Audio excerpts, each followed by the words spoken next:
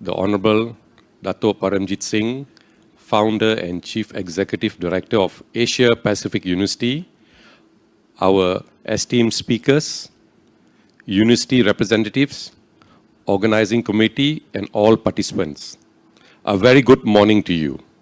We are delighted to welcome you to our seminar today on Siki and Sikh youth in the 21st century, challenges and prospects. My name is Aman Singh Dhillon. And my name is Simarpreet Kaur, and we'll be your hosts for today. As you all take your seats and settle in, we'd just like to draw your attention to the program booklets that you would have received as you registered outside, because these little booklets contain all the basic information you would need for today, like the schedule, the speakers' full profiles, the Sikh Youth survey results, and most importantly, a QR code that would lead you to our online question board. We encourage you to post all your questions on this board, as each speaker only has a limited time. Rest assured your questions will be answered by all the speakers and experts present here today during the Q&A session at 2:45 later. As you all would know, this is a first of its kind seminar. The organizing team recognized that there was a gap between the community education on Sikhi and the issues raised by Sikh youth today. Thus, the idea of this seminar was born to close that gap, where everyone can hear from experts, share their own thoughts, and get answers to questions you felt you could never ask out aloud. So, without further ado, we'd like to invite the chairman of the organizing committee to deliver his welcoming address. Please welcome Sardar Dr. Jasbir Singh Ji.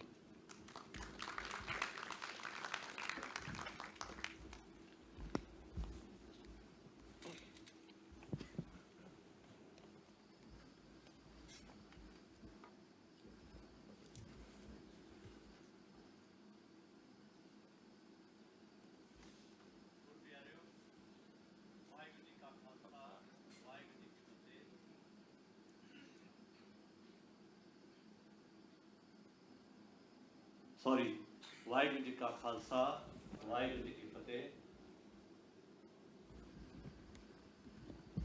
The name chairman scares me. Okay, and so if I'm the chairman, I have to perform here. And I hope you can bear with me the next 5 minutes on what I'm going to share with you. It's not going to be a long speech. Honorable Dato Paramjit Singh, esteemed speakers, ladies and gentlemen. Firstly, I would like to extend my gratitude to all participants and speakers, and most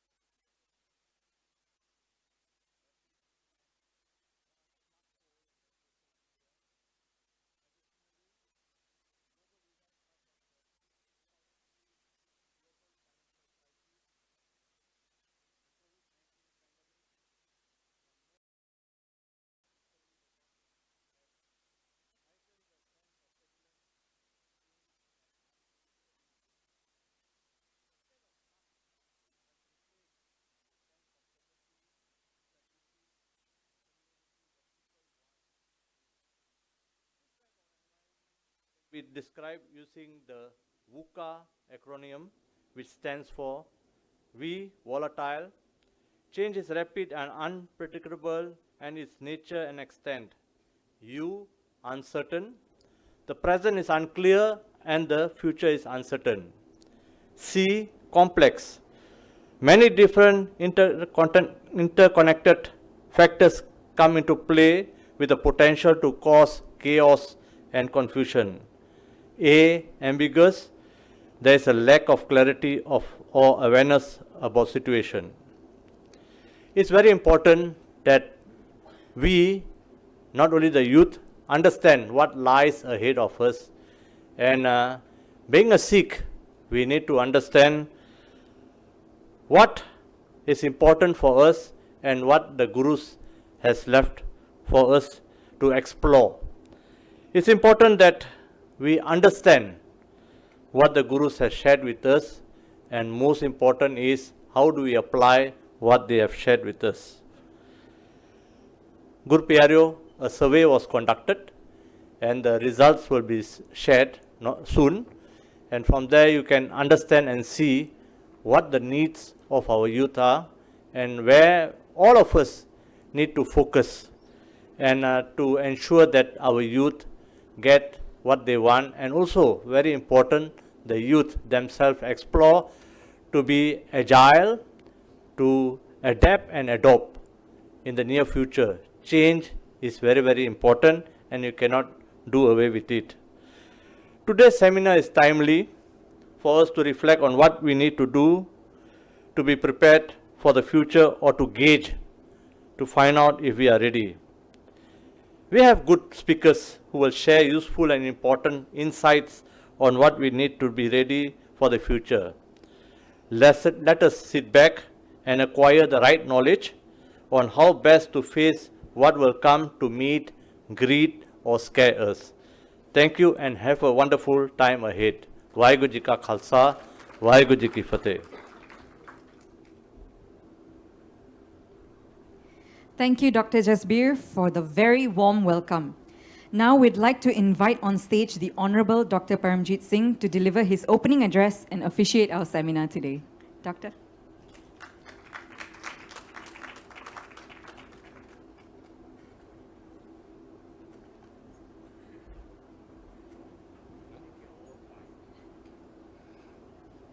Good morning.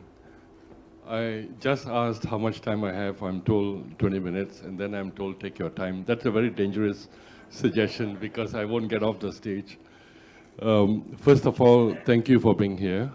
When Pritham first mentioned that he would like to hold this, we were very happy to host it, and we are quite happy to host any event held by any NGO or any group that has community benefit. That is an offer that's always open, and we're happy to do that, yeah? That's not a problem.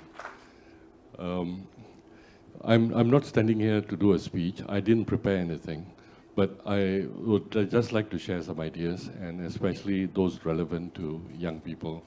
And I would call what I'm going to say to be beyond education, beyond education. I think we all know that education is an entry to a profession, entry to a job, but a lot of what happens after that also determines a person's future. So since there are so many young people here, you can just shout out, can I ask you, what is beyond education? What's also equally important, not just getting a qualification? Anyone? Anyone, just shout out. All right, okay. Since nobody is suggesting anything, you're shy probably. Let me put it this way. A lot of people sometimes think that getting a degree and then pursuing master's degrees and everything is the end all. Yeah, it is not. It is not. A qualification actually gives you an entry to a possible interview. It takes you through the door because all you have is a piece of paper and you apply for jobs and employers look at that piece of paper or your credentials and they invite you for an interview. Isn't that what happens? Yeah, and the question remains, if qualifications are the only thing that are required to get a job, then why are they calling you? They don't have to call you. They can look at your qualifications and give you an offer, correct? So which also means that there's a lot more beyond your qualifications they want to assess.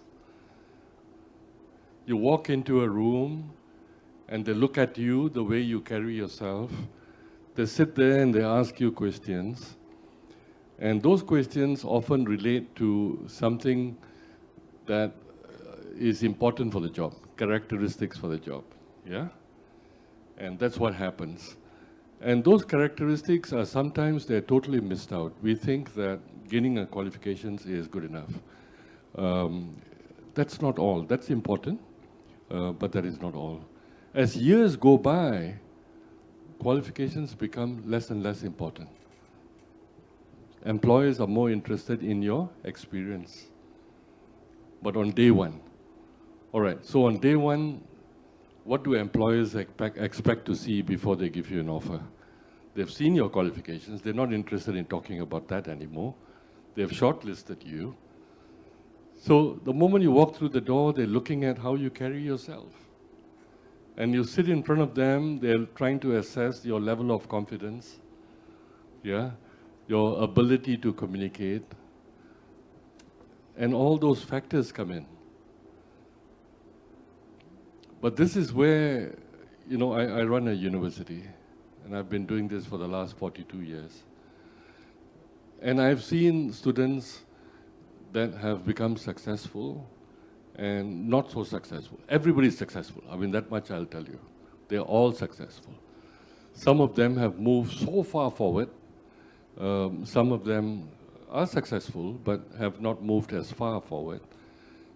And I've reflected on that for so many years, and I've got so much, what do you call that, so-called data without actually scribbling it down to see what the difference is. And I found students who actually extended themselves in the university, within the community, and did a lot of things, become a lot more successful than those who didn't. Yeah? Because they build themselves up. The most basic example I can give you is, we are all born without personalities and abilities, yeah? We're all born without that. Sometimes babies look alike, they even get exchanged. Yeah? There's hardly any personality. I mean, there's difference in color, there's this one. And at the end of the day, it is what people do on a daily basis that forms their personality. How they think, where they put their faith, how much confidence they develop, what they think of themselves, that's so important. Thinking of yourselves. Yeah? Do you think of yourself as being useless, non-competitive, or do you think of yourself as a person who can strive and become successful? All these things matter, and they all add to your personality. They all add to your abilities. They all form you in the long run. It doesn't happen by itself. It doesn't happen by itself. Let me use an example. What are school kids like? School kids, they're governed by the ruler. Yeah? Traditionally, teachers used to go around with a ruler knocking fingers.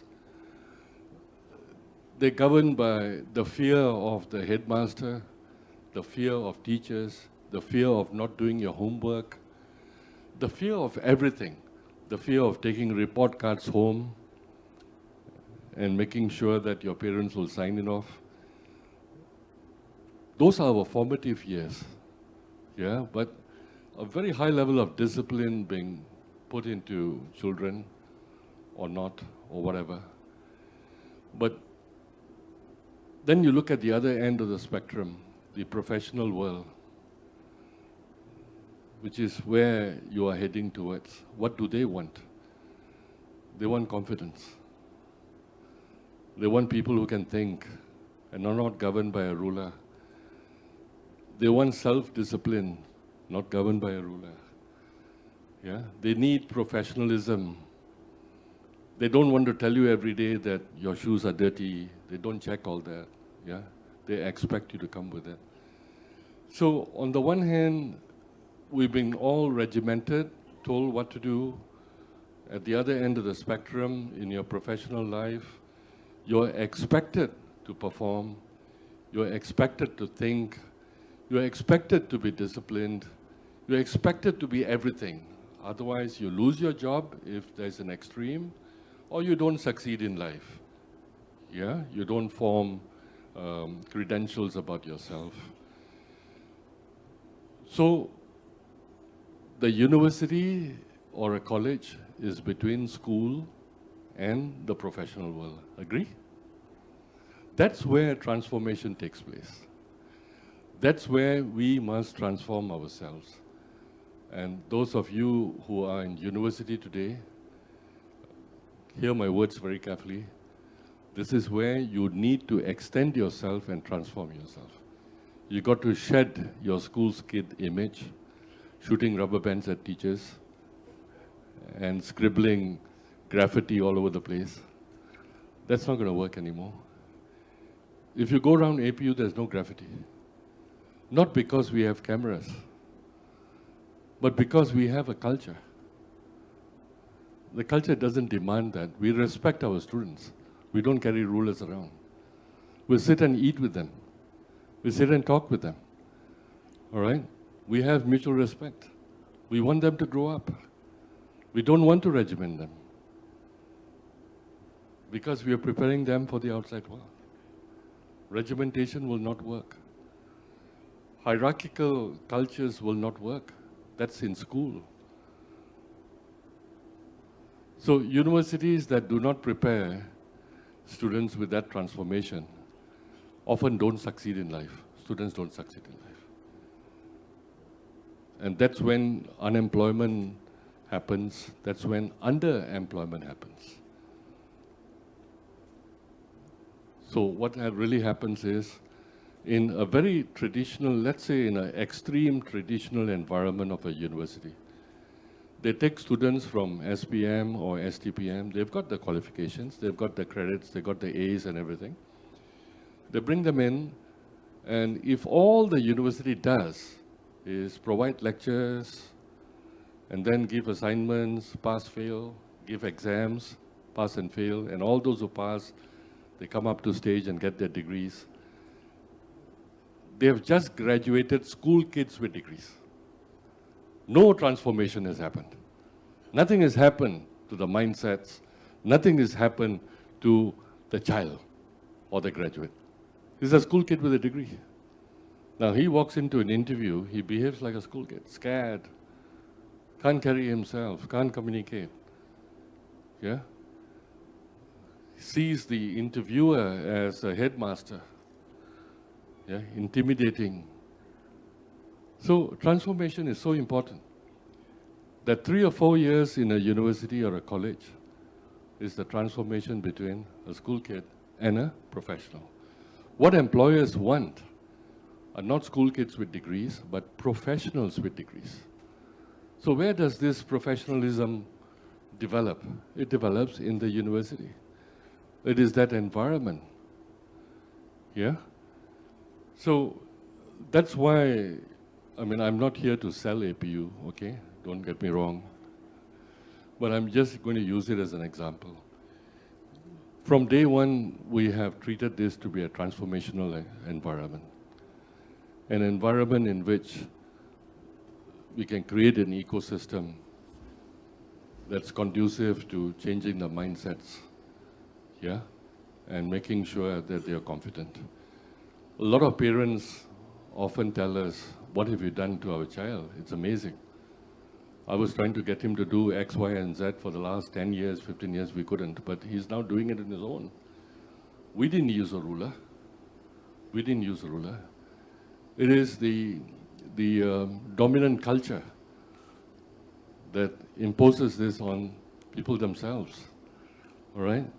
They think for themselves, and they also know the challenges, and they also begin to see role models. They are seniors. They also see those who have graduated, yeah? So, and they wish to be inspired the same way. So this is the transformatory journey. Why I'm saying all this is, obviously this is for the youth, and some of you are in university, and of course most of you are. How much you get out of it depends on how much you put into it. If you operate in isolation, you go for your lectures every day and you sit for your exams and you get a degree and nothing happens to you, that's absolutely wasted. The environment is there. It is up to you to pick here. The choices are yours. And how you want to progress in life depends so much on what you do during the 3 or 4 years. There are 130 nationalities here in APU from 130 countries. There are those who extend themselves and get to know so many other nationalities. They attend so many of the cultural events extended by those nationalities. Yeah, they get to know the rest of the world. You don't have to go to England to get overseas exposure, you get it right here. Talking about England, yeah, 5 Punjabi kids might go to England and come back after 4 years and say they've been to England. No, they haven't. They stayed together, they ate together, they slept together. They went to college together. Where have you been? You have not been anywhere. You stayed within your own community and you never got yourself exposed anywhere. That's not overseas experience. Yeah? You lived within the comfort of your own community. That's not exposure. That's not exposure at all. All right?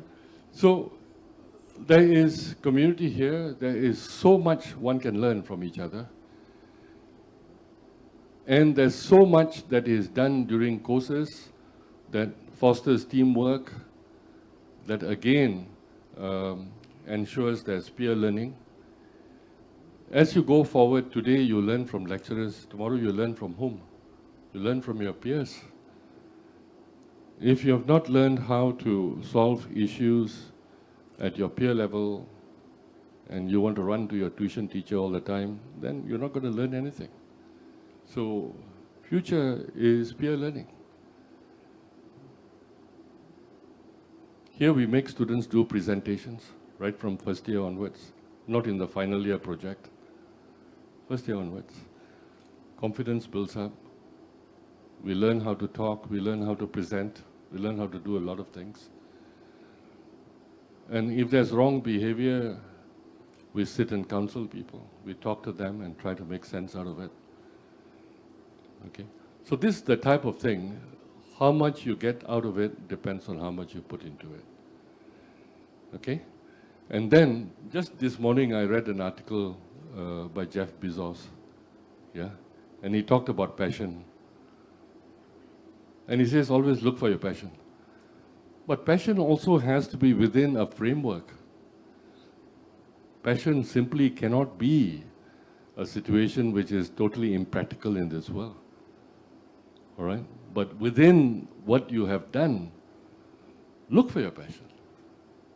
Within what you have pursued, yeah, look for your passion. I mean, for example, if we talk about technology, this is really a technology university with 14,000 students. When you talk about technology, there's so many fields within technology. It is not constrained to a certain area just called computer science or computer studies. There's so many areas. Yeah? And here we give students the flexibility. In year one, they do a lot of general stuff so that they can discover their passion, so that they can discover what actually tickles them and gives them the inspiration to follow as best as they can, so that they can specialize as the years go by. But it's so important to determine that. And never ever be afraid if you got into something and you find that you have suddenly discovered that something else within that same sphere of things excites you or you like to pursue. Yeah? Pursue it. You only live once. There is no second life. Pursue it. And do well at it. Do well at it. Don't be like everybody else.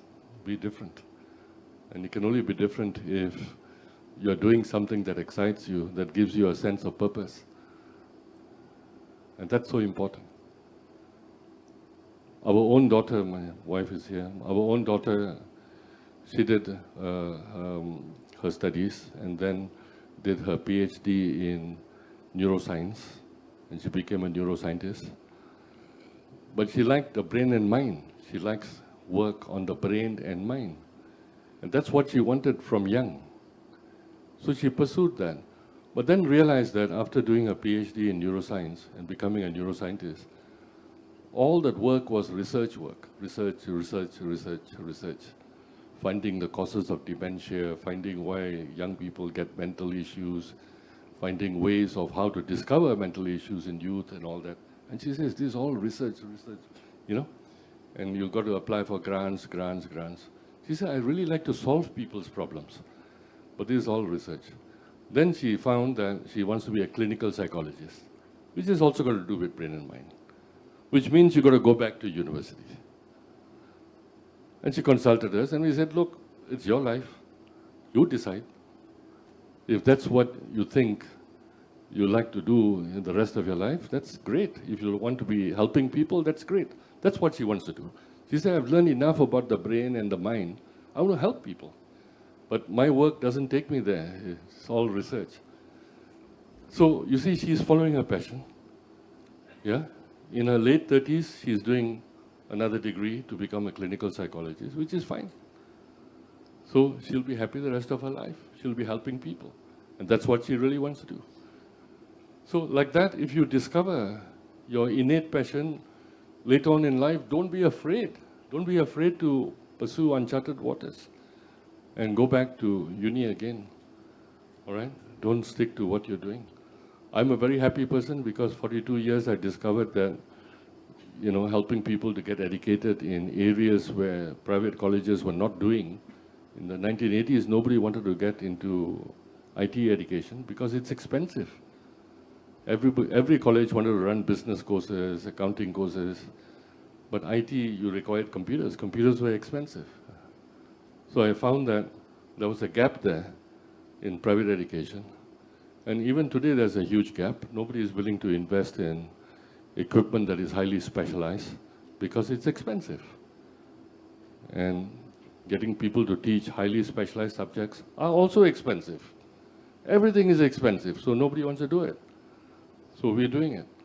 But it gives us a great sense of satisfaction because we are delivering something that the world needs and nobody is offering.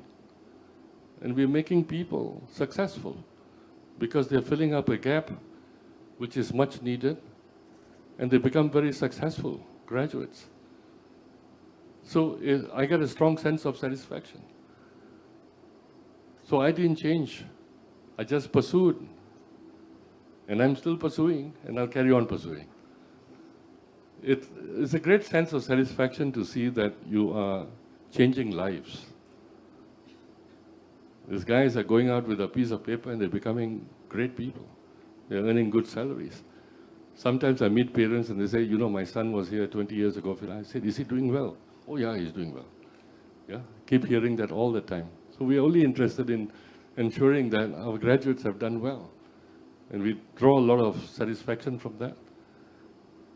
It's changing lives, it's changing the socio-economic situation among families. You know, our Asian values are such that one child becomes successful, he helps the others.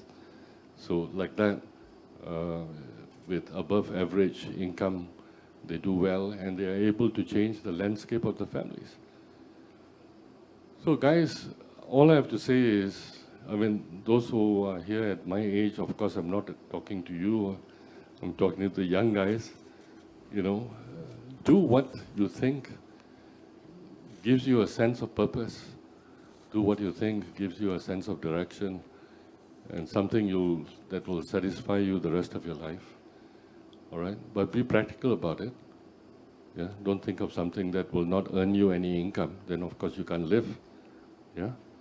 So that's what I was trying to allude to all of you guys, that once you leave school and you enter university, take full advantage of what it offers take full advantage of people around you, especially of different communities, especially international communities, because for 12 years in school, you're only used to a certain environment.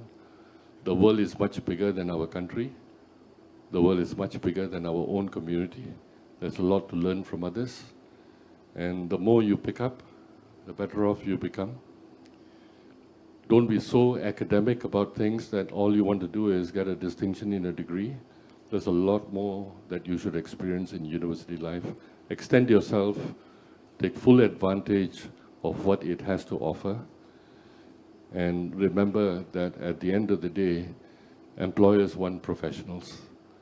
They don't want school kids with degrees. That's why they are always underemployed. Underemployed means accountants become cashiers.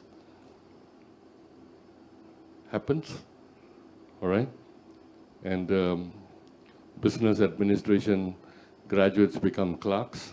That's called underemployment, because they have no confidence to reach up to the job that they are qualified for. And go beyond your own qualifications, all right? And have guts. Have guts to think beyond what you think of yourself. You're more capable than you really think if you pursue things. Yeah? There's a story that my colleagues know, and my wife is sitting here, who is a lawyer. I remember the first time I went into the joint venture to set up it. She read the agreement, and she actually asked me, "Are you sure you're going to sign this?" I said, "Yeah." The agreement says that if I fail in the joint venture, I've got to pay back my joint venture partners all the losses they made, which means my house will go, my kitchen will go, my pots and pans will go, and the television will go. The bailiff will walk in and take everything away. But I had guts. I said, "Yeah, I can do it. I'm going to sign this, and I'm going to take that responsibility to make it work." You've got to have guts. Otherwise, you don't get anywhere. But of course, that must be calculated risk. Yeah, don't simply take risk and say that, yeah, you can do that. Okay? I hope that I've given you some non-traditional advice. All right? This is coming from me, from deep inside, observing how life progresses in graduates over 40 years. And take it from me, we are all more capable than we think we are. Sometimes we have not discovered that, but discover it. Discover it fast. Try new things. Yeah? Learn from your friends. Work in teams. And take the best out of every university that you might attend. All right? Don't just do it to pass. That's not good enough. Yeah? That's pretty academic. That only acknowledges that you have the knowledge. It doesn't say anything else about you. But you have to go beyond that. Okay? So I hope I've not overrun on time. Is it okay? All right? So see you guys at lunchtime later. And if you have any questions, never be afraid to reach out to me or any of my colleagues to talk about your future or anything else. I'm not here standing here to try to lure students in, yeah? We don't need that. But we are always here to help, and we will always remain, willing to assist in any questions you might have, yeah? Thank you so much. Thank you, Datoji. Please do remain on the stage. This day would not have been possible without your support. With this seminar being the brainchild of a young and handsome man, Sardar Pritam Singh Ji, the head of the organizing committee, we now invite Sardar Pritam Singh to present a token of appreciation to Dato Paramjit.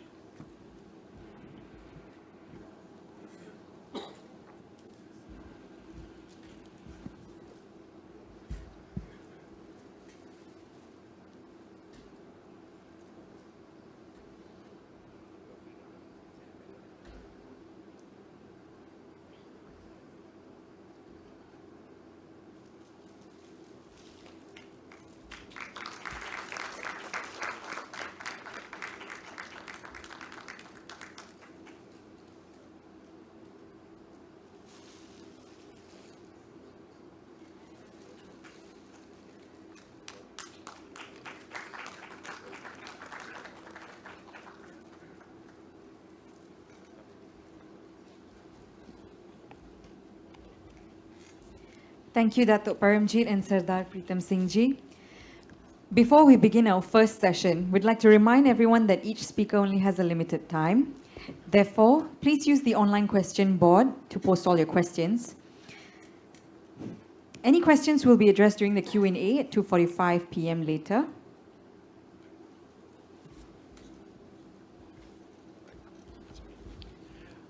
At this juncture, we are honored to invite our first speaker of the day, who will address a most pertinent question.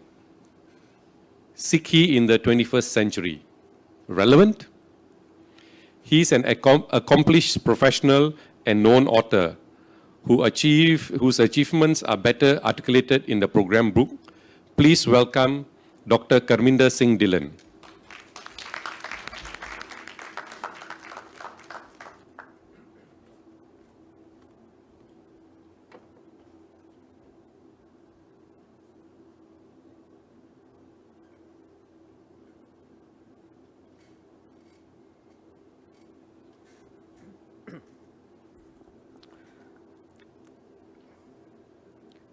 Thank you, Amanji and Simarpreet ji. Let me first of all say that I am honored to be accorded the opportunity of sharing my thoughts, some of my thoughts with all of you today. The topic is on the screen. Is Sikhi relevant in the 21st century? Especially for youth. The issue is one of relevance. Is Sikhi relevant in the times we live in? The broader question is religion relevant in the 21st century?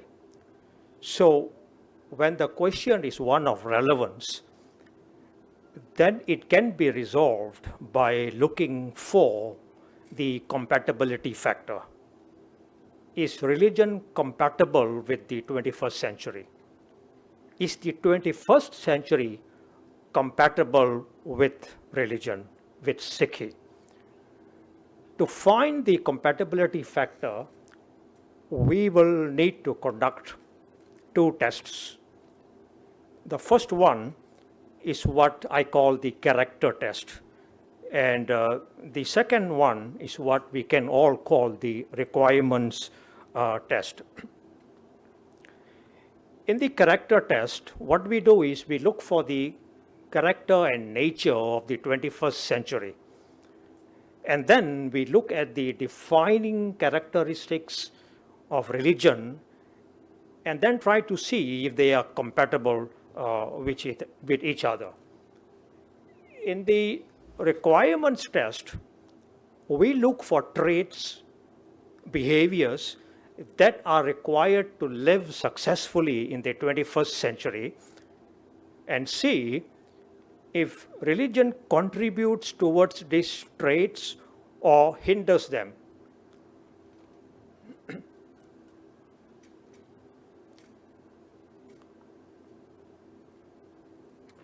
So let's begin with the character test. The question we need to look at is, what is the character and the nature of the 21st century?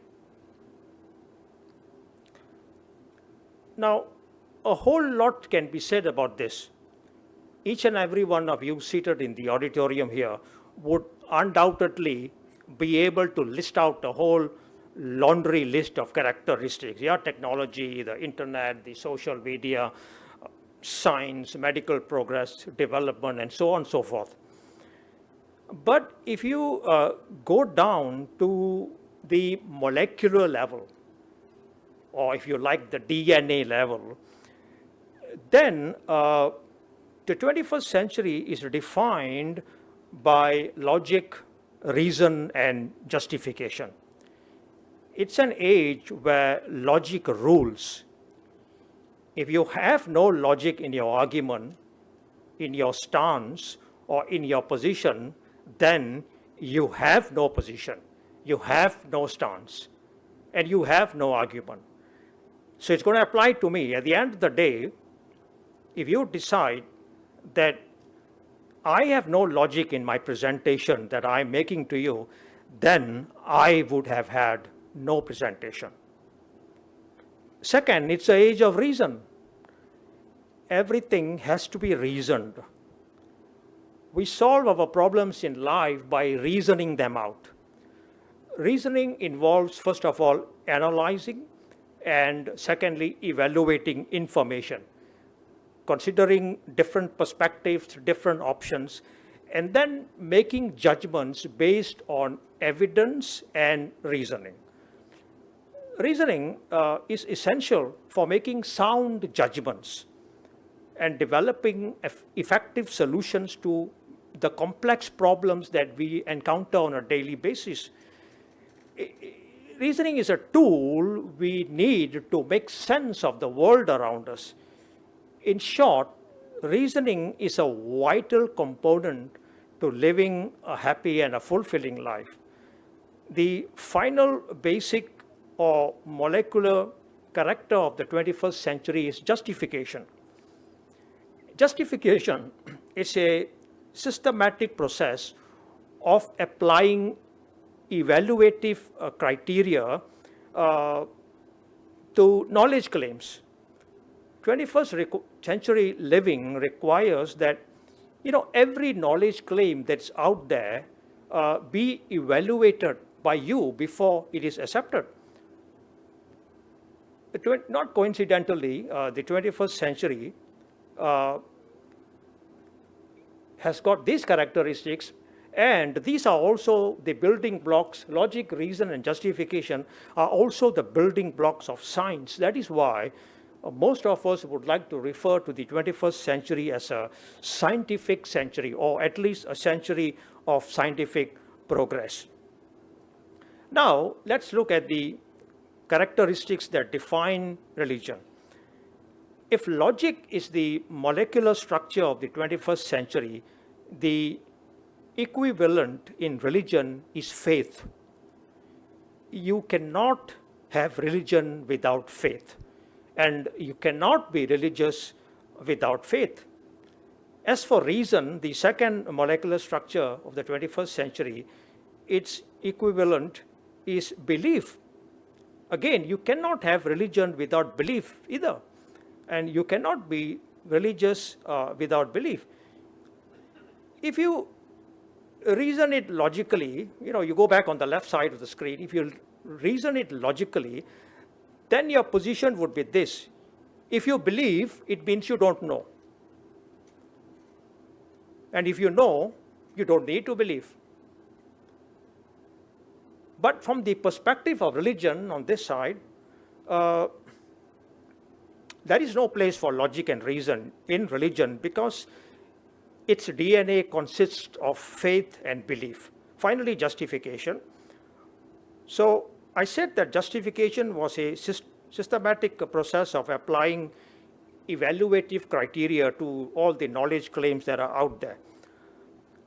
I also said that the 21st century living requires us to evaluate every knowledge claim possible, and it must be justified. All knowledge claims that are put forth by religion are beyond evaluation because they are revealed. Now, when something is revealed by a higher authority, a prophet or a god, for instance, there is no need for verification, no need for evaluation, and no need for justification. So, going by our application of the character test, the way I've done it, the conclusion is that the character and nature of the 21st century is incompatible with the character and nature of religion. It's akin to fitting a square peg into a round hole, and it will not fit. Let's apply the second test, the requirements test. The question that needs to be answered is, what are the traits that are required to live successfully in the 21st century? Again, at the molecular level. One of the traits is rationality. The other is critical thinking. We are living in a world of sound bites, bandwagons, fads, oversimplifications, misinformation, and tons of disinformation. So doubting sources, scrutinizing arguments, seeking robust evidence to claims, and at the same time identifying ideological basis behind assumptions is more important than ever. The third molecular trait required for successful living in the 21st century is questioning. The 21st century is an age of questioning. We question everything, and we want answers. And we don't want any kind of answer. We want logical and reasonable, reasoned answers. Whether you're a parent, a spouse, or if you're one of those who wants to be in the 3% and not in the 97%, you need to be able to provide answers. The 21st century is unkind and unforgiving to those who are afraid of questions and those who have no logical or reasoned answers. If your answer is simply because I'm your father, because I told you so, or because God said so, or enough with your questions, then my humble opinion is that you will fare better in the 12th century and not the 21st century. Generation Z, or Gen Z as we call them, the millennials are sometimes called the questioning generation. Baby boomers, you're looking at one, cannot stand the millennials. Not so much because of the questions anymore, but because, more often than not, we have no answers. We have no answers that are reasoned, that are justified, and that are logical. The final molecular trait that is required for successful living in the 21st century is the ability to undergo a process of unlearning and relearning. Let me put it this way. The illiteracy of the 21st century is no longer whether you can read or write. It is whether you can unlearn the untruths that have been taught to you for your whole life. Now, the truth will set you free, yes, but first, it will shatter a whole lot of your illusions. The shattering of the illusions is the unlearning part, or rather, the pain and the agony of the unlearning. Mark Twain, I think, said it exactly right. He said, I was educated once, and it took me my whole life to get over it. So let's look at the traits that are required to be religious. And again, I'm going to be comparing, side-by-side comparison, the traits of religion with those traits that are required for successful living in the 21st century. We talked about rationality. The most foundational trait of religion is belief in miracles. You will agree with me that there is no rationality in miracles. Perform prayer A and your cancer is cured. Go dip in a pool and all your problems will suddenly disappear, Something like that. As for critical thinking, the second trait of the 21st century, its equivalent within the parameter of religion is submission. There is no place for critical thought in religion because its DNA consists of submitting to the belief system, accepting the dogma and having faith in the dogma. Whereas in the 21st century, we question everything, the foundational trait of religion is to be unquestioning. Faith and belief will take care of our questions. The faithful and the believing do not question. What about unlearning, the final one? Now, religion is more about fortifying what has been taught. It's about solidifying our existing beliefs. The deeper you ground yourself in those beliefs, the more religious you are. There's a word for this trend, and you probably are very familiar with it. The word is fundamentalism. Fundamentalism is basically the grounding, the solid grounding, in your faith, in your belief systems. So going by the application of the requirements test, just as the character test we did earlier, the conclusion is that the traits that are required to live successfully in the 21st century are incompatible with those required of religion. So once again, it's akin to fitting a square peg into a round hole. It will not fit. So since both the character test and the requirements test produce negative results, and when both negative results are fed into the compatibility factor equation, the compatibility factor would bound to be low. So the answer to the question that I started with, is religion relevant in the 21st century, is in the negative, because the compatibility factor is low. So now the question is this square peg in a round hole thing a 21st century phenomena? Is the relevance of religion a 21st century concern? And since we are talking about Siki, I am going to revert to Siki for the rest of my presentation to you.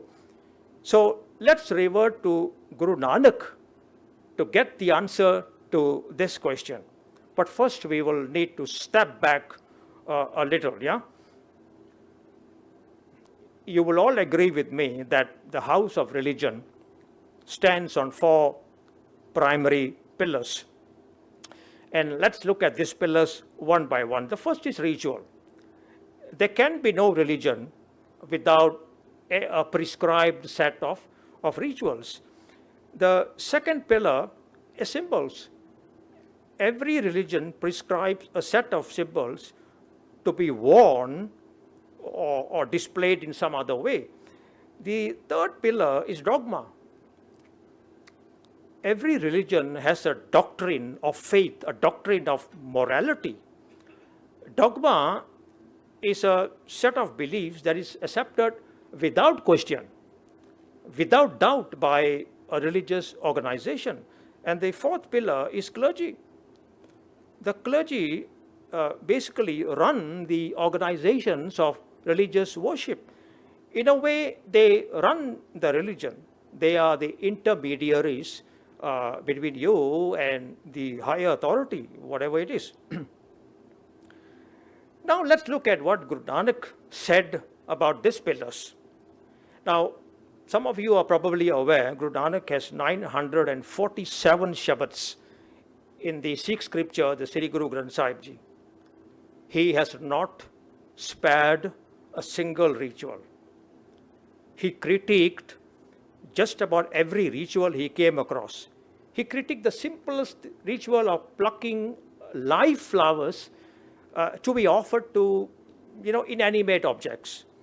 He critiqued pilgrimages, ritualistic beliefs, ritualistic recitations of sacred texts, and ritualistic offerings. In short, he rejected the pillar of ritual. What did he say about symbols? Bunda Santok Sarampar Choli. This just 2 lines, 5 symbols of the yogis are mentioned. Bunda, their earrings. Choli, their unstitched cloth. Bunda Santok Sarampar Choli, Tyan ki kare beput, the ash. Khinta, their garments, the begging bowl. Kwari Kaya Jokta, Danda, the stick that they use as a weapon, all mentioned here. Now, he also critiqued, apart from critiquing the symbols of the yogis, their earrings, their begging bowls, their unstitched garments, their danda, he rejected the sacred thread. E Janeu ji ka hai ta pande kat. In short, he rejected the pillar of symbols. He rejected dogma. In the strongest of words, he traveled 40,000 kilometers by foot. That means he never stopped walking for a period of 24 years. Where did he go? All over Punjab, East India, West, down south to Sri Lanka. He went to the Middle East. He went to Tibet, up the mountains where the Siddhs and the yogis were. What did he go there to do? He went there to tell them that their dogma, their set of beliefs that they accepted without question was the problem. What about the clergy? When someone asked Guru Nanak what was the root cause of spiritual destruction within the conscience of the human being, when they asked Guru Nanak, what is the root cause of the death of humanity within mankind?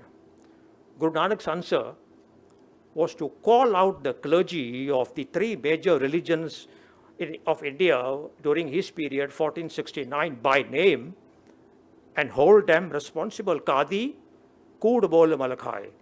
Baman, nave jiya kai. Jogi, jogtana jane and.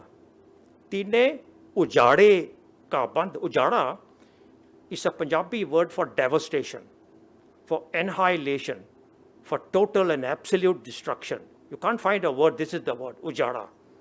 So Guru Nanak said that the clergy of his time was responsible for the destruction of humanity from within the soul of the human being. We had become soulless, we had become unconsciousness due to the clergy's objective, which was his objective was to control the minds of the masses. For that reason, he was responsible for the destruction of humanity from within humankind. This is what you get when you destroy the pillars that hold any structure up. So Guru Nanak deconstructed the four pillars that held the structure of religion during his times. The question was, is the square peg in a round hole a 21st century phenomenon? Is the irrelevance of religion a 21st century concern? You probably have already got the answer from what I've been just talking about. Guru Nanak told us that religion was irrelevant in the 15th century. He told us of this reality in 1469. But we have created this, what I call the big misconception, that Guru Nanak founded a new religion, that Guru Nanak is the founder of a religion called Sikhism. Guru Nanak's philosophy is grounded in the notion that I'm not a yogi, I'm not a Hindu, I'm not a Muslim. He rejected religion. So how could he have even dreamt of starting a new religion? Guru Nanak deconstructed one by one, brick by brick, the pillars that hold up religion. So how could he have constructed another religion? Something to think about.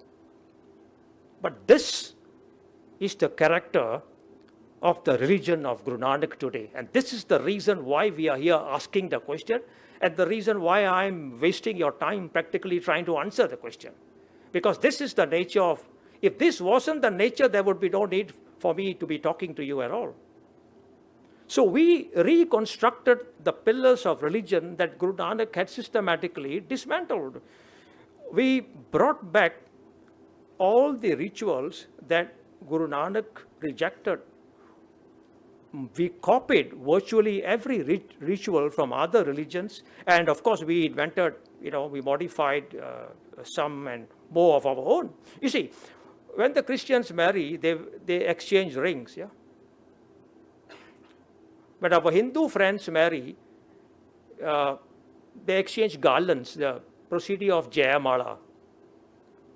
When our Muslim brothers, friends marry, the groom side sends gifts. When actors in Bollywood get married, they have flower girls. So we took all of these four together and made it into the Sikh marriage. Anybody put up your hand and tell me this is not a Sikh marriage that I'm talking about? I underwent, so I know. In other words, Guru Nanak said no ritual, and we took other people's rituals and made them our own. What about the second pillar, Isn't Sikhi all about symbols today? Isn't it all about form over substance? you don't display this or that symbol, you're not a Sikh. Your symbol is not, long enough, not big enough, not shiny enough, not visible enough. So you're not enough of a Sikh. What about the third pillar, the pillar of dogma? Aren't we all preoccupied with our rigid beliefs? Do A, B, C and you are a Sikh, and do D, E, F, you instantly become a non-Sikh. And clergy, right from the most insignificant Gurdwara in your village, all the way up, to the people that run our takhats, who lord over us, issuing all sorts of instructions from up there, it is all run by the clergy. Every molecule of the institution of Sikhi is run by that same group of people that Guru Nanak said were the root cause of your ujada and my ujada. Every molecule. Guru Nanak critiqued the clergy of the religions of his day, but Sikh clergy are okay. Hai? How can that be? The truth of the matter is that Guru Nanak did not give us a religion or any religion. What he gave us was a spirituality. He gave us a philosophy of life. He gave us a way of life. And I'm glad we have Jaswant Singh Ji here, who's going to come up after me and give you the details of this aspect of things. What is the philosophy? What is the way of life? What it actually means to be a Sikh, living a Sikh. No rituals, no pillars, no dogmas, no nothing, but applying the philosophy of life in your daily lives, And Guru Nanak gave us a philosophy that is applicable to all of mankind, all of humanity, irrespective of your beliefs. At the most basic level, Guru Nanak was a revolutionary. He revolutionized the human thought process. He was a humanist. He taught human beings to care for their humanity, so much so that he said that the divine resided within humanity. The divine resided within all of mankind. He was an environmentalist. He said the entirety of creation was a manifest extension of the Creator himself. In other words, the divine expanded into creation. So mankind is now entrusted with this creation to the extent that the goal of life was to live our lives in such a way to leave the world a better place than the one that was gifted to us when we came into this world. Guru Nanak was a feminist. In 1469, the socio-political religious elite said woman was inferior on grounds that she contributed nothing to society, to politics, to the arts, to the music, to architecture, or to anything at all. Guru Nanak said in 1469 era, a woman was superior because she created, nurtured, supported, and enabled every single male who contributed just about anything that allowed the world to progress. He said that the male could never have achieved anything had the female not nurtured him, not empowered him, and then not stood aside in the background to allow the male to get the glory of achievements whose credit was due to the female in his life. The Nobel Prize that Einstein won, please Google it, go check it out. ME=mc², was written by his wife. She had to stand aside for a male to get the Nobel Prize, but she was smart enough, yeah? Guru Nanak said woman is superior, right? The $1 million was the deal. That is mine, you take the Nobel Prize, I take the $1 million money. Bole Sonehal, yeah? Women are superior. Now, let me tell you the short story of the Janevu, yeah? The sacred thread. When the Pandit came to put it on, have Guru Nanak adorn, wear it, Guru Nanak said, what is this? Why must I wear it? The Pandit said, everyone in your caste at 11 wears it. And Guru Nanak said, my sister Nanaki is sitting over there. She's 3 years older. How come she doesn't have it? And the Pandit said, it's not meant for females. And you know what Guru Nanak said? If something is denied to 1/2 of humanity, I am not part of it. In this sense, then, one more thing. If you read Guru Nanak's writings, you will find something peculiar. You will get the sense that this writing is coming from a female persona. It's written by a female. So Guru Nanak declared himself to exist in the female persona. He wrote his Bani entirely using the female language. So in this sense, Guru Nanak in 1469 was the world's first feminist. He was an inclusionist. Guru Nanak looked at the creator and creation as one, inclusionist. He told us that mankind was one, that humankind was one. He included everything and everyone into his fold of his philosophy of life, of his spirituality, of his way of thinking. Now, what Guru Nanak was not? He was not a religionist. He critiqued religion. He rejected the religion that he was born into even. So what Guru Nanak gave us was a spirituality, but we turned it into a religion. What Guru Nanak gave us was Sikhi, and we changed it into Sikhism. That's the philosophy, that's the spirituality, and the other one is the religion. What Guru Nanak gave us was a way of life, and what we have left with us today is a way of worship.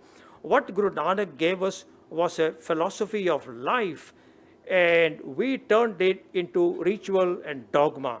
What Guru Nanak told us was to be inclusive, to include the entirety of humanity into our fold. We, in turn, using dogma, symbols, and out of form, excluded as many people as we possibly could. So the questions are, how did Sikh spirituality become a religion? How did Sikhi become Sikhism? How did a spirituality that rejected ritual, dogma, symbols, and clergy became a religion of ritual, of dogma, of symbols, and of clergy?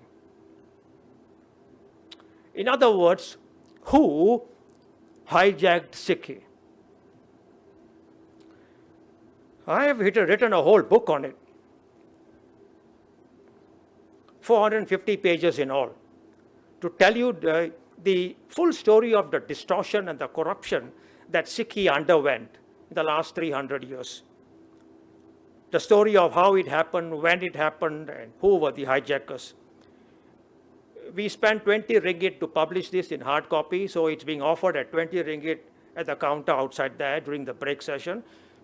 Show them your student pass and you take it home for 10 ringgit. I have 3 brief points left for me to make, and then I will conclude after that.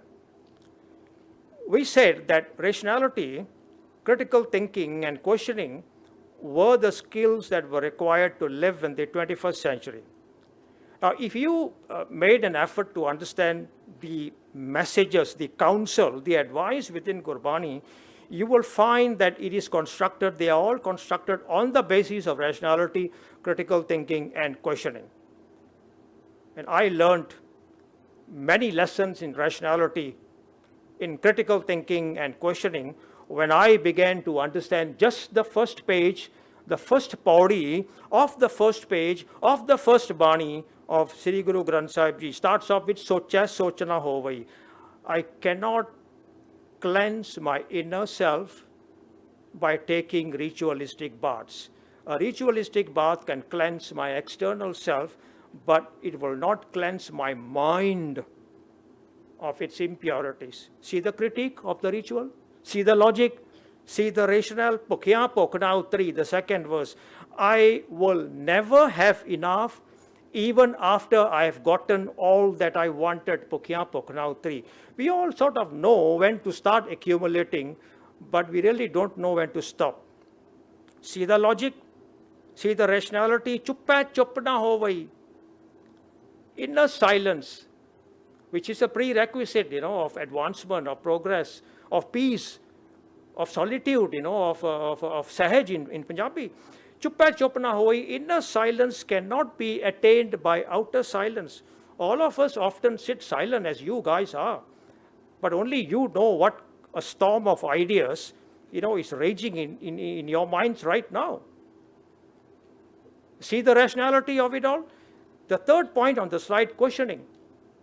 Something that the Sikh world, especially the Sikh religious world, not the Sikh educational world, that Dato Paramjit Singh runs.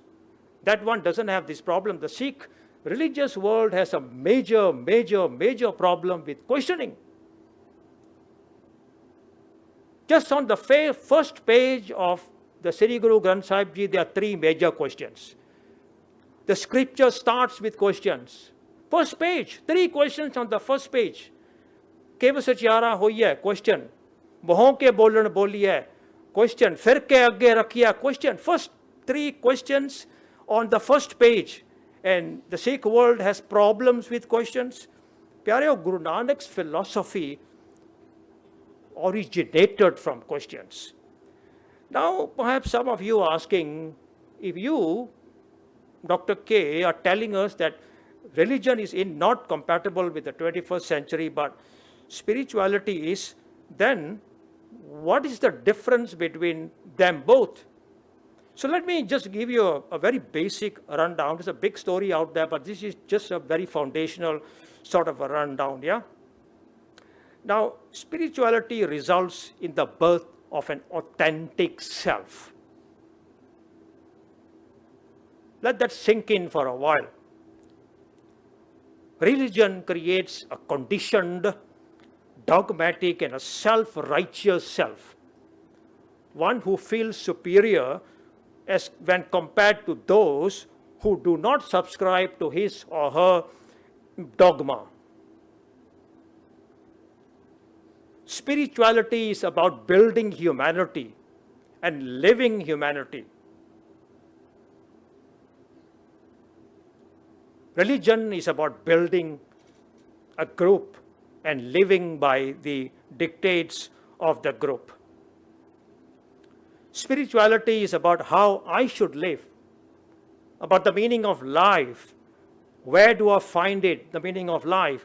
And how do I get connected with everything around me, with nature, with humanity, with mankind, with the divine? Religion is all about what dogma and what rituals I should follow and do next. Spirituality is an agreement with myself about how I can be a better human being today than I was yesterday.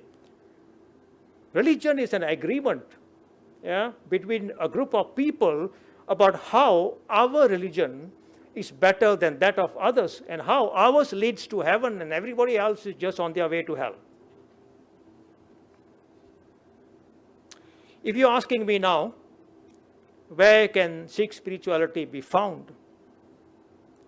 Well, it will be found within the messages of Gurbani, and it will be found within yourself. There's a conscience in all of us. And the conscience has a voice, a VOC. The voice of the conscience is the voice of the Creator within. The voice of the conscience, VOC, very close to, C is close to D. So a VOC is actually a VOD. The voice of the conscience is voice of the divine. If you look at it that way and take it. So that's why it's all going to be found inside you. And at the bottom line of everything, spirituality is all about common sense. where would you find the religion of Sikhism? If that's your calling, that's your thing, that's what you want to do, then you would find it everywhere else. Everywhere else but the messages of Gurbani. Let me just caution you, if you're looking for religion, don't waste your time on the Gurbani. Nothing there about religion. That's all about spirituality. You're not going to find it there. And religion is everywhere but within yourself. We are not born with that. We are born with a conscience. We are born with a voice of conscience, spirituality, but we are not born with rituals and dogmas and religion embedded in us. Now, this is my final point. The theme of our seminar today is Sikhi and Sikh youth in the 21st century, prospects and challenges. So let me give you what I think are the prospects and challenges for Sikhi as a spirituality and Sikhism as a religion.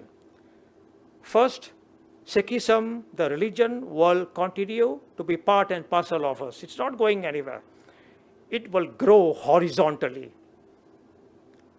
It will grow horizontally by adding new versions to existing ones, new rituals to the ton of rituals we already have, and new dogmas to the long list of dogmas that we carry around with us. Second, because of its reliance on rituals, dogma, and outer form, Sikhism, the religion, would be increasingly unappealing to youth, to professionals, to thinking segments of Sikh society. Third, for this group of people who are non-dogmatic, young professional youth thinking segments, for this group of Sikhs, the answers would lie not in the religion of Sikhism, but in the spirituality of Sikhi. You would, of course, have to make an effort to get to understanding these messages. And I believe this group here, youth, professionals, thinking people, segments of Sikh society are segments of Sikh society. I believe all of you have the intellect, the capacity, and the ability to do that. Thank you for your attention.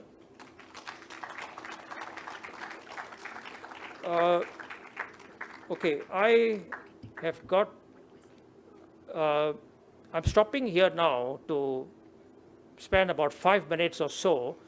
Can you read it out? Oh, I can read it. Okay, thank you. And comment. Please stand up if you want, or someone will bring a microphone to you. Otherwise, I'm going to rely on this high-tech thing that Simarpreet set up, the question board, and I have questions here. Dr. Karminder said Bani is written feministically. I've learned a new word. This is new to me. How to know that a Bani is feminist or masculine? Okay, there are few languages in the world. Punjabi, Hindi, Urdu is one of those. Arabic is another. French is another. That is sort of gender specific. So things like, mage is male, kursi is female, right? Gadda, a truck, is male, and gaddi is feminine, right? So from the language, you will be able to figure out that the language is being written from a feminist perspective, especially when a male writer is writing it. So let me quote you at least one line. You don't have too much of time. You can talk to me later. I'll give you a whole ton of verses. Okay? Galli assi changiyan. Women talk. Female, Galli assi changiyan, achari buriyan. The male version would be Galla bata nu assi change. That's the male version. Gappa maran nu assi change. Achar sada bilkul rudiya hoya. But Guru Nanak's language is Galli assi changiyan, achari buriyan, mano kasudda kaliyan. In our minds, unenlightened, darkened, mano kasudda kaliyan, bahar chitviyan. But for the whole world, we appear as if we are, one hell of enlightened. Female verse. Ao Saki, another verse. Sakhi is a word used for female companion. So Guru Nanak is saying, Sakhi, Ao Sakhi. Kar Ao Sakhi. Asa per ka mangal ga. Per husband. Per ka mangal gave.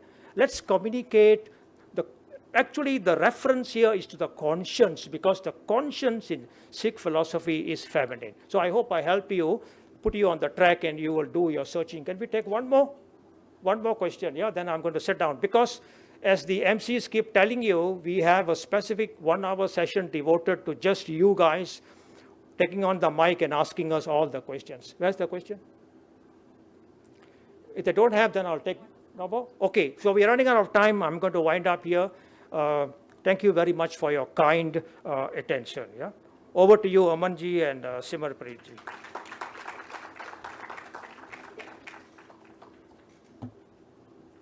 Can you shut this down and put on the next one?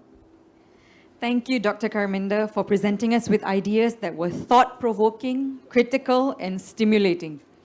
By drawing a line between religion and spirituality, he has made us rethink a lot of ideas that we have held for a very long time. By presenting Siki, the spirituality, and Sikhism, the religion, as two distinct and contrasting constructs, he has forced us to re-examine our own thoughts. And for those of us who will want to do such, we will inevitably have to unlearn a whole lot and relearn. As he also said, the illiteracy of our time is no longer whether you can read or write. It is whether you can unlearn the untruths that have been taught to you. Unlearning is a powerful process. As he also shared, the truth will set you free, but first, it will shatter all your illusions. There is a lot to unpack in Dr. Karminder's talk, and while you are doing that, we will move on to our next speaker. A gentle reminder again, the questions will be addressed during the Q&A session at 2:45. Do scan the QR code in the program book and post your questions on the online board. Our next speaker will be sharing with us insights on what it means to be living as a Sikh in the 21st century. He is a practicing lawyer of 27 years experience, and his colorful life is better elaborated in his profile within the program book. Please welcome on stage Sardar Jaswant Singh.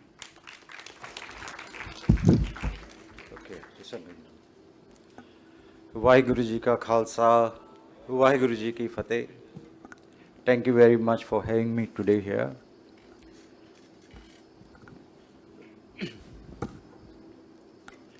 Well, just a few.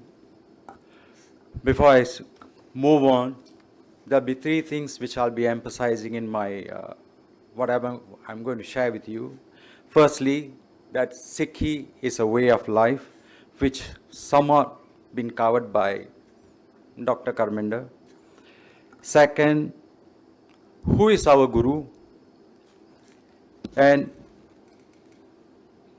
how, what is a Sikh, what's the definition of a Sikh.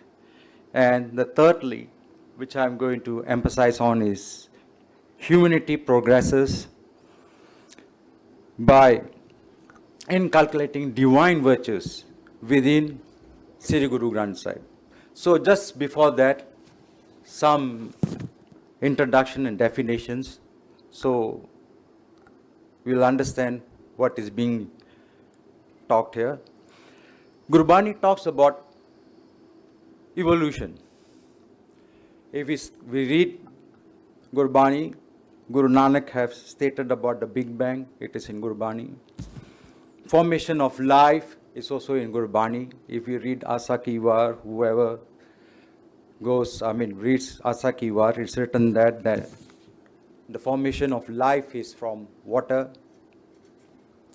And even in Malar Ki War, it's also stated about it. But this is not my subject today, about evolution.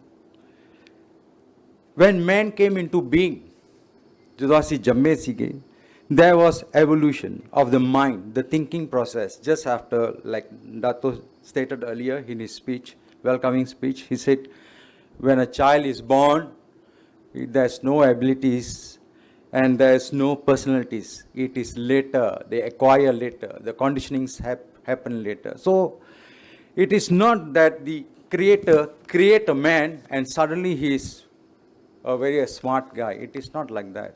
We always say, oh, Rab ne banda banaya the, that's what. But it's evolution, it's the soch process. It's a process and it's still continuing.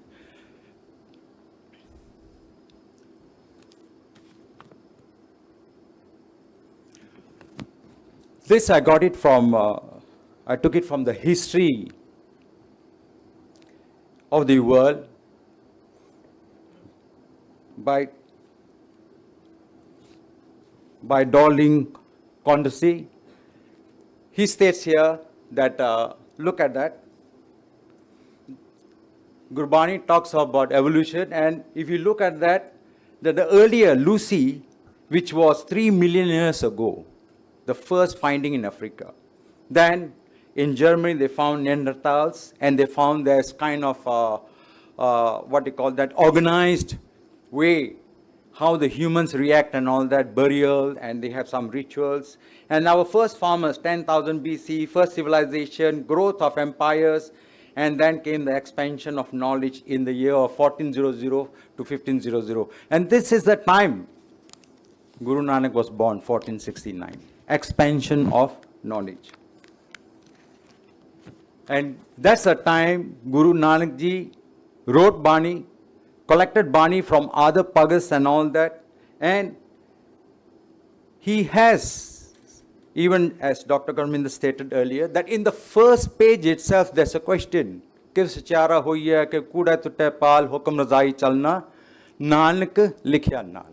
In the first page itself, and then in the second page there's 2 more questions. So that's where the reasoning, the logic and the questioning started, expansion of knowledge. And then it went on, and now we are in this age of science and AI in the 21st century. And this is the time in the 1400 to 1500 in Europe, we have Copernicus, we have Galileo Galilei, which was prosecuted by the European Church because they said the world is round and it is going around the sun, but as it was written in the Bible, it is flat. They were prosecuted. But then Guru Nanak was writing on the basis of reason and logic. How? So throughout the ages, there has been evolution of mind, the thinking process. We are now in science, and we are moving forward. We have grown and moved towards reasoning. And these are the traits of the 21st century, which has been very well put by my learned friend, Dr. Karminder. So the question here is, Gurbani divergent with science and reasoning? The answer is no. It goes together.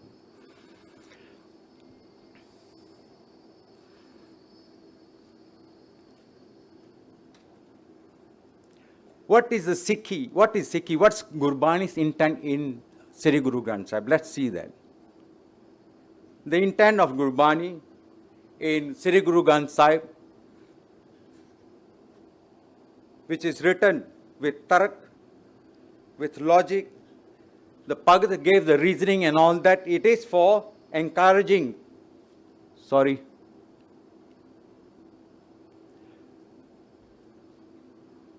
encouraging the entire humanity to live a life of virtues and constructive life by coming out of all kinds of fears, anxieties, illusions, superstitions and delusions. So that's the Gurmat of Guru Nanak Dev Ji. He gave this gender equality and all that has been all stated before by Dr. Karminder. I'll move on from there. So the appeal of Sri Guru Granth Sahib is universal, not time-bound. It was written in the 14th century, 14th to 15th century. Hun vi 21st century which we theek hai, te gaam beyond vi a sacha. Sarvada pala, there's only one creator without a second, that all human beings are under the creator's hukum. One creator, that's very important there. Guruji is telling us that because our Bani starts with numerical 1, ek, and then the attribute starts on. कि एक दे नाल शुरू होया ते ओ तो बाद एक ओंकार सतनाम करता पुरख निर्भाव and all that, and then the word here, Baba Nanakji established on the acceptance of reality, he called Hukum. Now let's go into Hukum. I have to explain that to move forward. And it's a core principle of Siki, Hukum. But the second, what do you call that, our Pauri in Japji Sahib starts with Hukum. It explains all about Hukum. Let me explain that as you देखी ना पानी, water, it got its characteristics that it moves down. Water and fire, it got its characteristics. It's उत्ते हुंदा, तत्ता ऊपर हुंदा. It's always hot on the other side. Or nuclear energy got its own characteristics. These are all creation. They have their good and bad characteristics. Like water, if it's in a big form, it can flood and destroy things and all that. So same thing. This Hukum is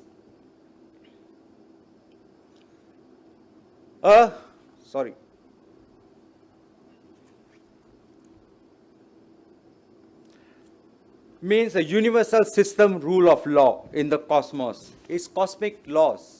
It's सारे जरे divine virtues attributes जरे रब दे, all of the creator.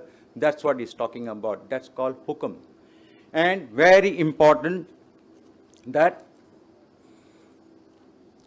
put simply, is the divine law of consequences. We humans are free to choose.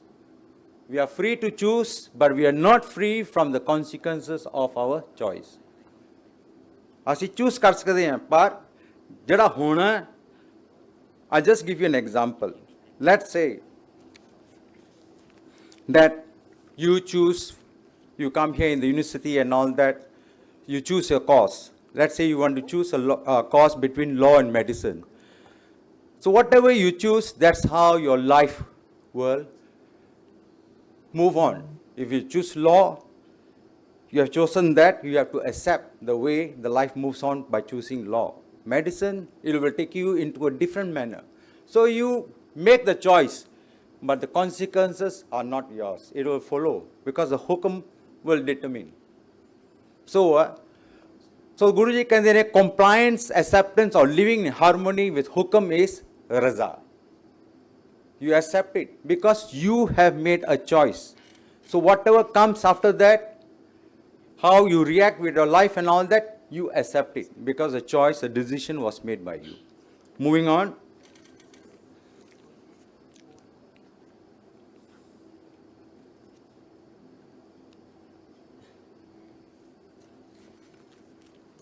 So the creator of Hukum in Siki in Gurmat is depicted as a collection of divine virtues.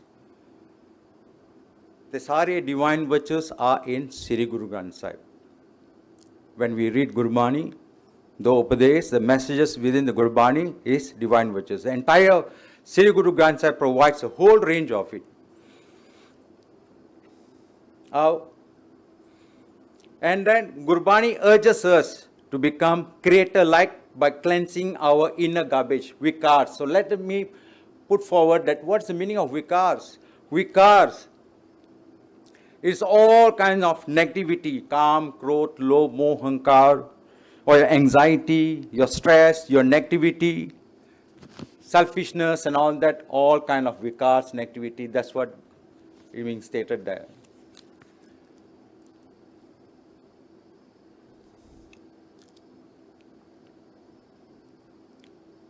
So, earlier it was stated that Gurmukh, who is a Gurmukh? He says society of enlightened Gurmukhs. So in the next slide, I'm just giving a definition of Gurmukh. Gurmukh kaun ne? Gurmukh is a person who reads Gurbani, understands it, applies it daily in his life, and then becomes the divine virtues. That's a Gurmukh. Compared to a Manmukh. Manmukh who opposes the Hukum, who do not share with the divine virtues. He doesn't partake the divine virtues. And mindset or akkal or intellect follows the dictates of his fragmented mind. Apapan, that what I'm doing is correct. He doesn't takes the divine virtues as the guidance a Gurmat as a guidance. That's one mukh. Now, let's go into the Gurmukh Pyaro. The first one, Sikhi is a way of life, not an organized religion. Guru Nanak did not start a new religion, as has been stated by Dr. earlier. He was a uniter. He devoted his entire life to make mankind realize that humanity is one. It's about humanity. But we have ekakar karti. We have drawn a line and isolated ourselves. Guru Nanak debunked the pujaris, the priests, and qazis for misleading and fleecing the global. And जैसे देखेंगे, the direct relationship of all humans with the one creator is with one hukum. अगे गुरुजी कहते ने at page 1136,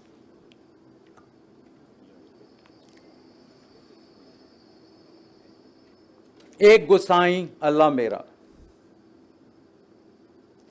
Say, my creator is only one, who is called Gosai by the Hindus and Allah by the Muslims. Hindu, Turk, doan nabeda rahao. Rahao, the central pankti, he said, I have separated myself from the religious practice of all this. I do not take whatever they have stated, their customs, the rituals and all that. I'm not taking it. And that's the rahao. Then it goes on, they say, Naam Hindu, Naham Musalman. I'm giving the evidence from Gurbani itself. Doctor, I have stated it. I'm giving the evidence. Guruji कहते हैं, हाँ नाम Hindu, नाम Musalman. That means both have been debunked. That means he is not stating that I am starting a third one. No. It's a way of life. Sikhi is a way of life. Allah, हम राम के पिंड प्राणी से, my body and breath belongs to the Creator. This has been stated by Dr.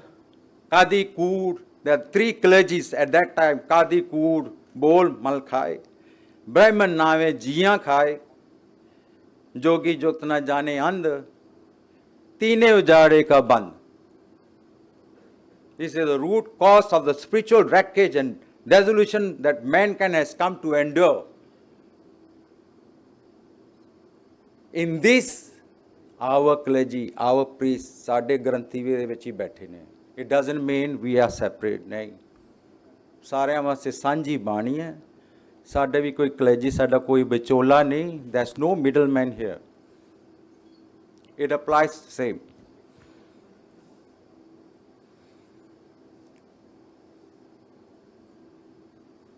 So truth is, Guru Nanak rejected the existing Semitic when he said about Muslim Semitic religion. When he's talking about Hinduism, he's talking about the Eastern religions. All the goddess and all that has been rejected. No way Guru Nanak have given us Sikhism, not another religion, which we have done. So most important thing here is discerning intellect with Vivek Buddhi, the divine virtues to guide our daily activity. A sanana important hai, Guru Pyaro.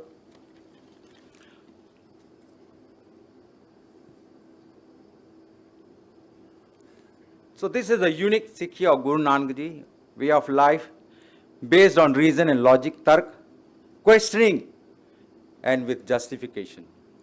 The difference between Nanak Sikhi and man-made religion is Andhviswas and miracles, which has already been touched by earlier, Dr. Karminder and all that. I will not go into that again. As we know, Andhviswas, with all the Lamia Ardasa we do in Gurdwara, for fear and greed, we stand before Guruji and ask and ask and ask and ask. When we read Gurbani, he says, when you ask, more dukh will come to you. But that's what we do, because it's our fear and greed. We keep on doing that. That's the Andhviswas. And the miracles, we follow the Babas and all the third parties who comes and tells us this is good, this is bad. Okay, miracle hunda hai, oh vi aise lage hoye hain magar. Come, let's go into the second thing.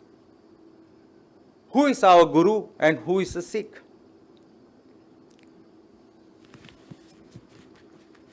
The word Sikh derivatively means a student or learner. Jara sikhda, a lifelong learner, a student who accepts the creed of described by Guru Nanak Dev Ji, the philosophy of Guru Nanak Dev Ji, lifelong learner. Sikhi, Sikhya, Gur Vichar. Guruji ਕਹਿੰਦੇ ਨੇ Sikhi is a contemplation on Guru's teachings, instructions, wisdom, his updates, his gyan and acting on it. That is what Sikhi, Sikhya, Gur Vichar is. And then Nadri Karm Langai Par, the fruit is here. What to do in the first pankti and the fruit. He said, when you have that upadesh, you inculcate in you, being blessed by the grace of following that instructions, the upadesh, and you go across your daily life, your difficulties, your negativity, your anxiety, kuch bhi hai jara, okhapan in your life.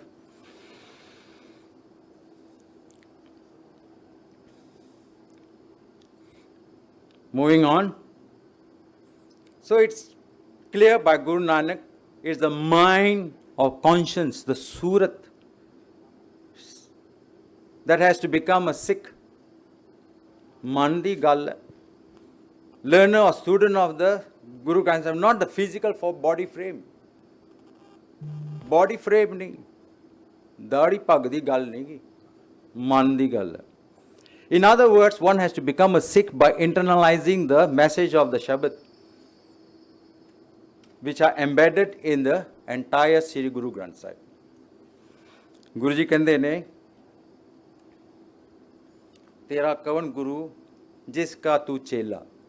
And this is written on page 943, and the Bani's name is Siddh Gosht. Siddh Gosht means discourse with the rishis. Guru Nanak in his travels and all that have met these rishis and all that, and he have a discourse, question and answers. And it's all recorded from 938 to 944. Question and answers. Questioning. They are questioning him, Tum kaun ho bale? Calling him a small child. So one of the questions they ask him, Tera kavan guru jiska tu chela? Question from the rishis recorded by Guru Nanak Dev Ji himself. Two questions there. Who is your guru and who are you following?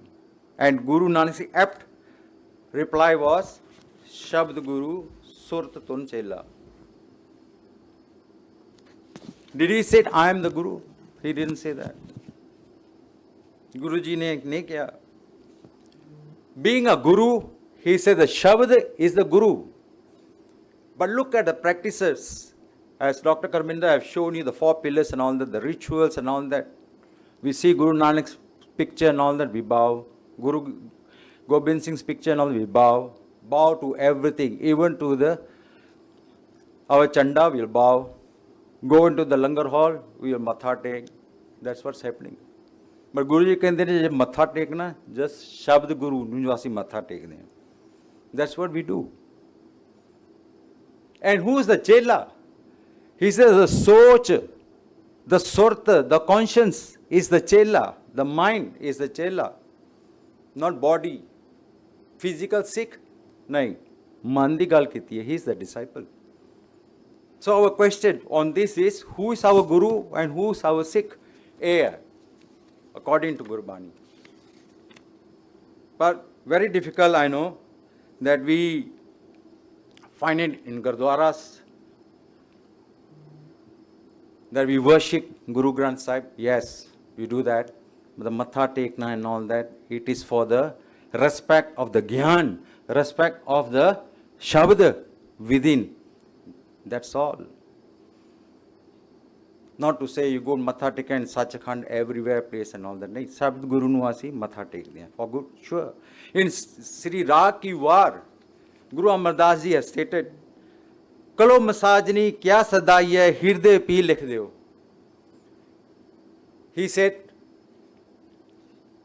there is no need for ink and pen. He said, write all this Shabd, understand it in your mind. Hirde mein likh deo. Hirde de vich. Further, he said, Kalo masajini jaisi likhya vi chal jai. He said, the ink and pen and even the writer, even what is written is perishable. It's perishable. We also do that. ਜਦੋਂ ਬੀੜ ਸਾਡੀ ਪੁਰਾਣੀ ਹੋ ਜਾਂਦੀ ਨਾ ਤੇ ਫਿਰ ਅਸੀਂ ਅਗਨੀ ਭੇਟ ਕਰ ਦਿੰਦੇ ਹਾਂ, ਕਰਦੇ ਨੇ ਅਗਨੀ ਭੇਟ। ਉਹ ਜਿਹੜੀ ਲਿਖਾਈ ਹੁੰਦੀ ਹੈ, ਪੇਪਰ ਹੁੰਦਾ ਸਾਰਾ ਉਹ ਅਗਨ ਦੇ ਵਿੱਚ ਚਲ ਜਾਂਦਾ। ਇਟਸ ਪੈਰਿਸ਼ਬਲ। ਪਰ ਜਿਹੜਾ ਸ਼ਬਦ ਹੈ ਉਹ ਪੈਰਿਸ਼ਬਲ ਨਹੀਂ, ਉਹ ਸਦਾ ਵਾਸਤੇ ਹੈ, ਸਦਾ ਵਾਸਤੇ ਹੈ। ਆਓ ਅੱਗੇ। So Guruji is telling us that the physical body is neither Guru nor Sikh. Being a Sikh from conscience is the real Sikhi. Guru Nanak gives us the unique insight of declaring combination of Shabd and Surat in Sikhi. Sikhi is a way of life and it has to be earned. ਇਹ ਕਮਾਣੀ ਪੈਂਦੀ ਹੈ, ਕੰਮ ਕਰਨਾ ਪਊਗਾ ਇਹਦੇ ਵਾਸਤੇ। ਅੱਗੇ, put plainly, the mind that sincerely and willingly takes the wisdom. ਤੇ ਇਹ ਕੀ ਪੜ੍ਹਾ ਆ? ਇਹ ਪੜ੍ਹਾ ਉਹ ਹੈ reading and listening. We do that. ਪੜ੍ਹਦੇ ਨੇ ਅਸੀਂ, ਬਹੁਤ ਪੜ੍ਹਦੇ ਹਾਂ। ਸੁਖਮਨੀ ਸਾਹਿਬ ਪੜ੍ਹਦੇ ਹਾਂ, ਕੀ ਨਹੀਂ ਪੜ੍ਹਦੇ ਅਸੀਂ। ਅਖੰਡ ਪਾਠ ਹੁੰਦਾ, ਬਾਣੀ ਪੜ੍ਹਦੇ ਹਾਂ। Yes, we do that. The mind sincerely and willingly takes the wisdom. Yes. ਫਿਰ also the mind becomes a lifelong learner or student of the Sri Guru Granth Sahib. Then there's another body. He understands it. Learner. Then the mind is the mind of a person that internalizes the Guru Shabd, the Upadesh. Then he practices, believes in that, accepts it. The mind that is dedicated to Gurmat Soch, thinking, practicing every day in life. And lastly, the mind that lives daily life accordingly in a Sikh is a perpetual student learner. Become the divine virtues. ਜਿਹਨੂੰ ਸਮਝ ਆਉਂਦੀ ਹੈ, ਸ਼ਬਦ ਬਣ ਜਾਂਦੇ ਆ। ਪਿਆਰ ਦਾ ਸ਼ਬਦ ਹੈ ਜਾਂ ਕੰਪੈਸ਼ਨ ਹੈ, ਕੰਪੈਸ਼ਨ ਬਣ ਜਾਂਦੇ ਆ। ਸੰਤੋਖ ਹੈ, ਸੰਤੋਖੀ ਹੋ ਜਾਂਦੇ ਆ। ਇਸ ਤਰ੍ਹਾਂ ਦੇ ਗੁਣ ਜਿਹੜੇ ਸਾਨੂੰ ਗੁਰੂ ਦੱਸਦਾ ਆ, ਉਹ ਹੀ ਬਣ ਜਾਂਦੇ ਆ। Thirdly, humanity progresses by inculcating divine virtues within us, per Sri Guru Granth Sahib.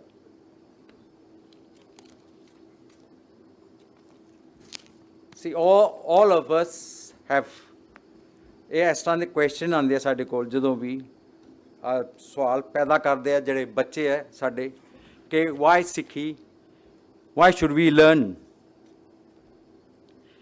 about Sikhi and inculcate the Guru's Upadesh in our real, everyday life. What's the benefit for me? This is the message of Guru Nanak Dev Ji in the Satmi Paudi, the 7th Paudi, for the whole humanity. He addresses the whole humanity, not only Sikhs. First, you talk about lifespan. You can have a very long lifespan. Very long lifespan. Second, you can have a great fame. Far and wide, you have great followers. Again, I'm sure you are very familiar with this, who are every day reciting Gurbani, Japji Sahib. Thirdly, he talks about that you have great reputation. But then he says, Jetas nadana avita vatna puche ke. He says, but without the grace, तेरा जे तुम हुक्म दी पछाण नहीं, गुरु जी कहंदा तू worthless है, जे तेनू समझ ही नहीं। कीटा अंदर कीट का दोषी दोस्त रहे। He say you are worm in a worm. That is literal meaning. But Guruji said, in my practices above, which is against the hukum, long life and all that, whatever you are thinking you can have in your career, in your whatever and all that. Guruji, can you stand in contempt of blemishing my spirituality? ਜੇ ਸਾਨੂੰ ਹੁਕਮ ਦੀ ਨਹੀਂ ਸਮਝ ਤੇ ਫਿਰ ਕੀ ਹੁੰਦਾ ਹੈ? ਇਹ ਗੱਲ ਹੈ। Because Guru Nanak Ji starts with ek attributes, then he talks about hukum in the 2nd, 3rd, 4th, 5th, 6th Paudi. And the seventh body is talking about this. He said, Nanak nirgun gun kare, gunvantya gunde. He said, Jinna kole gun hai nahi, who are meritless. Nirgun, he gives virtues. When you enjoy yourself with Gurbani, with the Updesh, जिन्हों कोले virtues हैगे हैं, उन्होंने core virtues मिल दिया. That doesn't mean Guruji, see, he even caters for that. He is not saying that you are devoid of virtues. You have.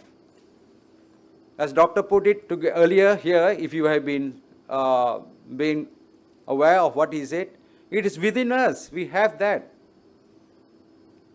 We are just not aware of it. So that's what Guru Nanak is talking about. Kare gunvantya gunde, you have the guna, he gives you more. When you read Gurbani, it comes out. It tells you what to do in your life. So all names, ਜਿਹੜੇ ਸਾਰੇ ਅਸੀਂ ਦੇਖਦੇ ਨਾ, in Gurbani, all the names and all that are divine virtues, are guna. And these guns all have been given by Bhagats and all that. I give you some Murari, that means you are egoless and all that. Hanji, nirpao, fearless, nirvair, without enmity, all this kind of guna and all that. Gurbani reminds about divine virtues through internalizing of the Shabda. Sana important होता है, these divine virtues are within us. We are just ignorant of them. सानू समझ नहीं. जो बाणी पढ़ते समझ आती है. ते बाणी की कहती है कि तेरे हृदय विच ने गुना का होवे वासला कटवास ली जाए. He say, oh mind, you have within your possession divine virtues. Manifest them in your life. It is within you. Gurbani is stating in page 766.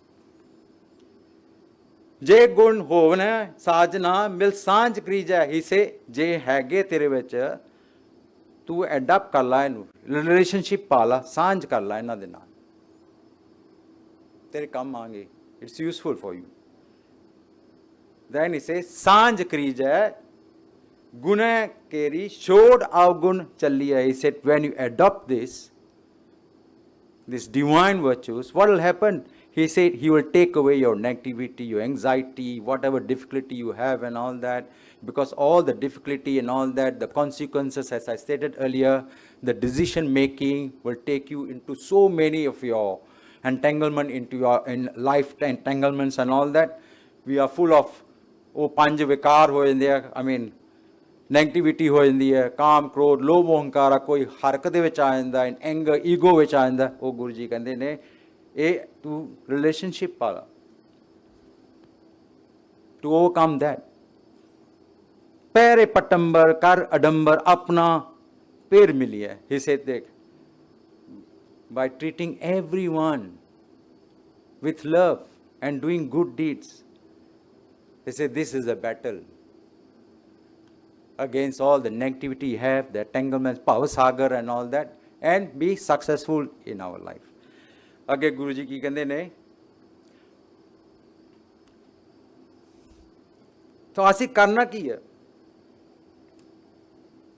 After this relationship, गुरु जी की कहते हैं? गुरु जी कहते हैं acquire them, acquisition. A divine virtues आसी acquire करने हैं, इन्हां नूं develop करना. We have to develop them, awaken them, and then we, in daily life, we live them. And transacting with outside world, ਜਦੋਂ emotions ਆਉਂਦੇ ਆ ਦੁਨੀਆ ਦੇ ਨਾਲ ਅਸੀਂ ਸਾਂਝ ਕਰਦੇ ਆ, we use this divine virtues. ਇਹ ਆ ਸਿਮਰਨ, ਇਹ ਆ ਸਿਮਰਨ. All the time with you, the remembrance of this divine virtues, how you interact with the world.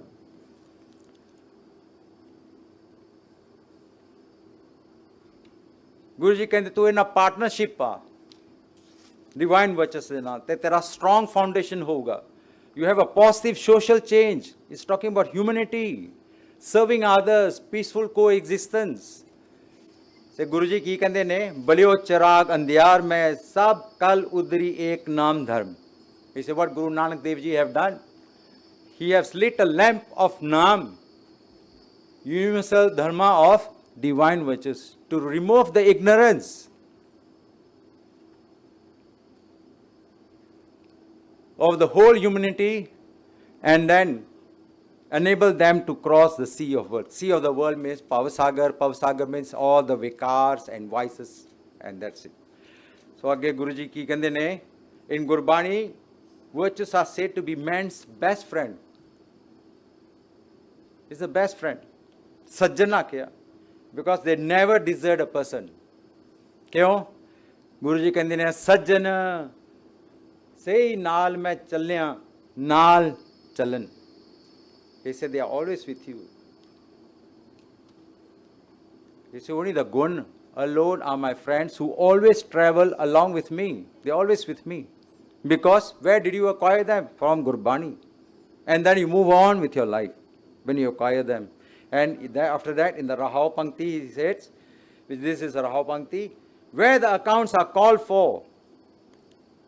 When I am in trouble, my virtues appear standing with me. Trouble means when the situation's called for, when there's a decisions to be made, there's a difficulty, some stumbling block and all that. Fir Guruji kande ne, "Eh jehde mere gun ne na," as I said earlier, it's the Simran. It's always with you. And then they become your friends and they appear standing with me. You overcome the blocks, stumbling blocks and all that. Again, गुरु जी कहते ने ये सब कुछ self effort के नाल ही होगा. Self effort, uddam. We have to learn. That's very important. You have to search yourself, persuade yourself, change yourself. And the competition is within your own self. कि मैं गुरमुख दा माइंडसैट बनना, कि मैं गुरमुख बनना, ये डिवाइन वर्चुअस में आप दे अंदर दे विच समा जान मेरे विच. ते no other person can do. No Baba can come and touch your turban and say, I bless you with this and all that. No such thing. So Guruji कहते ने अपना कार्ज आप सवारे, होन कार्ज ना होई. You have to do your own affair, resolve your own affair by living the life of virtue yourself. Divine virtues. ये practice करने पाएंगे, inculcate करने पाएंगे. जान लो कि I give an example. Let's say financial management. You have to learn about financial management. Little bit knowledge जरूर चाहिए, or else you get scammed. So many scammers around nowadays. हाँ जी. Same way, Guruji say, a गुनाह दा वासला साडे हिरदे विच जरूर वसना चाहिए. It should be with us and all that. Or else you get scammed by the negativity, the vikars. They will overflow. Rather than keeping them in check by the divine virtues, they will show, they will scam you, will take your good deeds.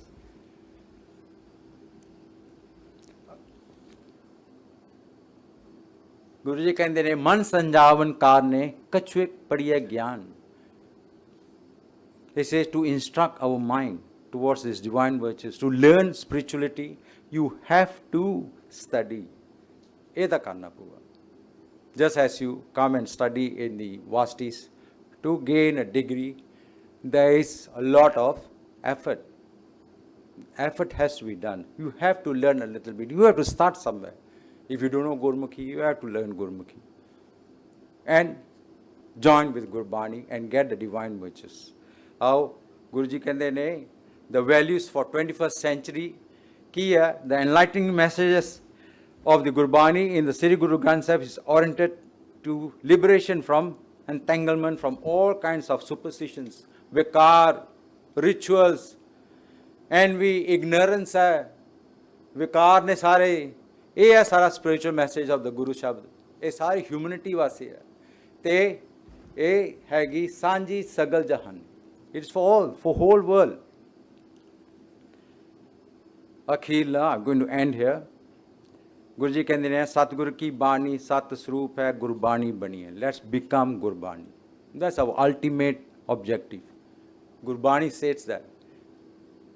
Guruji कहते हैं Satguru Bani, the creator connecting Shabd Guru, is the embodiment of the creator. He said, let's inculcate this, become the Gurbani. And it has to start. Pavadiyan, You have to start, yes, for reading and listening. That's the first stage. We cannot be stopping there. You have to understand what you are reading and listening. Then move forward. Accept, believe. And then you move forward. Practice. And then you become. ਉਹ ਆ ਗੁਰੂ ਜੀ ਕਹਿੰਦੇ ਨੇ ਸਤਿਗੁਰ ਕੀ ਬਾਣੀ ਸਤ ਸਰੂਪ ਹੈ ਗੁਰਬਾਣੀ ਬਣੀ ਇਨੀ ਸੇਵਾ ਪ੍ਰਵਾਨ ਕਰਨੀ thank you very much for your time Waheguru ji ਕਾ ਖਾਲਸਾ ਵਾਹਿਗੁਰੂ ਜੀ ਕੀ ਫਤਿਹ We'll ask Sardar Jaswant Singh to remain on stage. We have time for maybe a couple of questions from the question board. The first one, as I understand it, Siki is a way of life that dictates that we live in truth, compassion, humility, and contentment.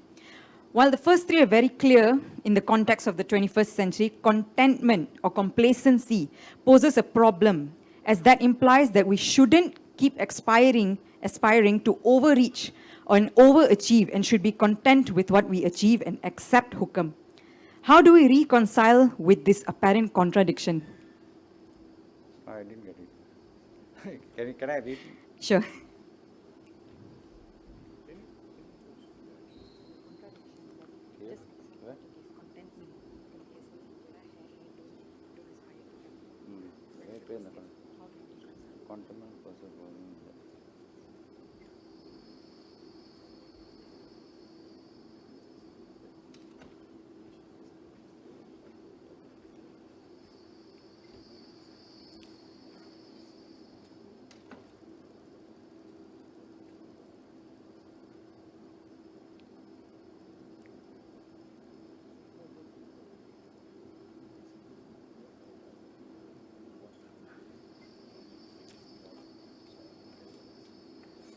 Guru Paryo, the question is here about hukam. I've stated here that the divine law of consequences, we humans are free to choose. Asi choice kar sakde hain. But then the consequence will follow because we have made a choice. Wherever we make a choice, the people we meet and all that will be different. Let's say law, we'll meet different people. When we take medicine, we'll meet different people. A new life will form. The other side, a new life will, it is your choice and all that. And then whatever comes and all that, at that choice you have made, it has to be contentment. There has to be contentment because that's what compliance, acceptance or living in harmony with the hukam. Because you have chosen, so you must be content of what's happening in the life you have chosen. Or as Dr. Ji earlier said, anytime you can change. It is not good for me. You take another way of your life. You got a passion, then you be content with that. So, ਜਿਹੜਾ ਵੀ ਅਸੀਂ decision ਕਰਦੇ ਹਾਂ, ਜਿਹੜਾ ਵੀ ਸਾਡੇ ਮਨ ਵਿੱਚ ਸੋਚ ਆਉਂਦਾ ਹੈ, ਉਵੇਂ ਸਾਡਾ ਹੁਕਮ ਉਹ ਸਾਡੇ ਨਾਲ ਚੱਲਦਾ ਹੈ. ਉਹ consequences ਉਵੇਂ ਹੁੰਦੇ ਆ ਸਾਡੇ ਨਾਲ. And that's why Guruji said in the first question, ਕਿਵ ਵਿਚਾਰਾ ਹੋਈ ਹੈ ਕਿ ਕੂੜਾ ਟੁੱਟੇ ਪਾਲ ਹੁਕਮ ਰਜ਼ਾਈ, the raza. Chalna Nanak likhya naal. This is with you. It moves with you. It is a continuous process. Likhya naal, tere naal likhya. Wherever you go, how you think, how you react. Ape beej, ape hi khai in the 20th body. Guruji say, whatever you sow, you shall reap.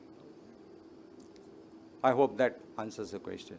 Jada vi asi karde hain, oh sanu karna parna hi panda. Any other question? Okay. Okay. After I think so, there 1 hour is given to you out for asking questions. You can ask us questions more on that. Thank you very much. Vaheguru Ji ka Khalsa, Vaheguru Ji ki Fateh. Thank you, Sardar Jaswant Singh Ji, and for the insightful approach to living as Sikh in the 21st century. As he enlightened us, our Sikhi, our spirituality should be evolving as we are, and we should not get stuck in a version that is so literal. He also shared the necessity to read and understand Gurbani for ourselves, and it is not something we can outsource to anyone else. Sardar Jaswant also reminded us that Sikhi is more than just our physical form. It is our intellect, just as Guru Nanak and all of our gurus thereafter showed us. True Sikhs are those that keep learning and applying the virtues within Sri Guru Granth Sahib Ji. These virtues are what will guide us to be better humans, make better decisions, and live better lives.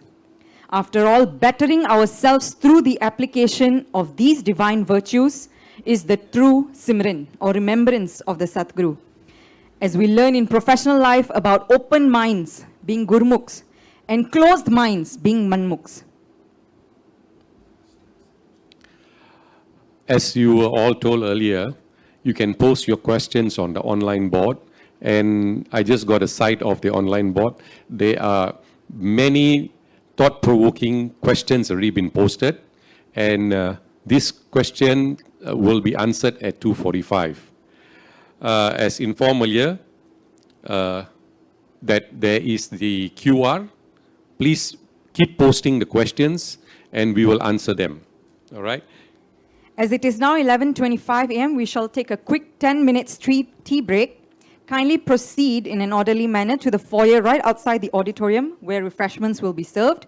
And please be back in the auditorium by 11:35 so that we may begin with the third session where we will discuss promoting positive youth development, the role of Gurdwaras and NGOs. Thank you. In Southeast Asia and other countries as well. And we have contributed very significantly in maintaining law and order, especially during the British rule in Malaya, North Borneo or Sabah and Sarawak.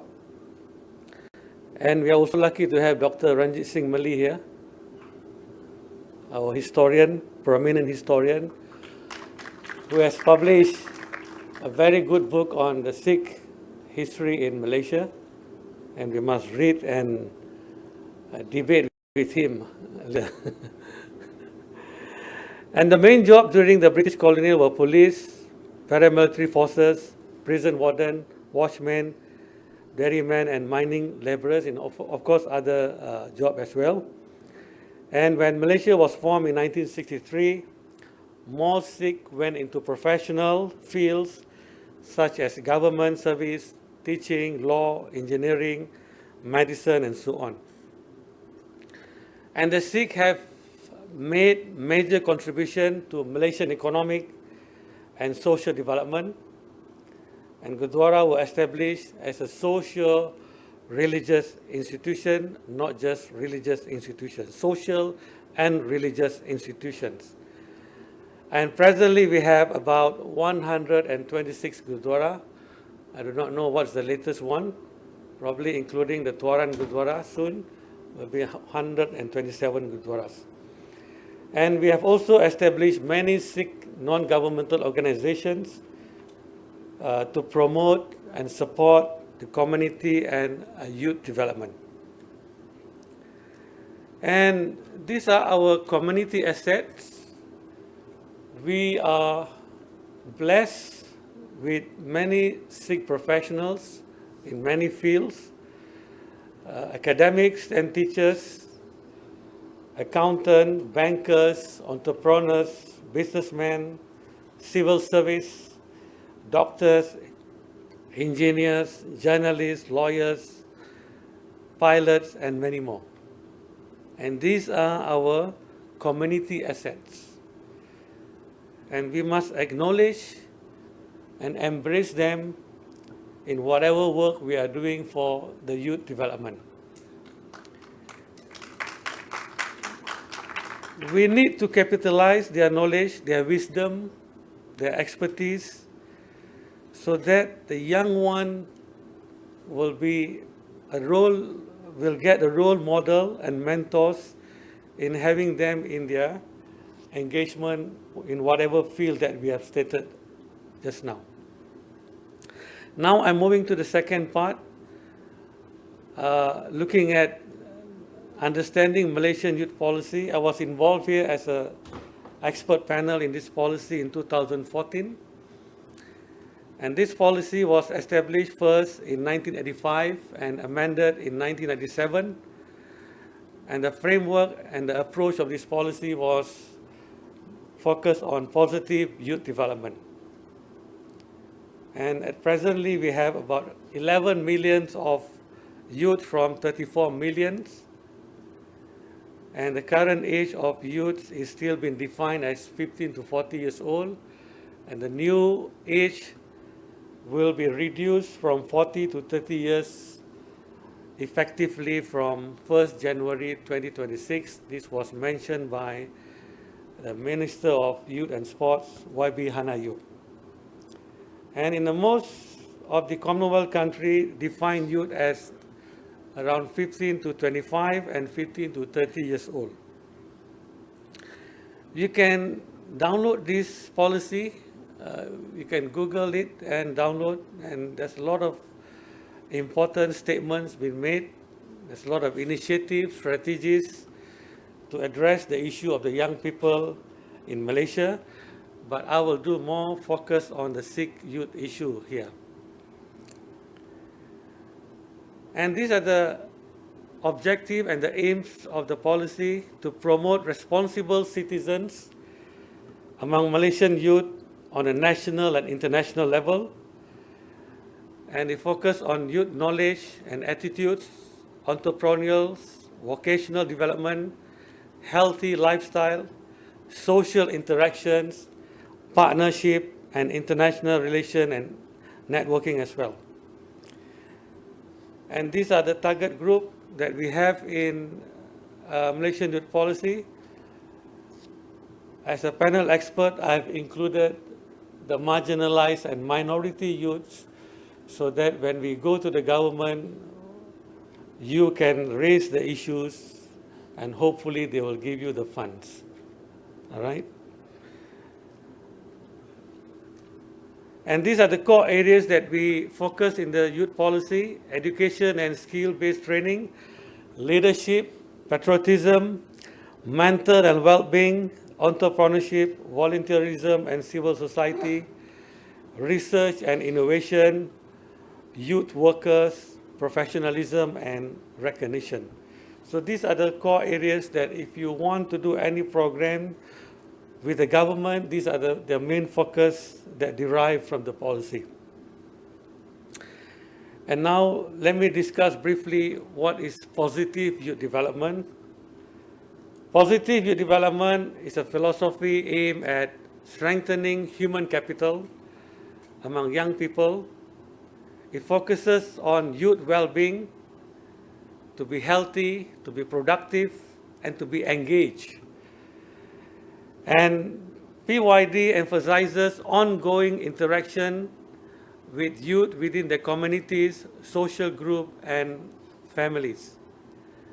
And it promotes positive outcome for youth by building positive relationship and providing the necessary support to strengthen their leadership and their skills.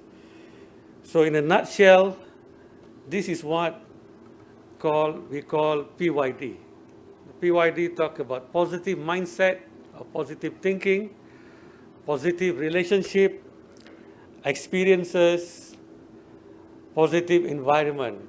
So now the question is, to what extent does Gurdwara provide this to the young people? And to what extent that our NGO are promoting this PYD into their activities and a framework and so on. So this is what I'm going to discuss today on this positive youth development. A brief definition: PYD refers to intentional efforts and strategies aimed at promoting the healthy development and well-being of youth people. Well-being. We used to call quality of life. If you read Sustainable Development Goals, we have 17 goals in SDGs. SDG talk about well-being. It was started in 2015 by United Nations, and all countries are moving towards achieving the SDG, but we must also highlight this SDG in our engagement with the young people, especially in the Gurdwaras. PYD involves providing opportunities for youths to acquire the necessary skills, competencies, and values that will enable them to thrive and reach their full potentials. Let me briefly share with you, these are the scenarios of our young people in Malaysia. And this is the information gathered in the Malaysian Youth Index. I was involved in this index before. So we have 4 important domains such as politics, economics, social, and technologies. In every domain, we have some issues and challenges that we need to address so that we can able to bring better perspective to the young people to lead in these 21st centuries.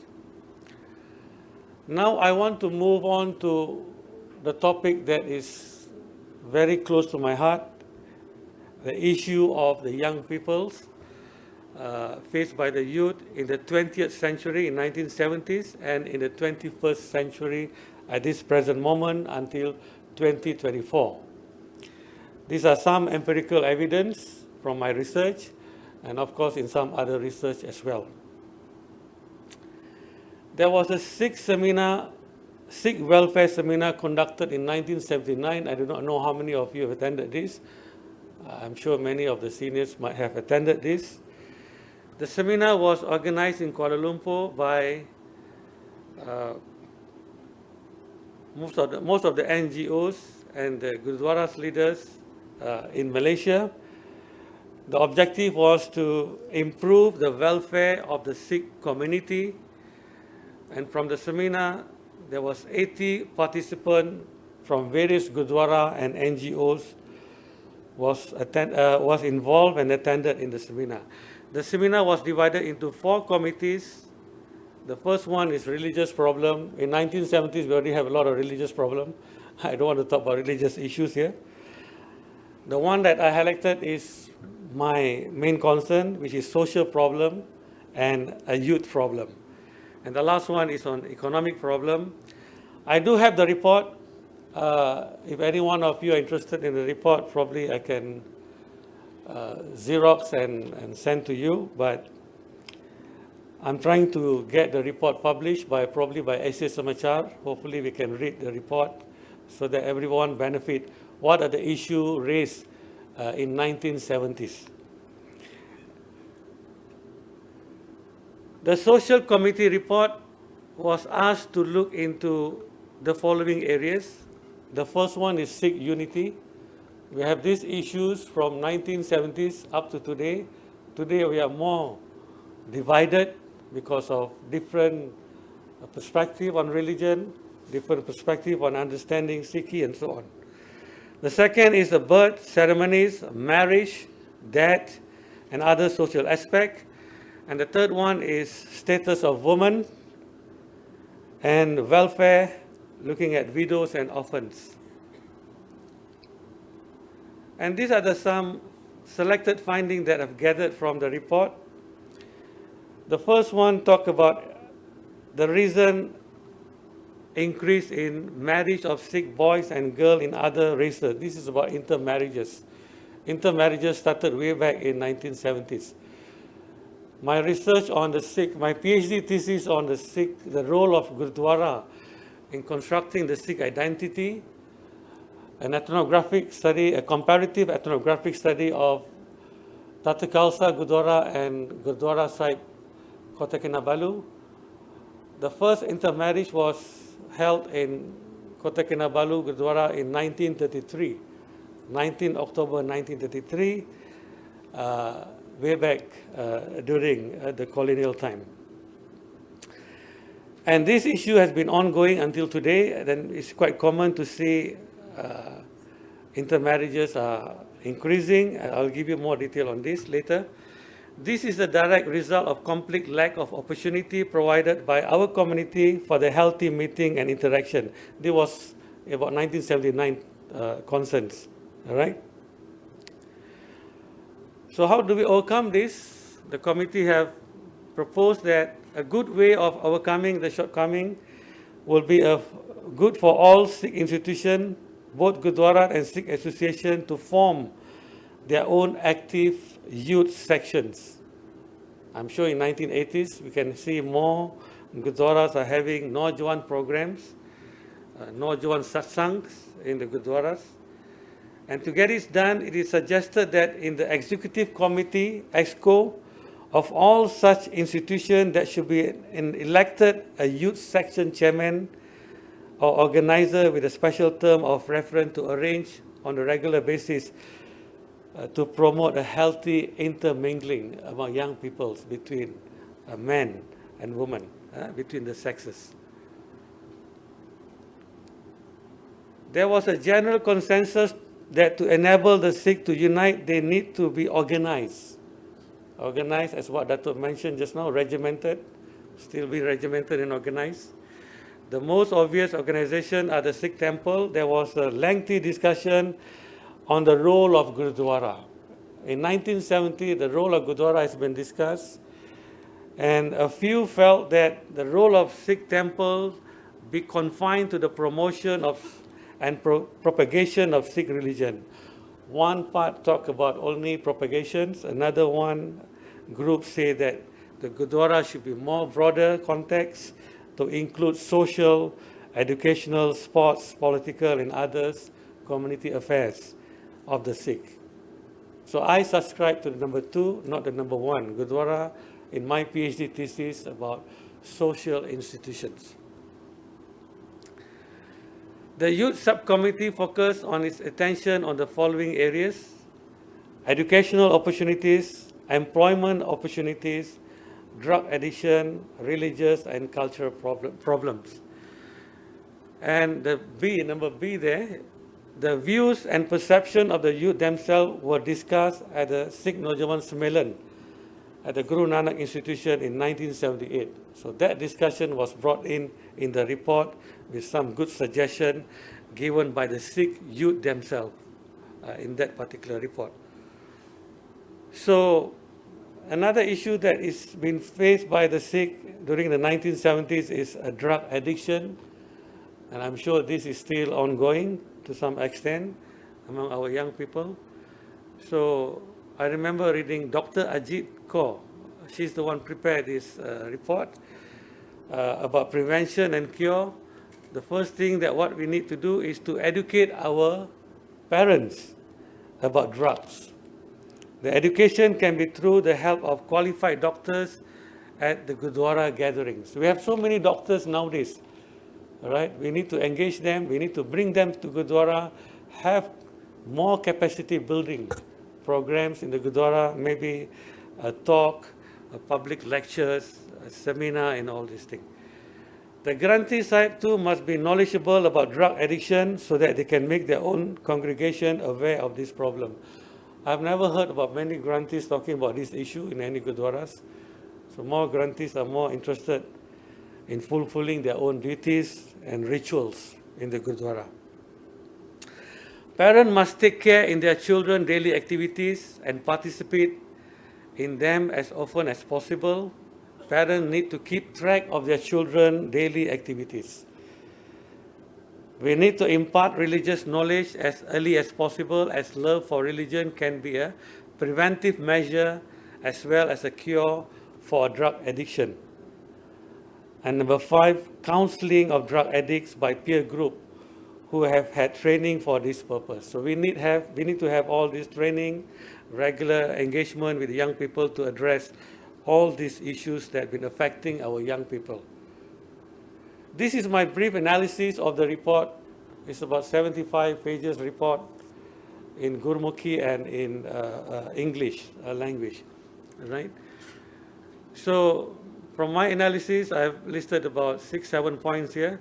The community leaders were concerned about Sikh welfare and well-being during that time in 1970s. The topic discussed in the Sikh welfare are very complex, surrounding religious, social, economic issues. Gurdwara are still focused on rituals. Gurdwara implemented practical solutions. Some good positive outcome came from the seminar. There was a practical solution. Gurdwara started to form the committees and Naujawan Satsang. Gender issues to be discussed, particularly looking at women empowerment, continue to be overlooked and require a greater attention. Women has always been sidelined in many Gurdwaras and also non-governmental organizations and CBOs. Gurdwara politics has become more dynamic with a concentration on physical development over spiritual development. And intermarriage has become a norm in our community today. This is what we need to take a serious thought on this. So we need to address all this based on the seminar. So that was seminar, and this is now on from 2000 to 2024, or the last 24 years. Sikh youth issue in the 21st centuries. Our Sikh youth face numerous problems, all right? And some of the issues are still being date back from 1970s. We are just inheriting all the issues, and some of the new issues came up recently. And to me, from a sociological perspective, as a sociologist, I believe that these are all related to social institutions. To some extent, I observe that we have some dysfunctional institutions. Some are functions and some are dysfunctional. So we need to address this issue, especially when we talk about religious institution, family institution, educational institution, economic institution, and political institution. These social institutions play a significant role in promoting community well-being and stability. This was a study led by me and funded by a coalition of Malaysian Sikh organization. We have V.G. Avtar Singh here. You're one of the members in the CMCO. The fund we get from Prime Minister Department. And we have done a study quantitatively and qualitatively, and we have discovered a lot of issues that came up from this study. About the respondent was 700 who participated in the survey. The 5 issues area of concern among the Sikh. The first one is conversion out of the faith, all right, going out to other religion, divorce, economic issue, health, and mixed marriages. So these are the real issues, and these issues need to be addressed by every stakeholders. The first one is religious institutions. Gurdwara as a social religious institution. The purpose of Sikh worship is to praise God and develop spirituality of individual and the community. And there are several reasons why Sikh youth participate in religious activity at Gurdwaras: fulfilling family needs, psychosocial consideration, and the necessity to attend all these religious ceremonies that have been conducted in the Gurdwaras. So the question now is, are our Gurdwara dysfunctional? So to measure this, you can do an observations. One of the yardsticks that we can measure is through youth participation in Gurdwara programs and the activities. I would like to ask the young people here, which Gurdwara do you think that support youth well-being and empowerment? So we have a question, a chat box, you can put your answers there. Which Gurdwara do really support our youth well-being and youth empowerment? After finishing the report on 2014-15, we engaged with Sikh youth from several universities in Kelantan, in Kota Baru. Quite a number of responses we received from the engagement over the last 2 days in Kota Baru. These are the responses that we received. Our Nojuan were unhappy. They are not happy with the Gurdwara politics. We are good in Gurdwara politics. Gurdwara are not listening to the youth voices.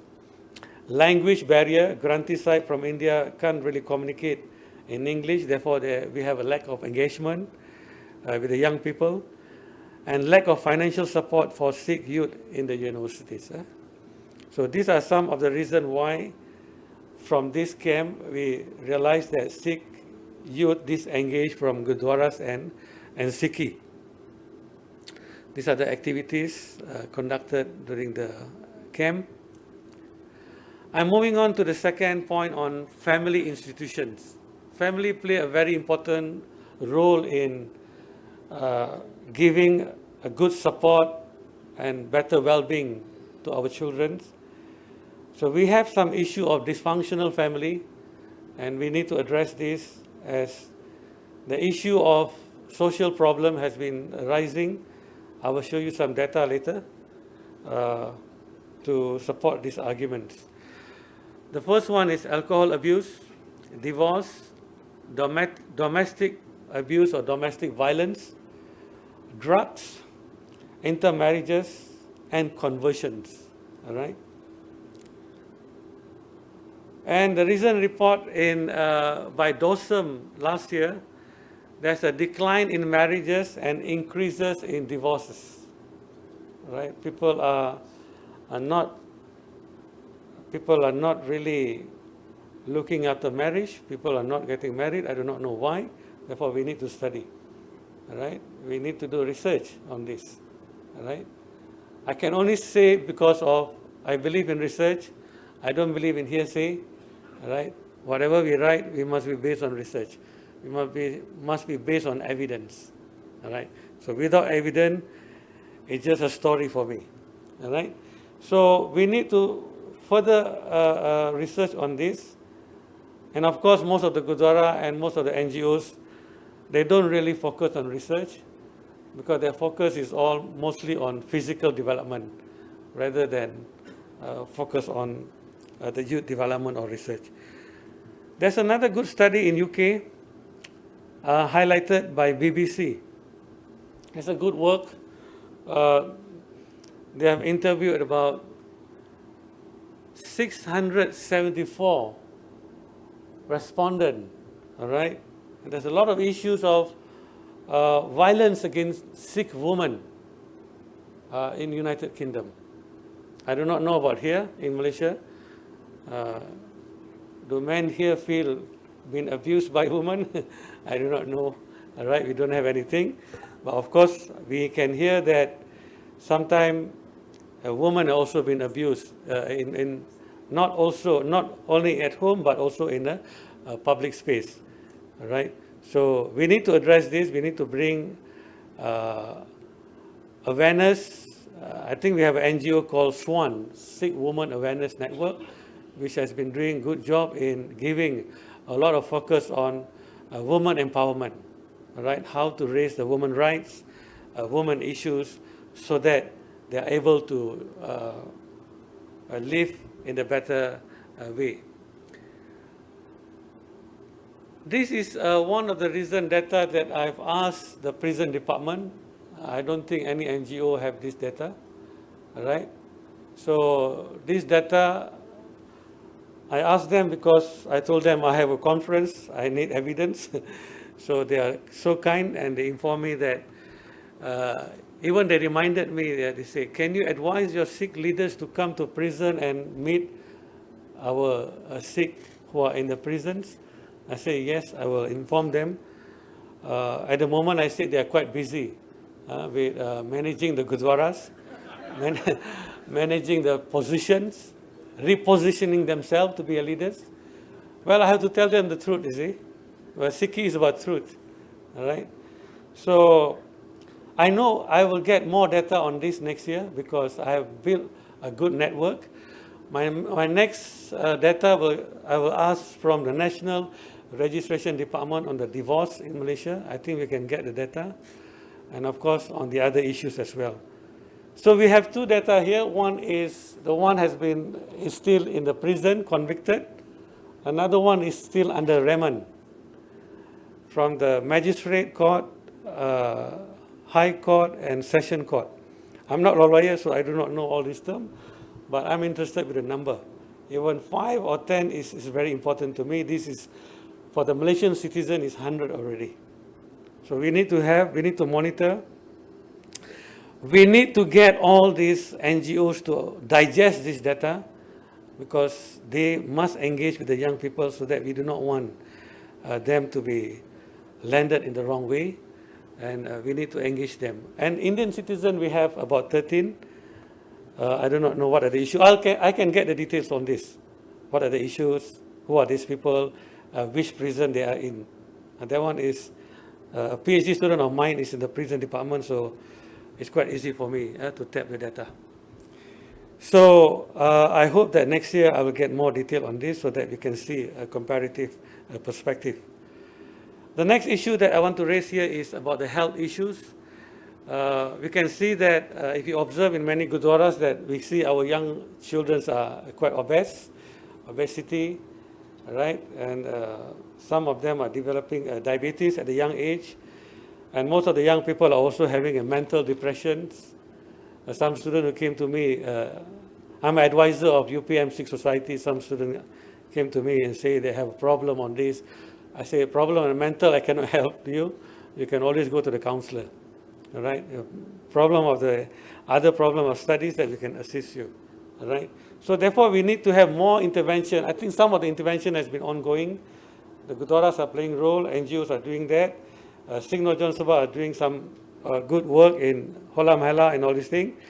And of course, the Malaysian Singapore Sikh Sport Councils are also involved in all this Gurdwara Cup. It's known as Gurdwara Cup from those days. And I do not know whether, I think there's some Gurdwara in UK, they have a gym in the Gurdwaras. It would be a good idea to have a gym, all right, in the Gurdwara so that you can have Nojwans to participate in wellness or fitness and so on, right? I do not want to hold you on this principle of the PYD, all right? I want to go straight to the point here. This is the take-home message to all the Gurdwaras and Sikh NGOs. The first strategies to promote positive youth development is we need, each Gurdwara must have a database. At the moment, I do not know which Gurdwara really have a good database on young people. All right, we're talking about Nojuan here. We don't even have a database on our elderly group. All right, we have an issue of elderly. Today we are talking about young people. We also need to address issue on our elderly group. All right, they also been disengaged. There's a disengagement theory in gerontology. Gerontology is a study of older people. Disengagement theory, all right? Disengagement theory. Why we disengage the older people? Why are we sending them to the old folks home? Now we have one old folks home in Huluyam, all right? So we already have a Gurpuri, we already have old folks home. So we can see there's an issue in the communities. There's some issues there. So I do not know, I don't have any experience with any Gurdwara that really have a good database on the young people. We need to have a Sikh youth blueprint, all right?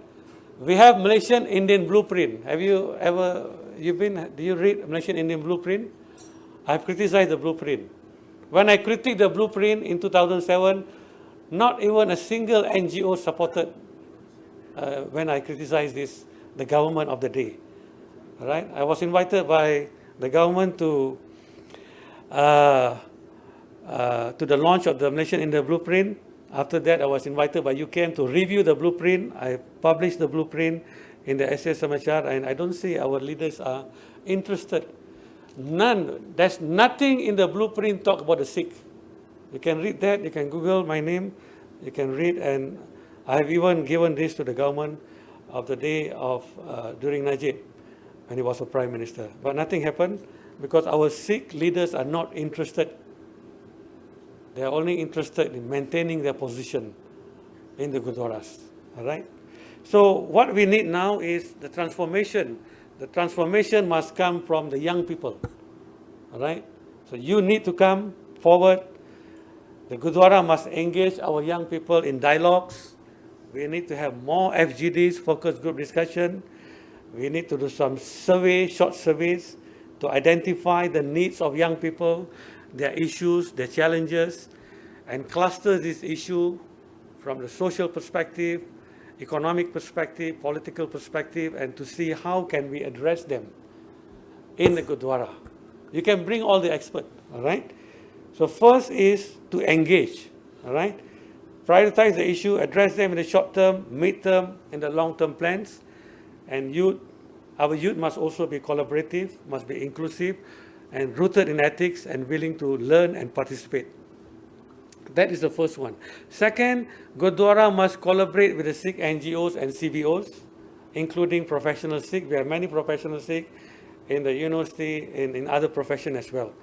Both must contribute to the youth and community development effort. I think we have more than 60 Sikh organizations. You can check in ROS, Register of Society, we have more than that. After you fight with one group, then you form another group. So we are good. We are good in that. We produce many good leaders. All right? And the goals, if you study the goal of most of the objective of the NGOs are almost the same. You talk about the well-being of the society. All right? So these are the things. I'm not here to instigate the young. I am here to motivate the young one to check. Do your checking on the Gurdwaras. Do your checking on, do a tracking on your NGOs, whether they are doing the job, the right job or not. Working in silo does not serve the communities. All right? Each NGO must recognize its capability and prioritize on the youth development. Why can't we work together as a team? Diversify youth program, including religion, family, education, leadership, sports, women empowerment, health, financial planning, and of course, technology. We have APU here for the technological hub, so we can maximize their potential here to bring more talents to our young people. Collaborative program enhance our unity and optimize expertise and visibility. Strategy number 3, Gurdwara NGO must engage with the government agency. So most of the time when I attend the government meeting, I don't really see our Sikh leaders. All right? The Sikh leaders don't really attend government functions. I do not know why. I can only see Mr. Jagir Singh from Gurdwara Council. Most of the time he'll be there. I don't see many other Sikh leaders. They are only interested is to bring Prime Minister on the Vaisakhi day and probably ask for one day leave on the Vaisakhi. So this is the mindset of our leaders. We don't really ask that we need 10 millions for the community development for each year, for every year, right? We need to bring all these issues, but our leaders are good in hiding all these issues. We are good in hiding all these issues so that we do not want to see, we do not want to show that we have a problem. This is a bad for the Sikh development, all right? So people like me going for the meeting, when I say my community got a problem, they say, no, your community is doing very fine. So this is the problem that I face in the ministries. Of course, I've been involved in many policy making. I can see the gap here. The Sikh youth database serves as an empirical evidence. When you go to the government, what they want is evidence. What is the empirical evidence that we have to request for financial support from these agencies? We need to prepare a brief proposal for youth program from every state. You must start to knock the Menteri Besar doors. You know, the Menteri Besar of every state, you need to knock them. You need to go and bring your proposal and make noise. This is the only way, all right? You make a demonstration in all these things, nothing going to happen, all right? So go to the government, tell them we need support. We are also paying tax. Many of our professionals are paying very high tax. We also need the money to be channeled to our communities. When the proposal is approved, please implement the programs. I know, all right? I'm in the Malaysian, I'm a member of Malaysian Institute of Integrity. I know some issues in some NGOs who do not really do their work, all right? So we have some issues on this. Maintain integrity in community development effort. This is the most important aspect in Siki that we want to practice. And then once we have that, we need to have Malaysian Sikh Youth Index. The index is important so that we can measure our well-being of our young people. The index should be inclusive. I have the experience of building a Malaysian Youth Index, so we can do this from the religiosity perspective. There are some domains there, probably religiosity, self-development, education, mental and physical well-being, and all this. We need all these informations, all right? So where do we get this? Where can we engage our Sikh? See, these are the platforms. The platforms are there, all right? Right from the Gurdwaras. This year I was in, New Year I was in Petaling Jaya Gurdwara. I saw more than 400 Sikh youth at the Gurdwara there. So these are the resources. They are very important. We need to address them. We need to ask them, what is the problem? What is the issue that they are facing? All right? So these are the database that we need. We need to have the index. We can monitor them. If we have problem with that, then we do all this intervention. All right? If you are the president of the Gurdwara listening here, please mobilize your resources. No point in keeping all the money in the Gurdwara, but our Sikh young people are leaving the religions. All right? So we have many Gurdwaras who are rich, so please activate your accounts. All right? Some president who came in, what they do, I'll find more money, I'll keep more money. Another president will come in and say, I'll do better than the president to keep more money. So this is the mindset. The mindset must change. All right? So who can change this? With the intervention from the young people. So the old one, the seniors, your job is to advise. As the elders, our job is to advise. Let the young one to come in, let them engage, let them do what they feel they want to do to have a good program. So these are we have all this. We can engage them in all these levels, at this level. And of course, the most important is the universities. And of course, the last one is strategy number 6, organize the Future Leaders Program to empower Sikh youth. Empowerment is about preparing young people to lead well. We want them to lead their life, to make a positive impact so that they become a good leaders. Good leaders, when you become a good leader, you come back and contribute back to the society. Do your seva back. I receive every year about 10 to 15 appeal cases, not just for UPM, but for other universities as well. So that is what we need to do. We need to engage. We need to call other universities colleagues. We need to call some people so that we can help them. So that's seva. Seva is not just in the Gurdwara. It's beyond Gurdwara. All right? So we need to have this. Youth leadership program provide opportunities for youth to develop leadership skills, critical thinking, problem solving, and decision making. These all are important so that we have one good model of Sikh youth development. Moving forward, Sikh youth empowerment means individual, families, organizations, and communities gaining control within their social, economic, and political context of their life to improve equity and quality of life. So we need every stakeholder must work together. We must have a good engagement with every stakeholders. Families with the Gurdwara, families with the NGOs, NGO with the Gurdwara, NGO with the universities. We have many good professors, academic in the university, but we don't engage them. Why? So we need to engage them, all right? We need to bring them, ask them to do something for the community. Youth empowerment is important because youth are assisted to succeed in life. When youth, this is my philosophy, when youth are empowered, the future of Siki and Gurdwara is secured. But if you don't empower them, we're going to have a lot of issues back in the Gurdwaras, and we're going to do all this cycle of ritual again and again. Therefore, youth require genuine engagement and recognition from Gurdwara management committees. Youth also need Gurdwara management guidance and encouragement. They need Gurdwara management committee. The Gurdwara management committee needs new ideas from the young people. All right? So please learn to accept different opinion, critical minds from the young people so that they can give their input and to assist to transform our institution. Let us take a pragmatic, partnership-based approach in managing our youth issues.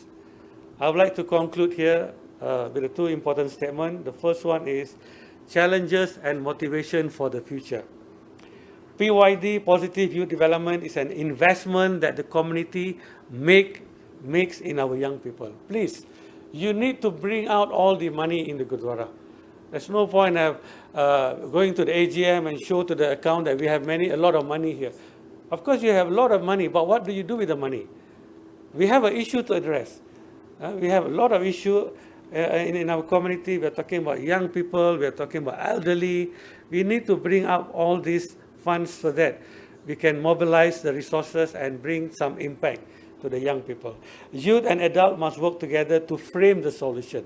The solution must come from the young people and get the advice from the elders so that we work together. The Sikh youth well-being should be the concern of Gurdwaras and NGOs. I repeat again, the Sikh youth well-being should be the concern. It's not the physical development, but the well-being of the young people and the spiritual development. Gurdwaras and NGO must find ways to create quality content, platform and space for positive youth development and sustainability, especially when it comes to empowering our Sikh Naujawan. On preserving and sustaining Siki, I believe Gurdwara must be focused on authentic teaching of Siki to enhance spiritual development and use technology to tap the Sikh youth participation and interest in Gurdwara programs and activity. With that, I thank all of you for your time in listening to my lectures. Thank you. These are some of my selected work that you may read and download. You can download in the Google. Professor Sarja, I think we have time for one question. Yep. And this has been asked a couple of times. The question is, the representation of the youth in our community and Gurdwaras is very low. All the organizations consist of primarily older men who have held positions such as, Jathedari and presidency for a long, long time. Politics are heavy, bias is strong. How do we plan to engage the youth when all the elected representatives are older folks that we cannot relate to? Lack of women in position as well is a huge deterrent for young women. What are the plans to combat this? Yeah, very good questions. I think I've written that Gurdwara and politics on this matter. And our Sikh elders are too obsessed with the Gurdwara politics, and they're worried if they lose the position, they do not know where they want to go. Right? I think what we need, a transformation in the Gurdwara. We can have a youth sections, and I think there are a few Gurdwaras a role model now based on my observations. I think Saramban Gurdwara is doing fine, Subang Gurdwara, Petaling Jaya Gurdwara to some extent. Of course, Kajang Gurdwara is also young, run by the young people especially. And we need to have more young people, all right? And bring more new ideas. And of course, women has been sidelined. I'm sorry, Malaysian Gurdwara Council is here. If you go and visit Malaysian Gurdwara Council website, there's not even a single woman in the EXCO committee, right? So I think that is a sad thing, that we need to have more women in Gurdwara management committee, because we want the ideas. Women are not just for making rotia, just cleaning the Gurdwara Palki Sahib area. We need more than that. We need women empowerment. We need, I think the Malacca Gurdwara president now is a woman, all right? So we need more. There was a research done by Manjit Kaur in 1998, together with me, when I did my final year in 98. She did a research on the role of women in Gurdwara site Pusing. Pusing was controlled by women, all women that time, 1990s. That one is also another problem. Women control everything, also another problem. So what we need is a balance, balance between men and women, all right? So Pusing Gurdwara was overwhelmingly controlled by the woman. I'm talking about 98. All right, I want to share with you, in 1987, there was a research by Jaswant Kaur. Jaswant Kaur did a research on, the first thesis on intermarriage among the Sikh in Ipoh Perak. It's a case study in Ipoh Perak in 1987. There was a total rejection. The finding says total rejection of the family when the children married to another faith. So that was a good thesis in 1987 by Jaswant Kaur. I think there are many theses has been done on the Sikh in Malaysia. The problem is we do not access to them. We don't have some information on that. I think we need woman empowerment after this. Probably the women need to rise and also bring all their issues together. Thank you very much for the questions. We noted 5 key takeaways from Professor Sarjit's presentation. First, that positive youth development was the correct approach towards engaging youth and supporting their well-being. Second, that there is a need to focus on the real challenges facing Malaysian Sikh youth today. Third is to recognize the fact that the current state of Malaysian Gurdwaras, which tend to emphasize on rituals and physical development rather than youth development, needs to change. Fourth, the Sikh Gurdwara NGOs need to collaborate with each other. And finally, that every stakeholder must work together to develop the Malaysian Sikh youth blueprint to tackle youth issues. He made the point that Sikh youth require mentoring and leadership training, and that with the right support, they have the potential to become progressive leaders. Our next session will be conducted by an associate professor at UPM, who is also an adjunct lecturer with UCSI. She will be speaking on dealing with anxiety and stress in the 21st century, my life in the university and how I coped. This multi-talented speaker is best introduced in full by her profile in the program book. For now, please welcome on stage Professor Hardev Kaur.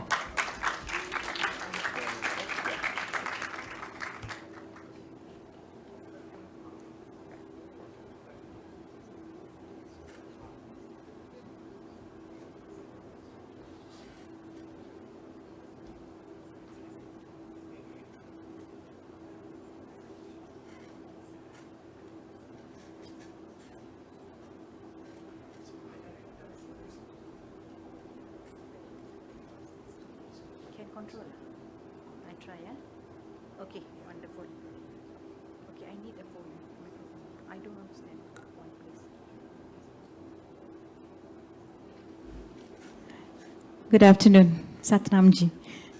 Okay, actually it's good to be the last speaker because you can always say, Praji Jaswan has spoken about it, Prof has spoken about it, Dr. K has spoken about it, I've got nothing much to speak, right? So, they have done extensive research, yeah, on what they had spoken about. I did not do any research. In fact, I was more researching about myself. I did not do any research, going to the library or any journals, but I did a research on myself, and that helped me to cope my life in the university. And at the same time, I think my belief in my guru, okay, and that he is probably also doing a research on me to see if I've made it good in life. And I think this research is between me and my God, right? Okay, so I think I do not have to speak too much about stress because you can see what is on the screen. Okay, so we go through a lot of stress. Yeah, from the day we are born, I think our crying itself is stressful already to our parents. Yeah, okay, if you don't stop crying, that's stressful. And if you cry, you don't cry, everything is so stressful. So the stress starts from the beginning, right? And then as we move on, it goes on with us, right? And so if you see that, I have taken this from Dr. Chatterjee Rangan, a British physician. And we are lucky that we have the internet now to not only, we don't really look at our stress. We can even have research done on how stress can be something that we can cope with, right? So he says that there are 4 steps to a calmer, happier, healthier you. But before that, you must see what stress is. Every day I see things like anxiety, insomnia, poor memory, inability to concentrate, low libido, even things like obesity. I think Prof. G has spoken about it. High blood pressure, type 2 diabetes. My brother Jagdev is here. Okay, I think one day he will talk to you about how stress causes diabetes, right? So maybe we can invite him sometime. I think he gives talks in the Gurdwaras as well. So that is one good thing that the Gurdwaras have done, using people like him with expertise to actually talk to us about what stress can do to us, right? Okay. And the World Health Organization is calling stress the health epidemic of the 21st century.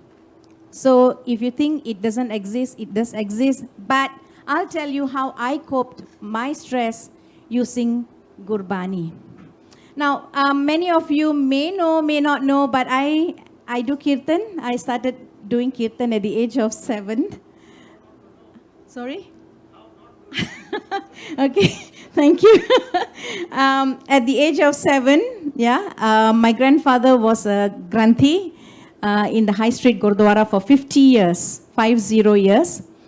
And I think my father heard me singing one day from the kitchen while I don't know what I was doing, but then he told me, come sing in front of me, and I sang with very shaky voice, but he thought, oh, this girl has a potential, right? So he took me to my guru, one auntie who used to do kirtan, and I started doing kirtan at the age of 7, and at the age of 9, I was in Prai, and then I was doing kirtan in Pataling Jaya Gurdwara.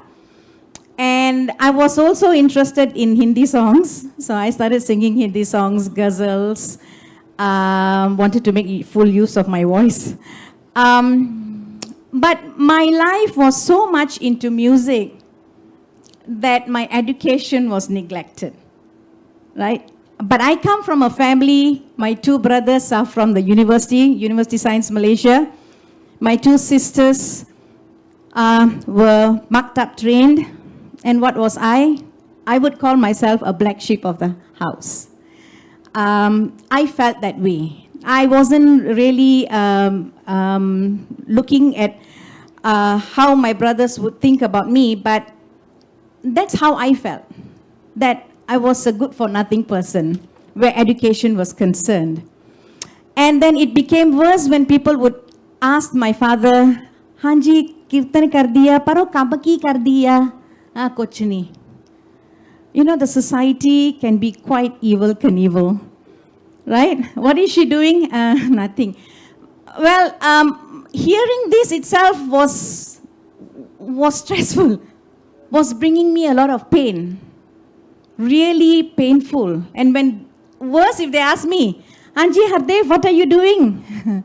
I'm just a nurse working just in a clinic nearby, right? I wasn't competing with my brothers, no. But this is how I felt. I went so low down that it was so difficult for me to pick myself up. So difficult. And then I have friends who will tell me, Tuna ekka sukhamani sai paatakara hara rose. That will help you. You know, you do. I'll say, okay, I'll do. How to do la 2 hours? Halfway sleeping already. Then they say, no mind. I spoke to one Granthi, he says can break 12 podia in the morning, 12 podia in the evening. And after the last podi, don't speak to anybody. And if possible, have 1 glass of water and drink that water. Kari gai, right? But I was doing something without knowledge and understanding. I think understanding is the most important thing. But I went on doing, thinking that I will solve my problem, right? And then worse is when they say, don't talk after that, because, you know, after part you cannot, even after that you do Kirtan Soila, after that you cannot talk. You must go to bed straight away. My father was Hitler. Okay, we used to call him Hitler. Okay, my brother is here. My father was very strict, and he's one, Hardev, you don't say Hanji, you are in trouble. So what if he calls me after Kirtan Soila? I have to say Hanji, right? Talk already, right? Do another Kirtan Soila to ask for forgiveness. That was how we were being taught of what Gurbani is. It will help you. Just read. Parrot, just like parrot, you know. And it went on and on and on. I just couldn't cope with it. I said, what am I doing? Right? So one day I was called by one auntie. I went to one Smelan, and I think her kids heard me. And they wanted me to teach them Kirtan. And I said, okay. I was in Prai, but I moved on to I used to go to their house in Kuala Lumpur. It's a little bit cold. I'm feeling nervous also. And I started teaching them. No, it's okay. No problem. Can I have water, please? And I started teaching them doing. These three kids. One of them is in. Thank you so much. One of them is in US, doing very well. One is with WHO. And the other one is also with WHO in Kenya. One is in Switzerland, sorry. They were kids. Thank you. They were kids. But when I was teaching them Kirtan, I was amazed that they would ask their mother, Mommy, what's the meaning of this Shabad? All right? Then only I realized that I have been doing Kirtan without realizing the meaning. I was doing it because, Hardev Kaur Kirtan kar diya. I was thinking, wow, my voice very good. I was just doing Kirtan just for the sake of doing Kirtan. Right? Not to help me, but to help people's ears. To please people's ears. And at the same time Hardev Kaur doing Kirtan, the name that I got. Right? And one of the Shabads I was teaching them, was, before that, sorry, I forgot about this. I forgot using this. Now we all have problems, right? So I had problem also, my stress, right? So this is what I took from Gopal Gaur. He's a Hare Rama Hare Krishna follower, but I just like the way he actually used this. And do you have a problem in life? No? If you don't have a problem in life, then why worry? Finish lah. No worries. No need to come here also. No need to listen to us. Right? But do you have a problem in life? Yes.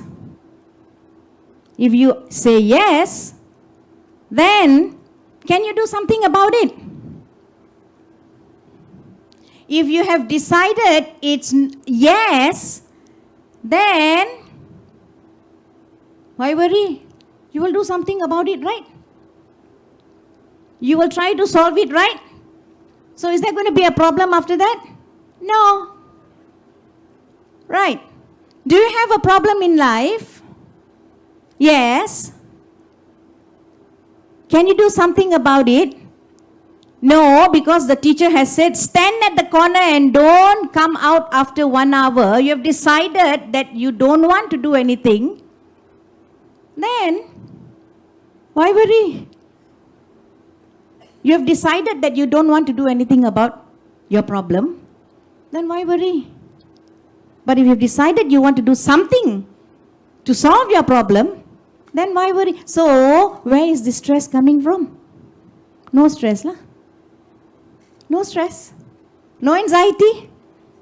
Because you have decided that you want to do something about it, then no stress, no anxiety. But if you decided that I'm not going to do anything about it, then why worry? You've decided already. Half the battle is here. Right? Okay, so one of the Shabads I taught these kids was Tum Karo Daya Meri Sai. I was in the lowest of the lowest well because of what I felt. It's not, people will say a lot of things, but I allowed myself to be consumed by what people were saying. I allowed myself.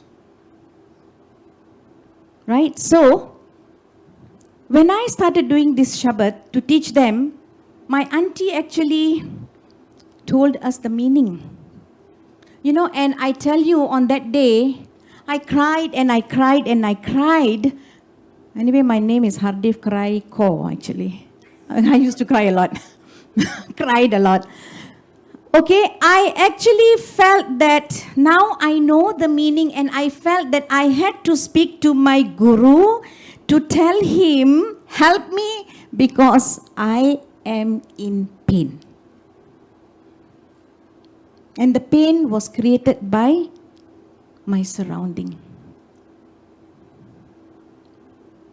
तुम करो दया मेरी साई, ऐसी मत दीजिए मेरे Thakur. Please put some sense into my mind that I will not leave you, I will not leave your knowledge that you have given me, but I must make sure that I understand what I'm doing.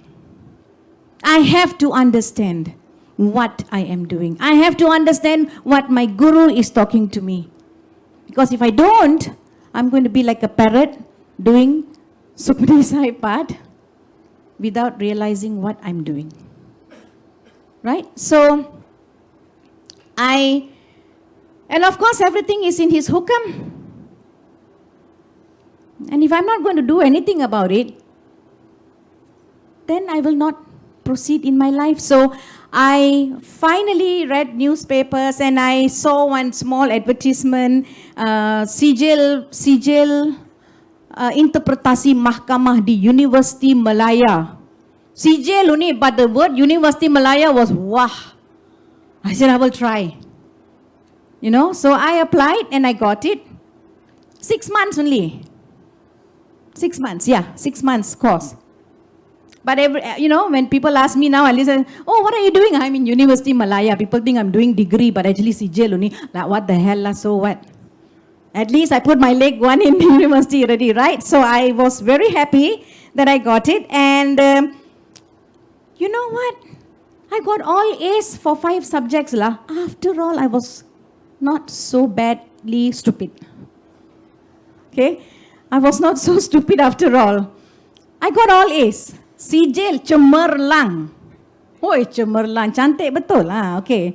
Today is International Speaking Bad English Day today. So we can speak anything. Yeah, Malaysia boleh.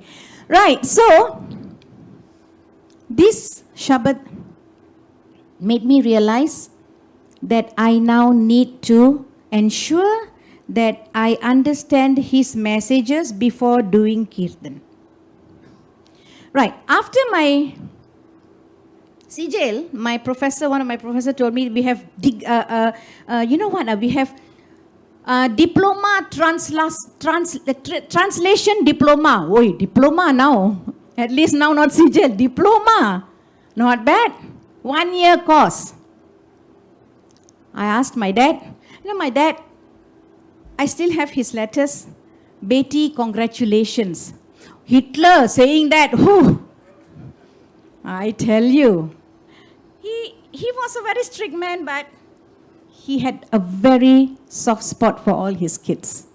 But he was in the police, so I guess that's how they are, So, I did my diploma, 10 subjects, 8 A's, 2 B's, not bad. The 2 B's also because translation in French language.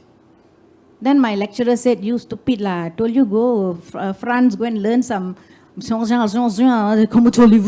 I did not. So I got 2 B's, never mind, at least something. So again, so excited, told my dad about it. And he was the happiest man on earth. Another letter, congratulations, Beti, now you can do it. Yeah, now you can do it, but what am I going to do after this? So anyway, I opened up one newspaper one day and I saw English degree program in University Putra, Malaysia. And with my results, I knew I could get it. And I finally put my foot, degree now, degree in UPM. But I was at the age of 30. Can you imagine my anxiety going there with all the young people there? And there I was so old, I felt out of place. But with the encouragement of my family, I went in. And of course, a very stressful life. I took PTPTN loan, but it was not enough. And sometimes, my dad was retiring and I couldn't ask him much. So I started doing singing. I think you all should know Harcharan Singh, that Pangra group. Whenever they had weddings, they used to call me to sing. But of course, that is another stress. Oh, Kirtan Karan wali ajkal stage te gondi hai. right? ਰਾਤ ਨੂੰ ਆਉਂਦੀ ਆ ਕੀ ਕਰਦੀ ਆ ਸਾਨੂੰ ਪਤਾ ਨਹੀਂ. But you know, my dad was so wonderful. He says, Hardev, if you are on the right track, just go ahead. We are not going to question you. So I walked. But of course, it was difficult because ethe padai, ethe my singing, because I needed the money. Right? But at the same time, oh, sorry. At the same time, okay, I will talk about the time management later. But so my father was so excited. My father was so excited, and I was going to finish. I was in my final year. Yeah, my final year, and I had another 2 weeks before my final exam. And I told my father, Papa, I want to do my master's after this. And he says, Beti, go all out. I'll help you. I think he was in the hospital because he had a bypass. And I was so excited that my father said, go ahead. And it was my dream to see my dad there with me when I graduate. Because after all, it was all about my dad. Because I felt the pain when he felt the pain when people asked him, Hardev ki kar diya. When I heard that, I felt that I was not doing justice to my dad. Right? So when I met him in the hospital, he says, go all out. And I said, I'm going to. I could imagine my dad being there. 2 weeks before my final exams, 2 days after that, my father passed on. Depression. I felt the whole world in front of me crumbling because I wanted him to be there so much, but now he was not going to be there. And I just, Hardev cry call, right? I couldn't stop crying, and I can see my niece crying here because I think she's also too, yeah, we are also emotional when we talk about that, right? So, my father taught me one Shabad. You know, my father used to compose music. I do too. Some of my Shabads that I'm doing now, I compose my own music. And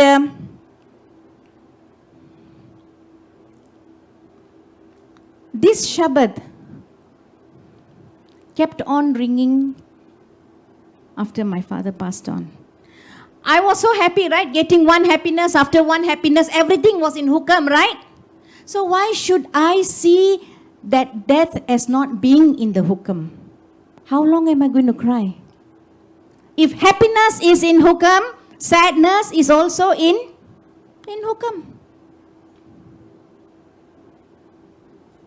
So sometimes every time when everything goes well, oh, thank you, Guruji, ardas ko. When something bad, Guruji, why la? Why you did this to me? How come la? You didn't listen to my ardas. Hello, happiness, hukam. Then death, sadness, pain, not hukam ah? Hukam also, right? Yes or no? Yes. Nanak सब किछ तुम्हारे हाथ में तुम ही होत सहाय. The other Shabad that my father used to sing, and I used to sing for everybody's death programs, but I didn't know I was going to do that in my father's own program. चिंता ताकी कीजिए जो अनहोनी होए, एह मार्ग संसार को नानक थिर नहीं कोई. Everybody is going to pass this journey of death. When I used to do for people that Shabad, I didn't feel anything. But today I'm doing for my father. But now I understood the meaning. I understood the meaning of this Shabad. चिंता ताकी कीजिए जो अनहोनी होए, एह मार्ग संसार को नानक थिर नहीं कोई. We all go. This is a journey. Happiness or sadness, it's happening in His hukam. Right? and I graduated. Let me tell you of, I don't know, some say it's a miracle, but it doesn't matter what it is. My father and I used to sing one very old, oh, thank you. Oh, thank you. Yeah, I'm from a whole Hindi number, Ek Pyar Ka Nagma Hai, from the movie Shore. Some of you may know, Ek Pyar Ka Nagma. My father and I used to sing together. He was a good singer. And I was going to receive my scroll. You know, in the university, they will play all the angklong, don't know what, the music, Malay music, right?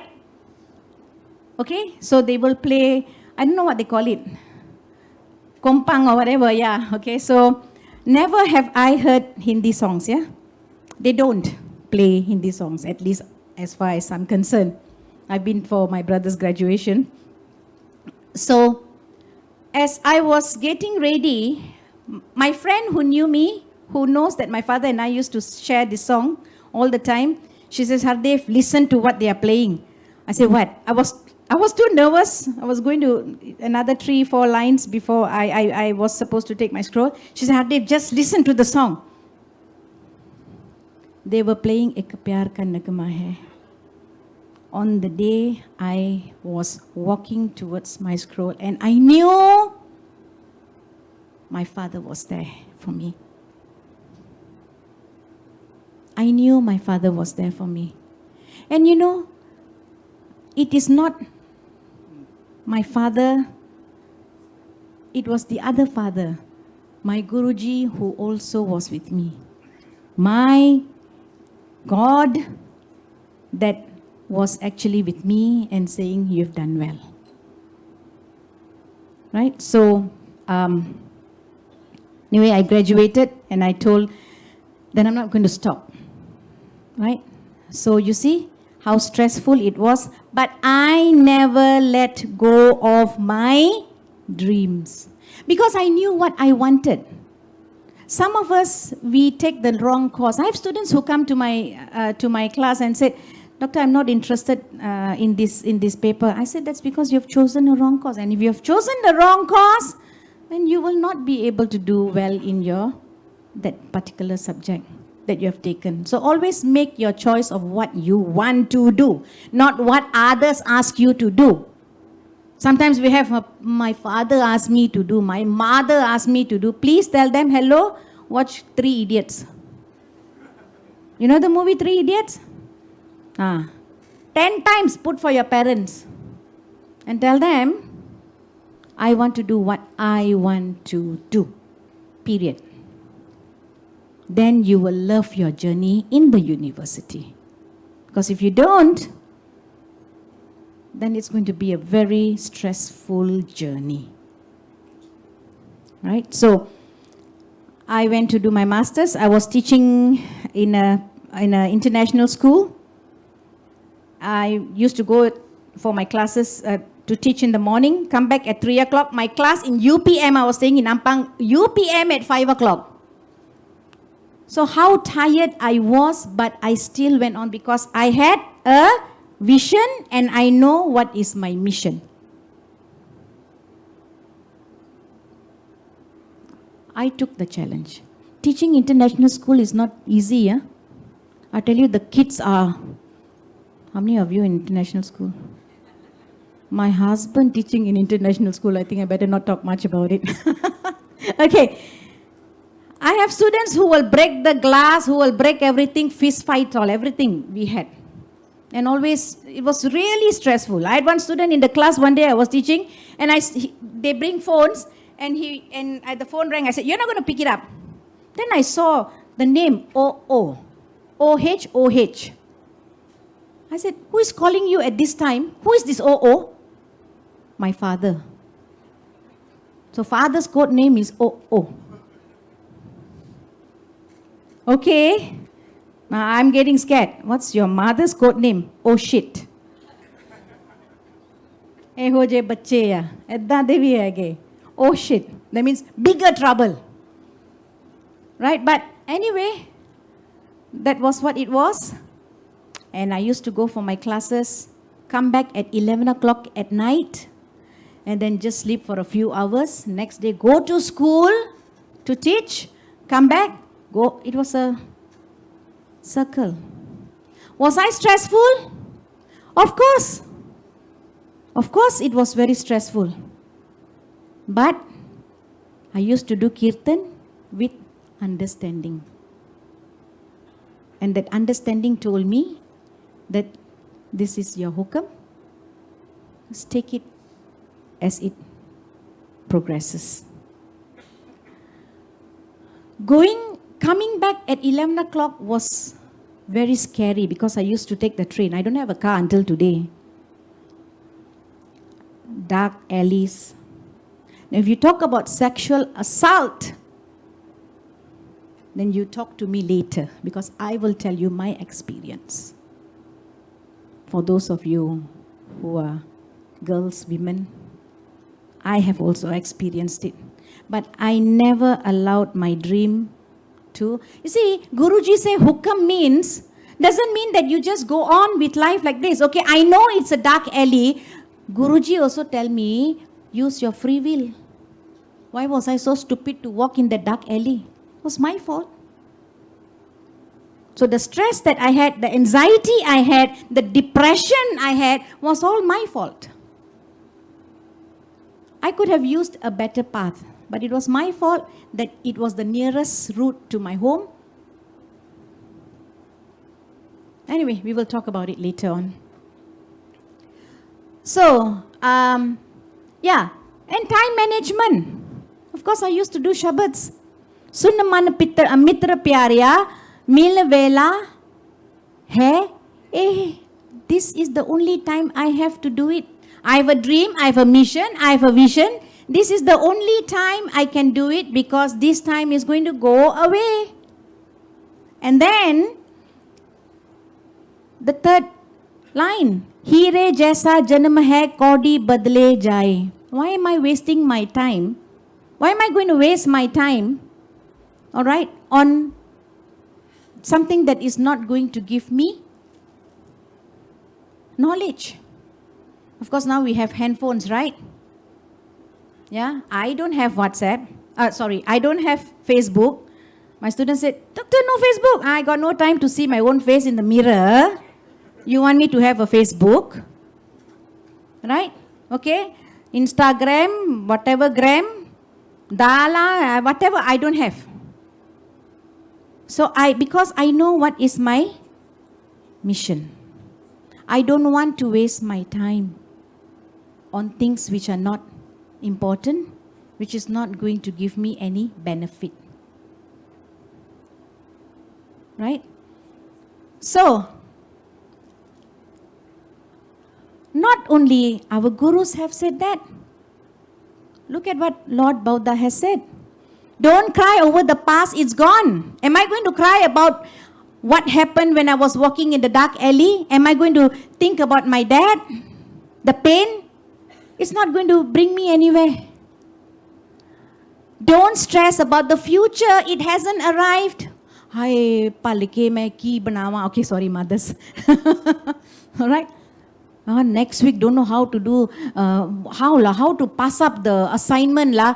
Hello, the assignment you not yet do today, you're thinking already next week, how you're not going to pass up your assignment? Because you've already decided you don't want to do it, or you cannot do it. So why are you wasting your time thinking about the future when you can do something about it now? I ask my students, how much time did God give Einstein? How many hours? 24 hours. How much time did God give Stephen Hawking? How many hours? 24 hours. Oh, kathe chale gaye te, we all 24 hours not enough. And my students who get A, I will tell them, come in front. Can you see any horns on her? No. Can you see extra brains on her? No. So can you please tell me, how did you get an A? I manage my time. So easy. Hello, the rest 40 of you, what's so difficult? What's so difficult? Right? If you manage time well, good. But if you cannot, don't blame time. Blame yourself. Right? So, this is another Shabad that I used to sing when I was very depressed. I keep on reminding myself, Moko tu na bisar, tu na bisar, tu na bisare, Ramaya. Please remain as my strength. Please, don't do it without understanding. That's what Kirtan is going on. In the Gurdwara now, Jathedar, Ajande are from India, right? All you know is, the tune is so beautiful. Sometimes I'll be saying, hey, this one like an Hindi tune, lah. That's what we are interested in, the tunes.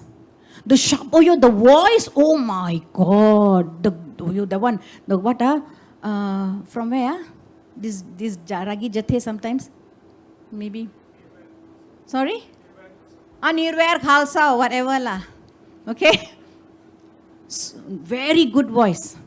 If they give the meaning, the true meaning, then it's okay. Then it's okay.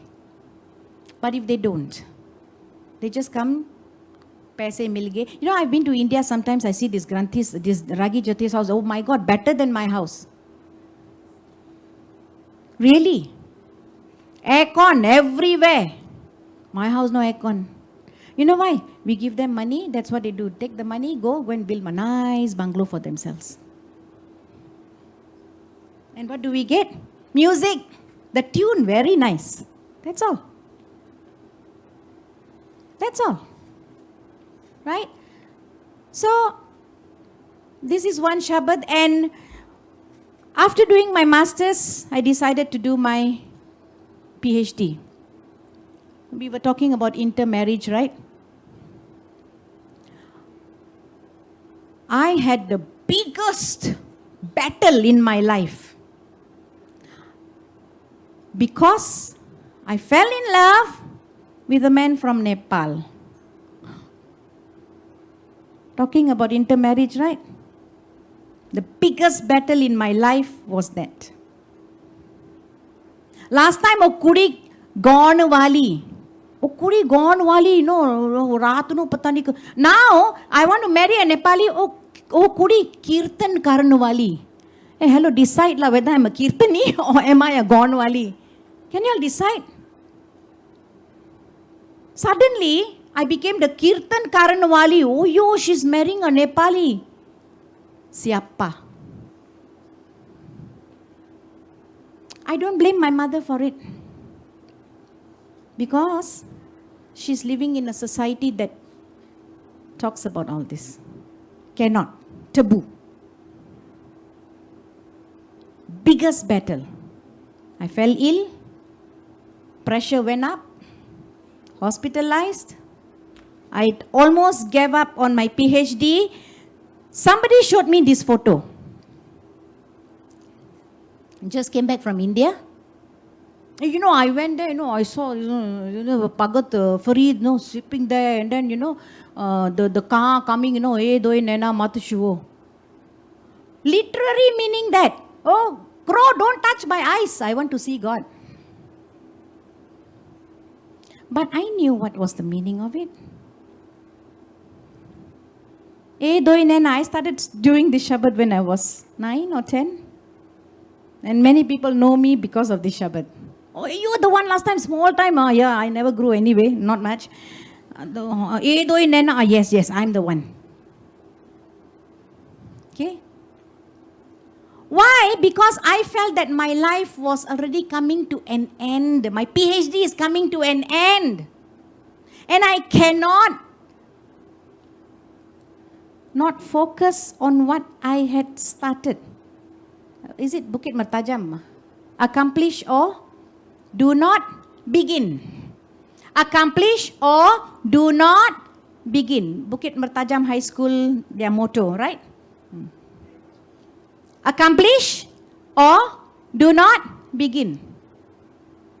I'm almost accomplishing. But what to do here? Oh, cannot marry. I was already almost 40. Cannot marry. Right? So, I just told myself, doi nena mat shuo pir dekhan ki. I'm already at the end. Please don't. To me, the doi nena mat shuo, I want to see my vision fulfilled. I want to see my dreams fulfilled. I want to see my father's dream fulfilled and the bigger father, because I want to be someone wait, the word is not coming. Someone useful in the community. Until today, my friends call me Mother Teresa because I know my students love me very much. Anybody, my head of department will say, you have problems? Go and see Mother Teresa. She will help you. I was the postgraduate coordinator for 8 years in UPM. Mother Teresa will help you. See, that's because my vision of doing things that is good, the virtues that Guruji had, I wanted to put it in me. And I'm already at the end. God, please help me that I don't lose my vision. I want to be useful to the society. Please don't stop me. Please give me the strength. All right? So finally, my mother gave in. How much she want to see me cry also, right?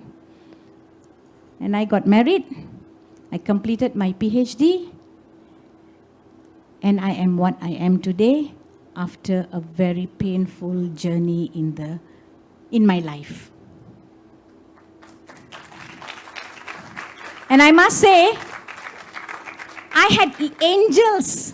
My family, Dr. KG, you were when I was applying for my AP, he wrote a wonderful recommendation letter, right?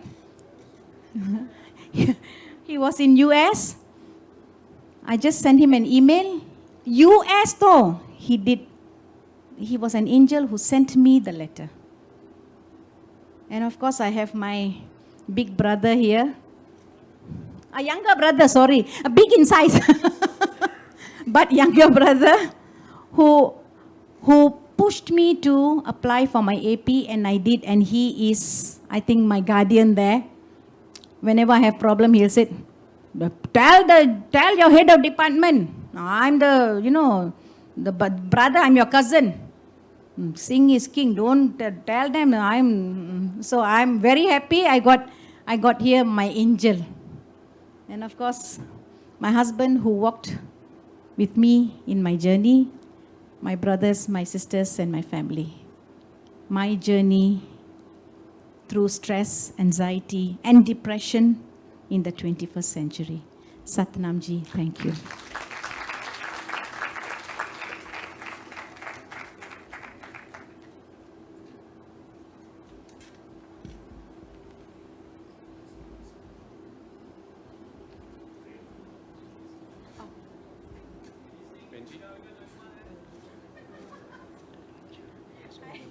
I cannot sing Hindi songs here, La Siki,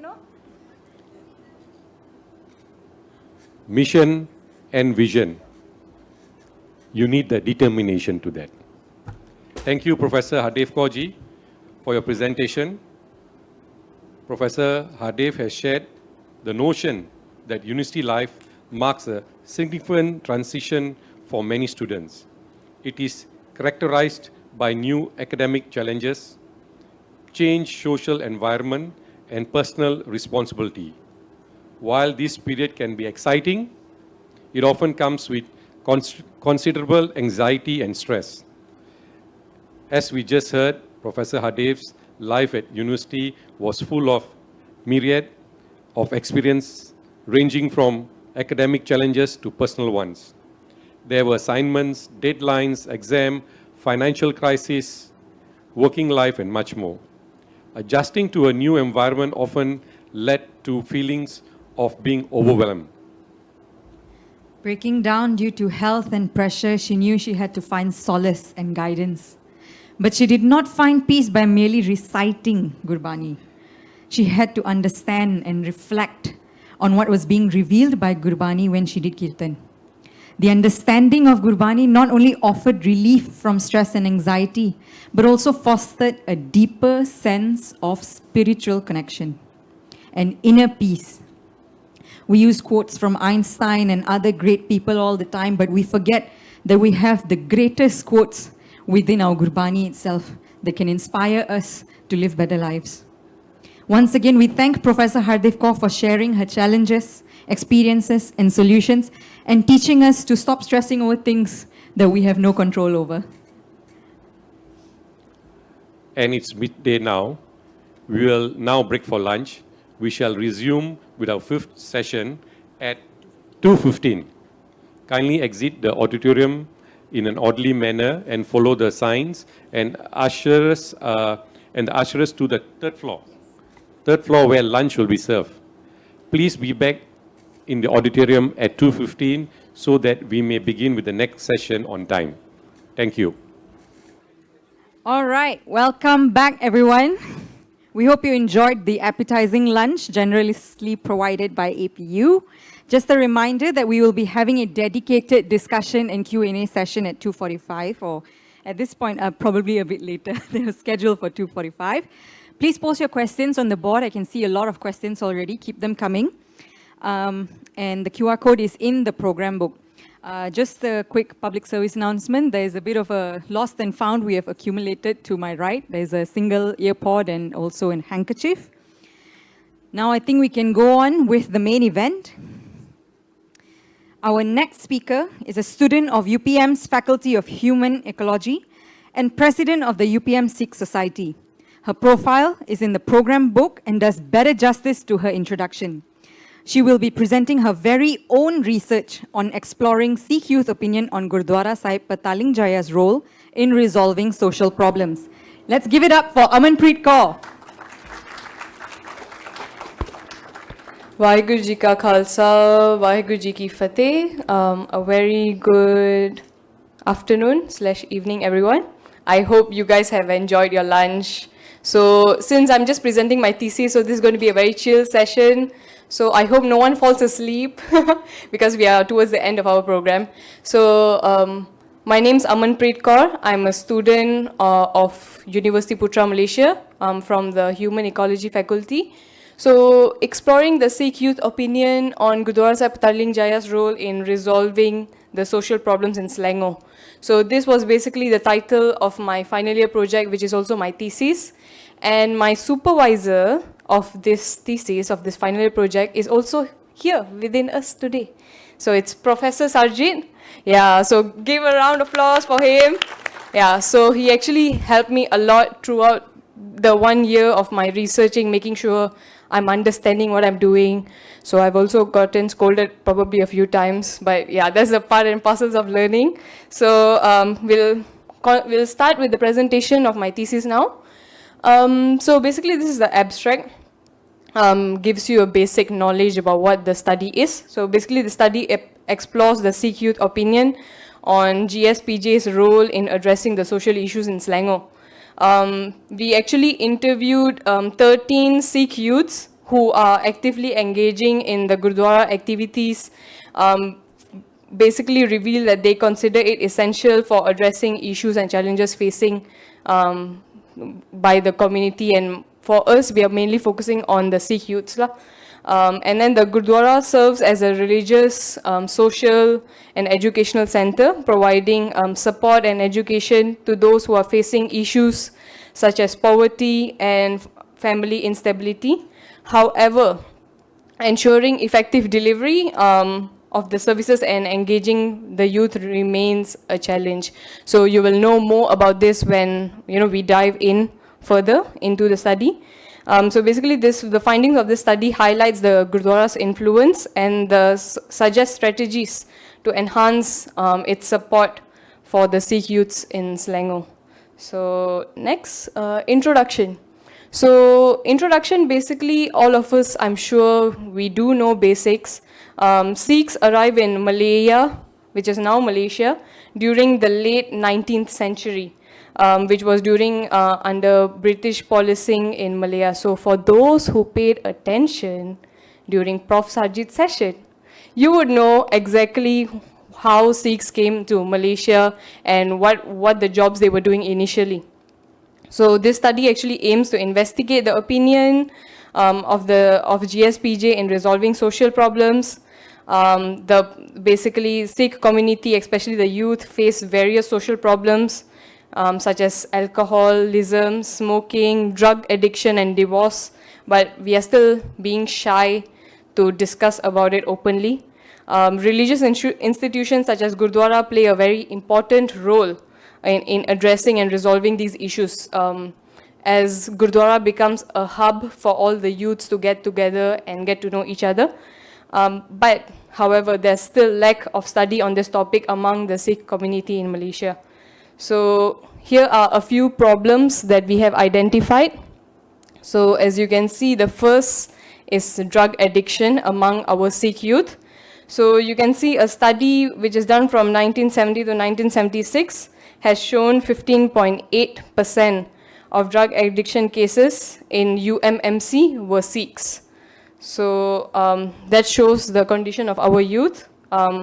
So basically Hospital Bahagia also reported 1.6 to 5.2% of drug addicts that were treated were Sikhs. And most of the drug addicts that were affected were young males who were in their 20s, from early 20s to 29 years old, 20 to 29 years old. So the second problem will be alcoholism. So a study from Sarjit Singh Gill, which is our Professor Sarjit, in the year of 2015, reveals that 22.3% out of 700 respondents were admitted to drinking alcohol.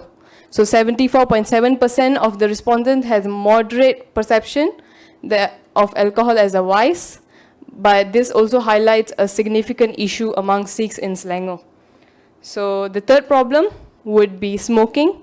So in the same study of 2015, 52.9 respondents had a moderate concern about the issue of smoking, and 43.1% had a high concern about smoking as a vice. So indicates a prevail issue among Sikhs in Selangor. This is the third issue. And the fourth issue, which is divorce. Only 1.9% of respondents viewed divorce as a serious problem. So this is four main problems that it's an issue among Sikh youths currently, which I have studied in my final year project, which is the thesis. So the final statement, the Sikh welfare seminar that was held in 1979 has identified all of the issues that I have mentioned earlier. And another study done by Prof. Titled A Study on the Socio-Economical Status and Social Issues of Sikhs in Malaysia also reveal the statistics on the social problems. So they are actually real studied problems. They are not just stories that we are creating. So to effectively address the social problems, it is crucial to explore the opinion of Sikh youths on the role of Gurdwara, which is the center institution of Sikhism. This study, basically my study, my final year project, has filled in a gap existing in the Sikh research in Malaysia by focusing on the perspective of Sikh youths, an area that's often overlooked in previous studies. So therefore, the study will be focusing on youth's opinion. So there are actually 4 objectives to this study. So my first objective was to understand the Sikh youth opinion about the role of Gurdwara Sahib Pataling Jaya Management Committee in uplifting community development. My second objective was to explore the types of social problems Sikh youths face in Selangor. So the third is to assess their opinion on the role of Gurdwara Sahib GSPJ Management Committee in addressing the social problems. And fourth, to examine the actions taken by the management committee in addressing the problems. So this is for those, to actually make you understand how was the study carried out. So this is the methodology. So the research approach that was used was qualitative, and the research method was used was a case study. So we actually have 2 types of research approach. One is quantitative, one is qualitative. So I went for qualitative. So study location, as mentioned previously also, it was Gurdwara Sahib Pataling Jaya. And how we have actually collected the data for the study is through interview and participant observation. So next, the sampling technique that we have used is snowball sampling. This is basically, we gather initial informants first, and then we ask them if they know anyone else who's a youth who's involved in Gurdwara Sahib Pataling Jaya's program. So they suggest another informant. So that's how we are snowballing it. So that's why we call it snowball sampling, that we got 13 informants. So the informant criteria are basically youths only from 18 to 35 years old who are regular attendees of Gurdwara Sahib Pataling Jaya and who are also willing to participate. Interview guide was also prepared based on the objective of the study, and the data analysis type that was used for the study was thematic analysis. Basically, we want to find out what is the theme that we got for each objective. So this is basically, we are now discussing about the findings of the study. So this basically shows you the informant's background. So there were 13 Sikh youth informants. 7 of them were males, 6 of them were females, and the age range of them was 18 to 31 years old. So they all fall into the youth category. So religious identity, we try to make sure we get opinion from those who have taken Amrit and those who have not. So religious identity, 6 of them were Khalsa and 7 of them were non-Khalsa. So if you can see in male, 3 of them were Khalsa and 4 of them non-Khalsa, where for female it was equal. 3 of them Khalsa and 3 of them non-Khalsa. So occupation, it's also balanced. As you can see, 6 of them are in workforce, while 7 of them are still students or unemployed. Yeah. So next. This is just the basic to show you about the male informants in detail. So we have 7 male informants. You can see the age range. You can see we have non-Khalsa and Khalsa interviewed, and they are unemployed, student, teacher, engineers, and auditors. So basically, we are making sure we get information from all youth groups. So it's not just we are only collecting data from students, but we are also collecting from those who are working. And for female also we have 6 informants, which is also a mix of students and workers. So as you can see, female, there's 3 Khalsa, 3 non-Khalsa, and 3 of them are students, or like 2 of them are students, 1 of them is fresh grad, and another 3, they are working they're in the workforce. So next, so this is where I will come to my research finding. So we will be exploring the research finding based on the objectives. So the first objective is basically the Sikh youth opinion on the role of Gurdwara Sahib Pataling Jaya. So from this, 3 themes have emerged from the data. So since we are using thematic analysis, we will be analyzing through the themes. So the first theme, the youths emphasize, 7 of the informants emphasize that Gurdwara Sahib Pataling Jaya is a place of worship and communal activities. So I'm sure this is what majority of us already believe in, that we go to Gurdwara to pray, for the community to get together, and yeah. So you can see Gurdwara as a sacred place for prayer, meditation, and congregational activities, and it's focusing on more spiritual growth, worship, and community unity. So that's the first theme, what the youths think of, what is the role of Gurdwara.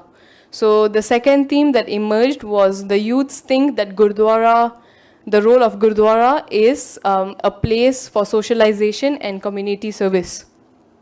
So this was emphasized by 4 of the informants, where they say that Gurdwara is a place of socialization where they can learn about Sikhism and also foster friendship among the community. So community service such as langar, fundraising, and basic support for basic needs should also be provided in Gurdwara Sahib Pataling Jaya. So it's not the socialization, but we are also focusing on seva here. So the third theme that we actually find out about the role of Gurdwara is education and learning about Sikhism. So this was only emphasized by 3 informants who view Gurdwara Sahib as an educational center offering Punjabi classes and Gurmat classes. In this role of Gurdwara, Gurdwara should focus on preserving the Sikh traditions, history and knowledge. So these are the three main themes. So basically, if personally, if I would say, like, if someone asked me, what is the role of Gurdwara for you? We would generally say that, oh, we go to Gurdwara to pray. But we should know that Gurdwara's role is a lot more than just praying. It's a place where the community gather together, and we should actually make use of such platforms available, because Gurdwara is a centralized place for all the Sikhs to get together, to pray, to do seva, to share education, learning about Sikhism and many other things. So next. So the next objective, which is the second objective, is the type of social problems Sikh youth face in Selangor.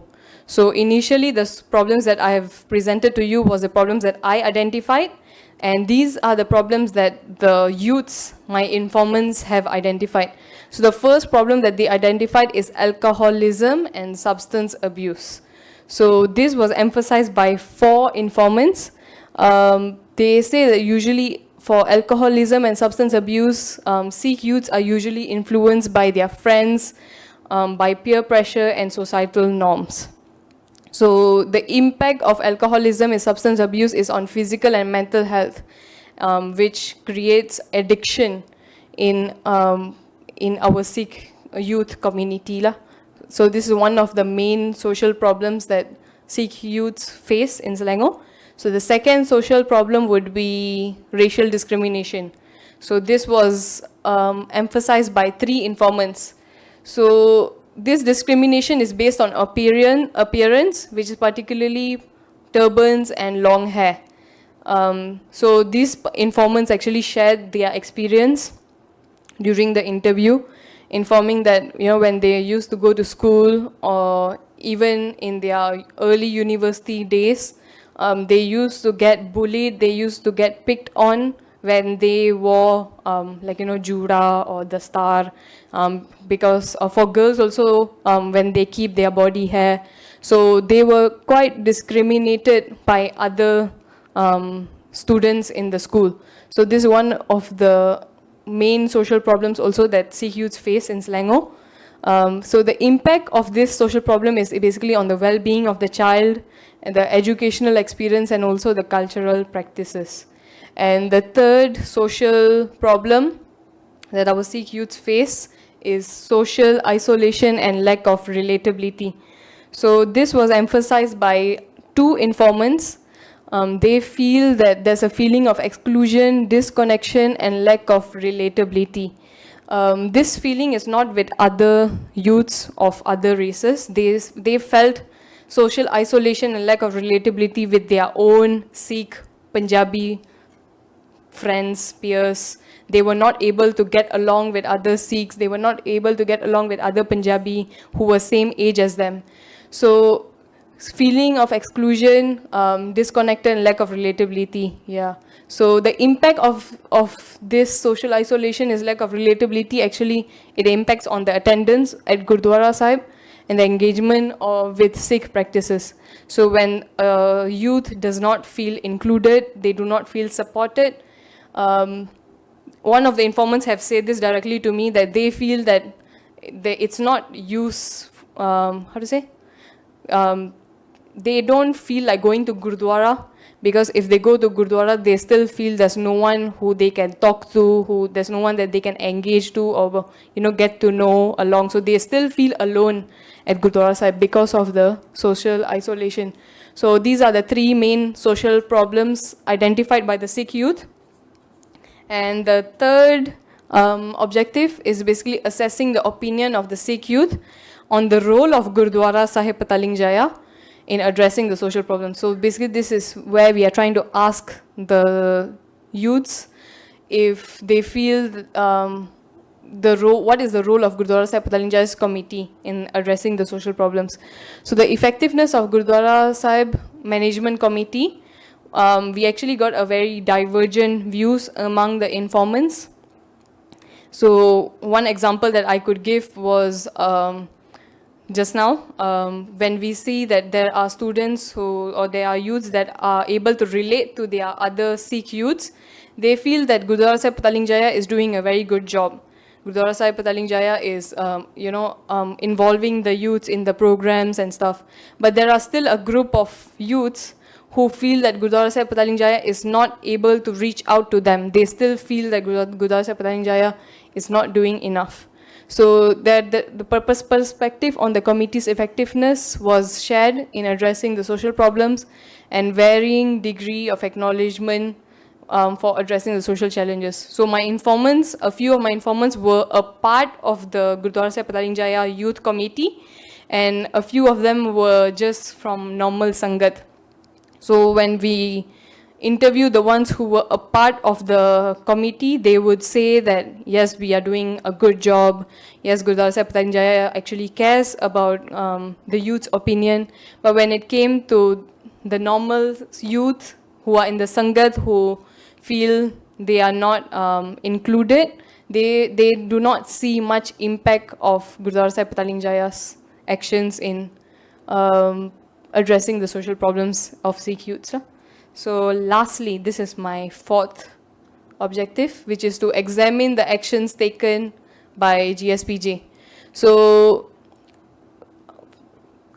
these initiatives, it was an open question, because it's for qualitative, we usually ask for open questions so informants can actually explain openly.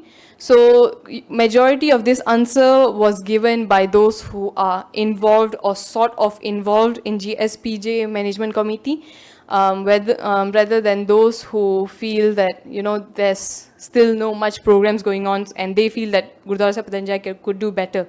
So for this, the initiatives and the programs that the youths have, told me through this study was, they highlighted the initiatives done by GSPJ, such as Punjabi classes, the music classes that they have on Sunday, the Sikh ceremony talks, and the legal aid clinics.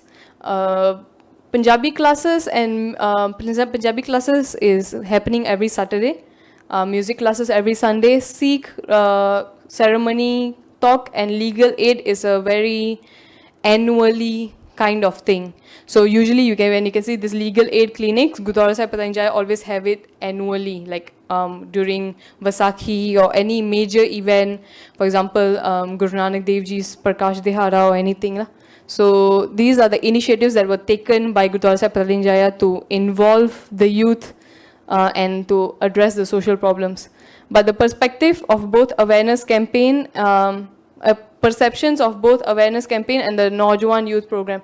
So a few of the youths also say that Gurdwara Sahib Pataling Jaya, one of the initiatives that they are doing is by having a Naujawan youth program where the youth is encouraged to involve in their weekly program. And we also got varying opinions on the effectiveness of the existing program. So varying opinions, as I mentioned just now, that although we have all of these programs done by GSPJ, but some of them say it's effective, some of them say it's not that effective yet because they themselves don't see the impact while attending GSPJ programs or any Naujawan or weekly Naujawan program. So basically this is my research finding for all of the 4 objectives. So this is what we have, problems that we have found, how the youth feels about the GSPJ management committee and how they could do better. So continuing after this, after the research finding, we should also focus on recommendation. How should Gurdwara Sahib Pataling Jaya or any other Gurdwara in Malaysia improve to get the youth engagement or involvement more? So here are a few recommendations. So Gurdwara Sahib Pataling Jaya and other Gurdwaras in Selangor, in the whole Malaysia, Gurdwaras actually play a very vital, very important role in shaping the Sikh identity through religious practices and cultural events. So involving the youths in the Gurdwara management committees ensures that this tradition continues and fostering a strong sense of identity. So when we are able to include Sikh youths into our Gurdwara management committees, they feel that they too are contributing something to the religion or to the committee. So it also helps to empower the Sikh committee with services like langar and educational program. Youth involvement in planning ensures programs meet community needs and inspire youth participation. So when youths are involved in having programs by the Gurdwara, they would be able to reach out to more youths, which means we will be able to meet the youth needs and basically inspire them to come to Gurdwara more and join more programs, more events held by the Gurdwara or any other NGO. So engaging the youths in the Gurdwara Management Committee brings a fresh perspective and leadership skills, preparing them to advocate for Sikh values and contribute in growth, community growth and development. So as we can see, we have a few different generations. We have Gen Z, we have Gen Alpha coming up, we have millennials. So all of them, they have different upbringing, they have different views about the same things that's happening in our daily life. But since we are talking about youth and we want our Sikh community to keep growing, to do better for the future, so it's very important to engage the youths in the Gurdwara Management Committee.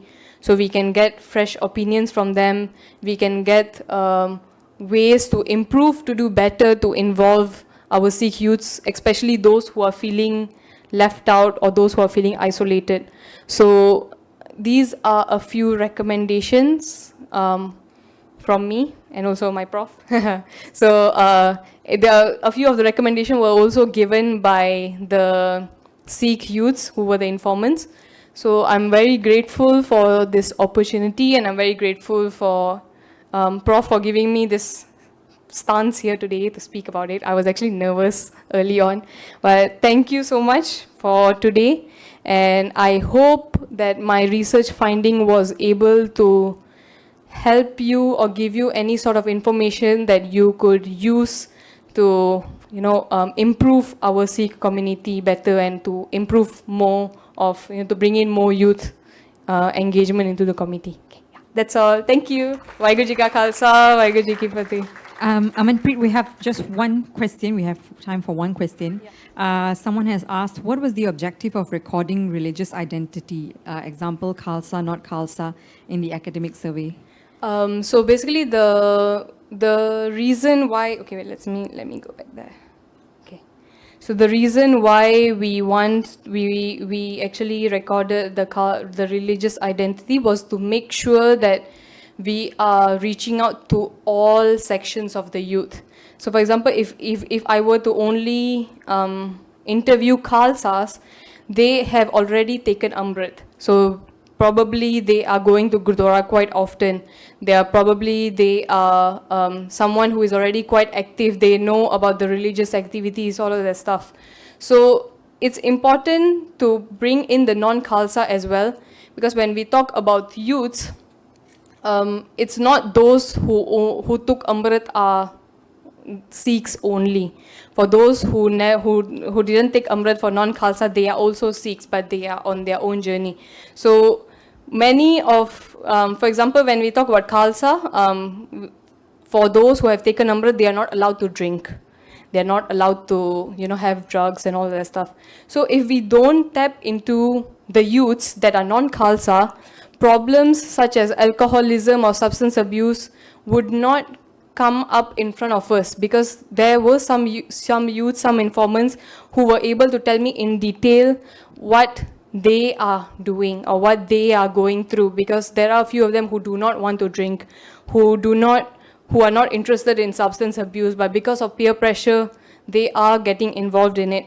So it is very important for us to make sure we get the information from both Khalsa and non-Khalsa. So that's why for our informants background, we made sure that the male and female ratio was also equal. And if you can see from the male and female ratio, the Khalsa and non-Khalsa between the male and female ratio is also equal. So we tried to make sure to do as best as we can. So I'm sure, because I'm still in my bachelor's level, I'm sure I've made many mistakes, but it's part and parcels of learning. So I hope in the future I will grow to become better. But thank you so much for the question, and hope to see you again next time. Thank you. I didn't see any nervousness in you.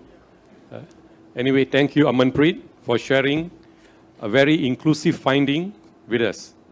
What emerged from a qualitative study is enlightening. Sikh youth view Gurdwara Sahib Petaling Jaya not just as a place of worship, but as a cornerstone of their community social fabric. It serves as a community center offering social and welfare support. However, amidst this admirable effort, challenges remains. Ensuring effective delivery of service and encouraging greater youth participation in Gurdwara activities are areas that warrant attention. We have to keep in mind that these findings are more than just statistics. They represent a profound understanding of how our institutions, like Gurdwara Sahib Petaling Jaya, can significantly impact societal well-being. Moving forward, the implications of this study are clear. We must harness this insight to strengthen social and educational services tailored to meet the evolving needs and aspirations of Sikh youth in Selangor. Let us take seriously these empirical findings as we work together to create youth development programs that are more inclusive and useful. Do remember, there will be an open discussion and Q&A sessions with Amanpreet and all our distinguished speakers later at past 3, just past 3. This brings us to our next speaker from APU's very own fold. She is a cloud engineering student and president of APU's Punjabi Culture Club. She will be sharing with us her experience as a young Sikh woman herself. Please welcome Sharveen Kaur.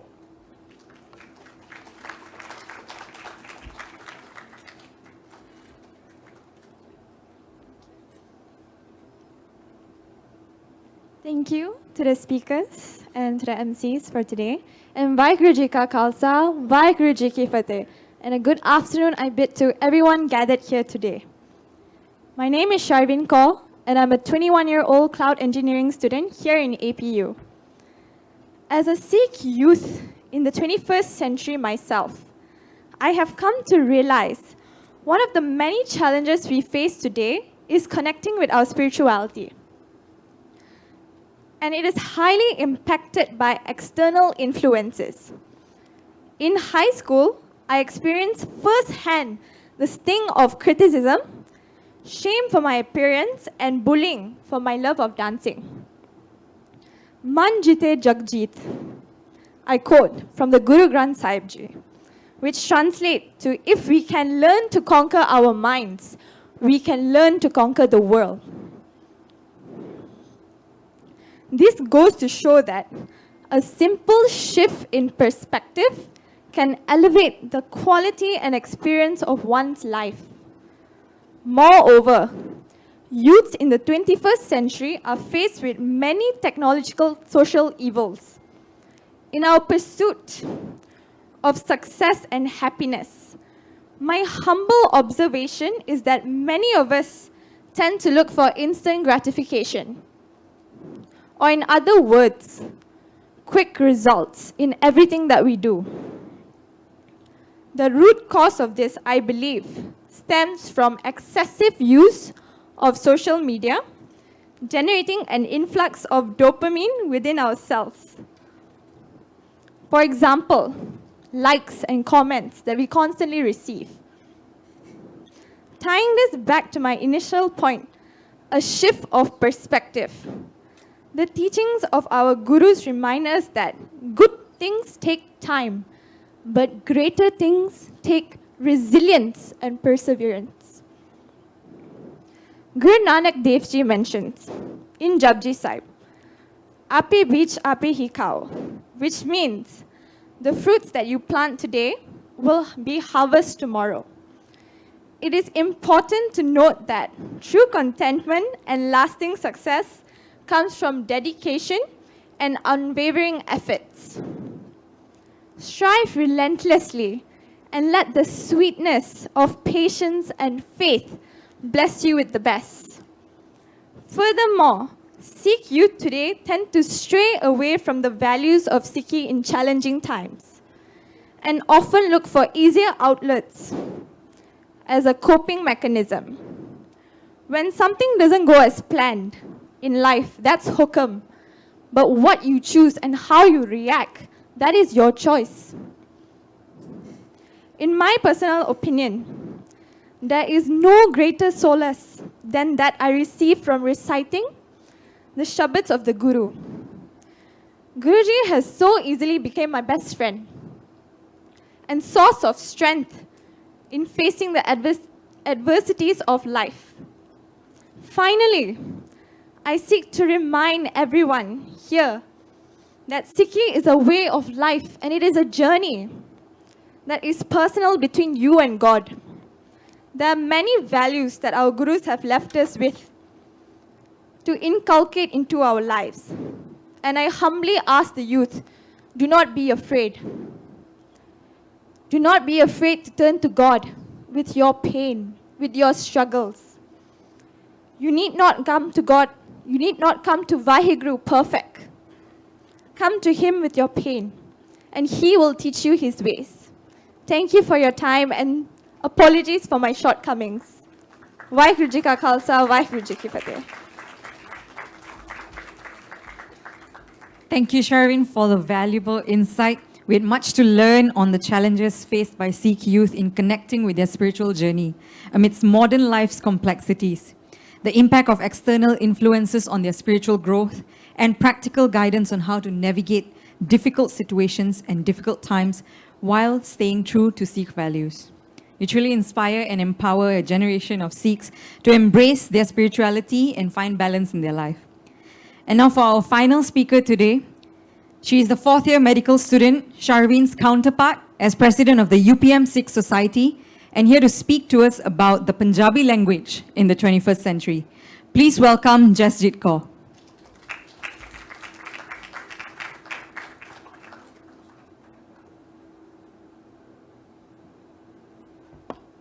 Hello. Hello.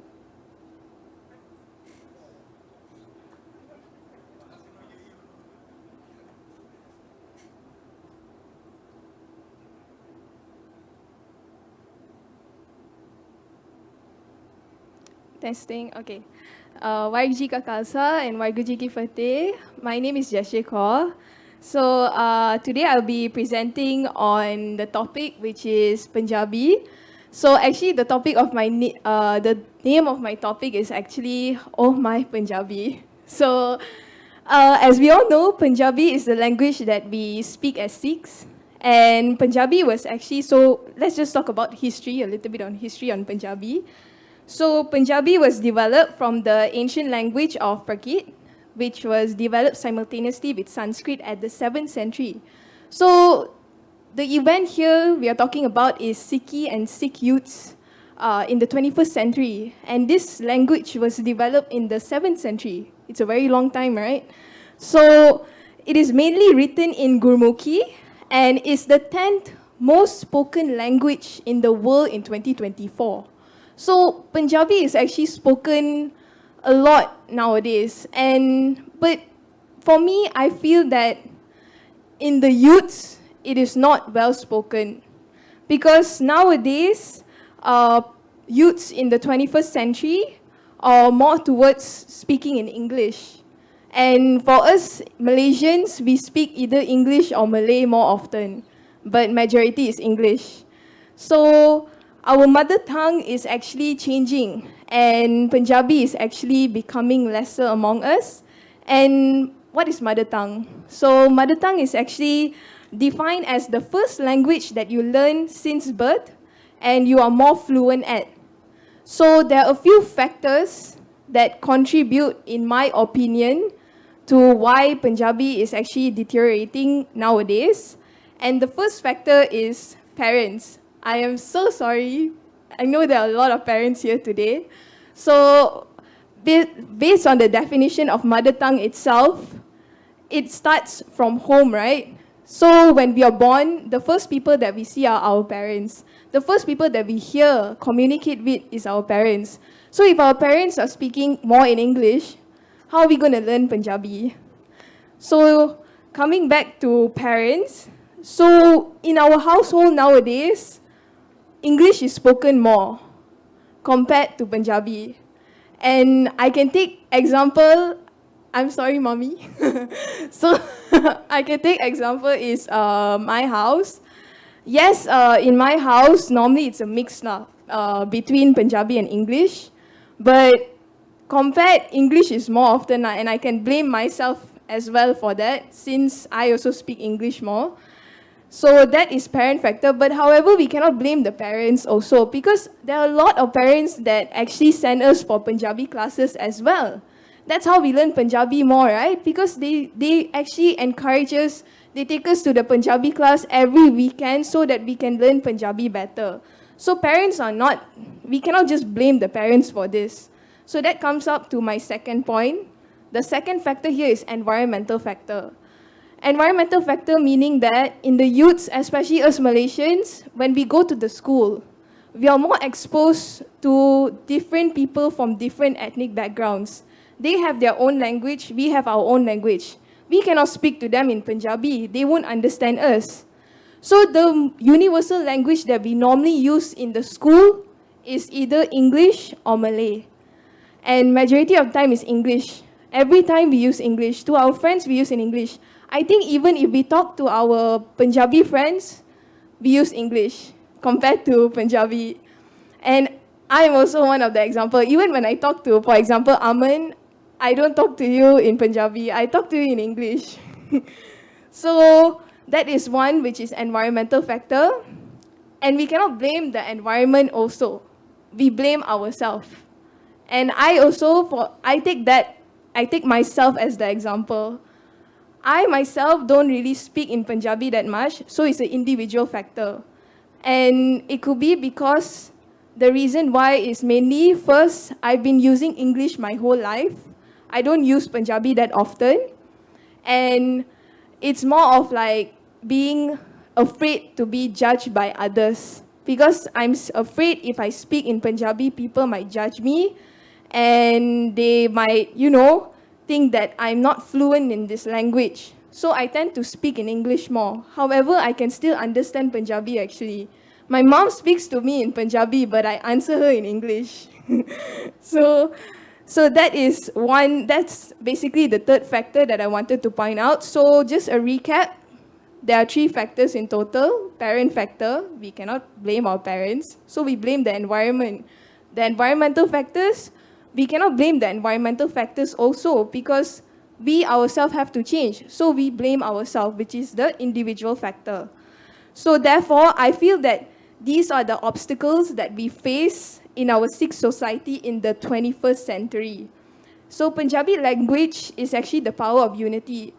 If we are able to enhance our Punjabi language, we are able to communicate with each other, it is a wonderful thing. Because that signifies that is our identity. So I'm also learning at the same time currently. So I also have to start speaking in Punjabi more. So because without it, how are we Sikhs, right? Without this language. So that is all from me. Thank you.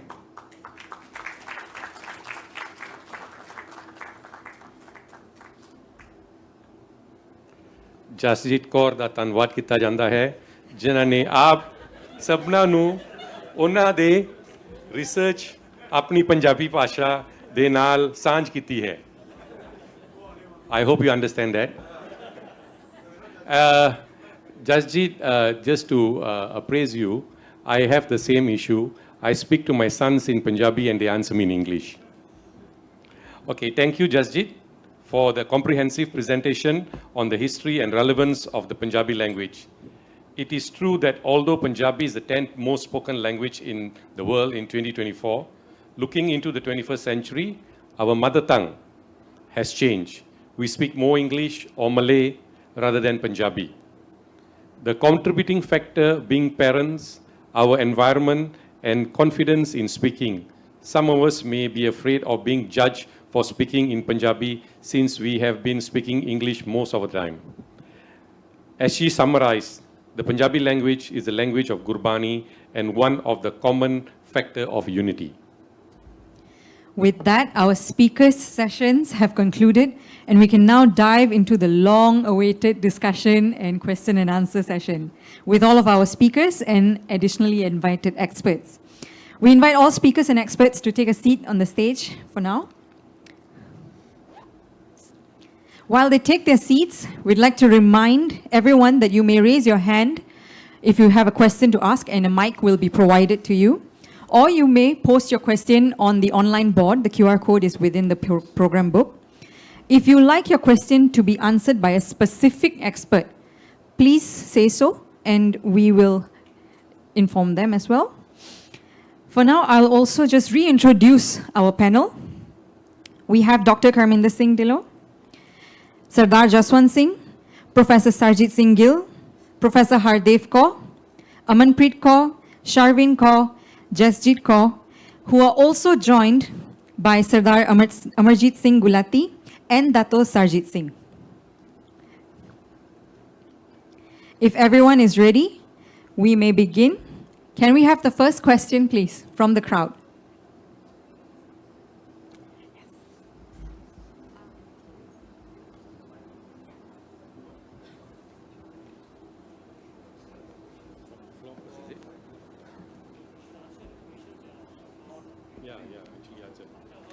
It's on. Hi. Do I have to stand or can I sit? You can sit.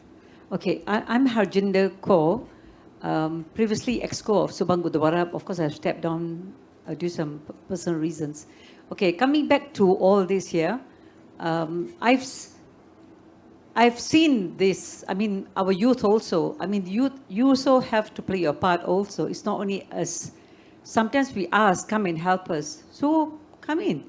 In fact, that's one. And the other thing is, I wanted to relate something about drug addiction. I'm doing real estate now, and I meet a lot of clients. I have a sad case, a sad case of a family, I won't take names here, who's filthy rich. They have one child. And the husband, of course, he's busy, professional too.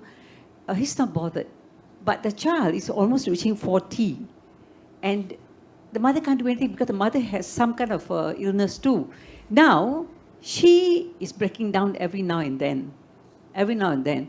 So I tell you something, that cases like this, where do they run to? Punjabis? None. You can challenge with me, I'll tell you there are none openings where you can take this Punjabi kid and say, a family and say, hey, they need help. So what I did is I took her to non-Punjabi's place. And there I was, and she is, of course, she wanted to pour out her problem. And I could see what's going on. Because the son is consuming drugs in the family, and if you don't give him money, he will hit the mom. So this is ongoing.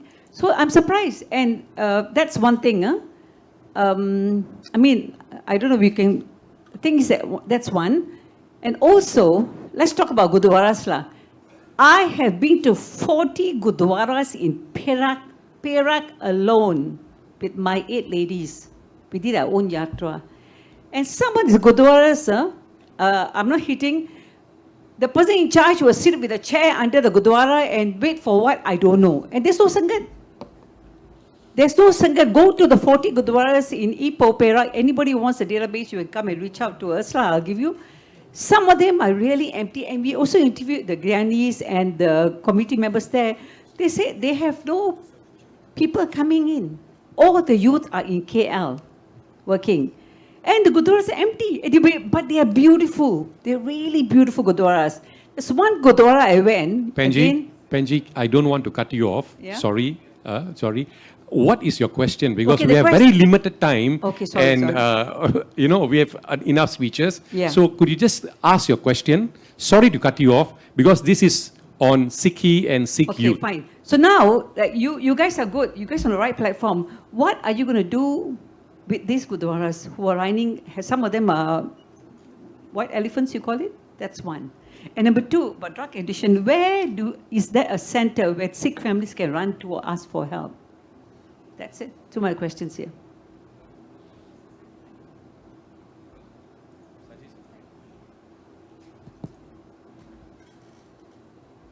Before he answers the question, after this we will go to our online board and we'll take the questions from there. First we Louder. open it to the floor. The next question Louder. will come from the online board. And again, please try to direct it on the subject today and make it short, your question. We just want your question and you have the experts here to answer it. Okay, go ahead, sir, Professor Saab. All right, thank you. Thank you for the questions. I will not answer the second one. The second question is, I think, it should be answered by Gurdwara Council. Where there's a Gurdwara, what are they doing, you see? But the issue of the drug is relevant, and I believe we don't have enough support group to address this. Probably we can also refer to the authority like AADK, Agency Anti-Dadah Kebangsaan. I don't see any Gurdwara having all this support group in dealing with the drugs matters. Right? At the moment, it's just the police, AADK, and then send them to rehabilitation.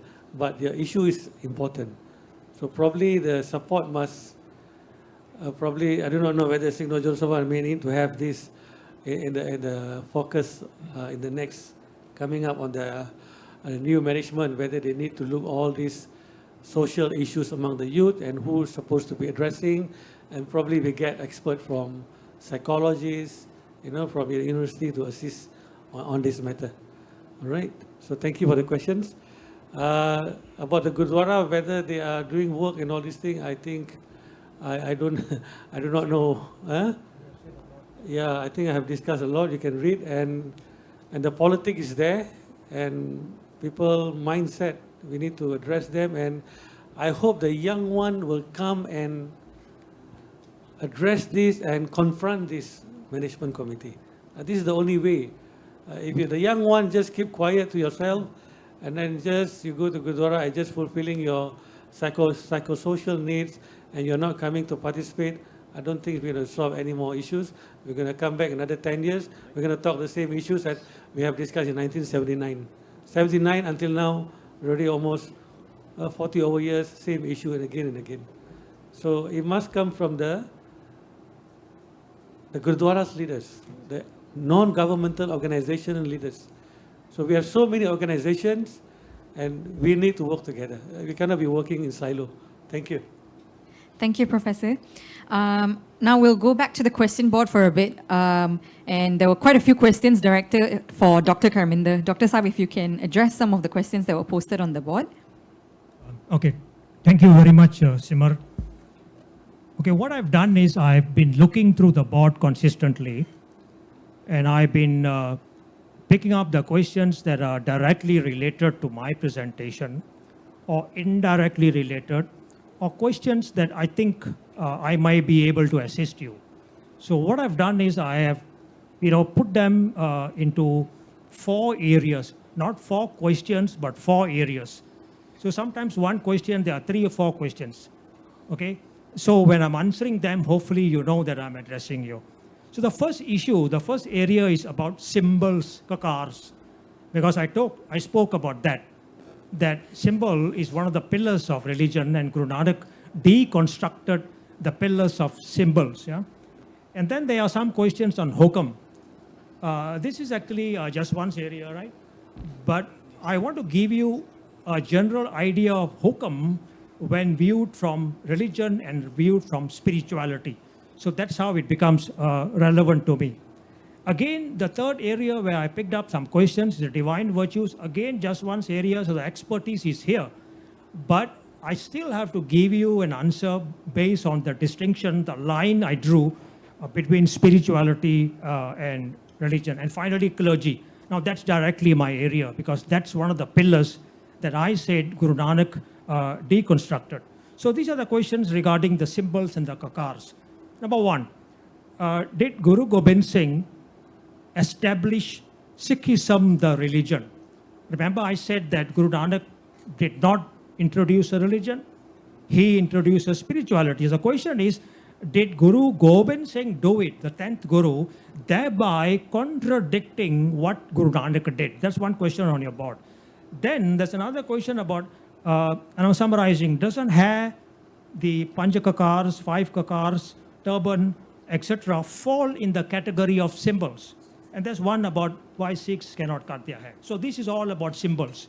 So let me address this one first. Now, if we are going to accept the assertion, the hypothesis or the assumption that Guru Gobind Singh contradicted Guru Nanak and created a religion, then we have to accept the assertion that Guru Gobind Singh put aside the spirituality and then came up with a religion. So the two probabilities of this happening are, number one, he did not read the Sri Guru Granth Sahib. He did not read Gurbani, or he did not know what was in Gurbani. That's one possibility. So that happened, so therefore he contradicted Guru Nanak. Now, the second possibility is that, no, he did read the Guru Granth Sahib. I hope you can see my logic, yeah? I'm a logical person. So I'm giving you the possibilities of how that could have happened. He knew what was in the Guru Granth Sahib. He read what was in the Guru Granth Sahib, but he did not agree with it. He disagreed that Guru Nanak, said that religion is not compatible with the 15th century or centuries after that. He disagreed. So therefore, he came up with a religion. Now, this is my assessment of the situation with Guru Gobind Singh. Number one, he could not have not read the Sri Guru Granth Sahib Ji. That's an assertion. And somebody has to prove me wrong to say that, no, you're wrong. Guru Gobind Singh never read the Guru Granth Sahib. So I'm saying that it could not have been the situation that he had not read the Sri Guru Granth Sahib Ji. So therefore, he could not have contradicted Guru Nanak at all.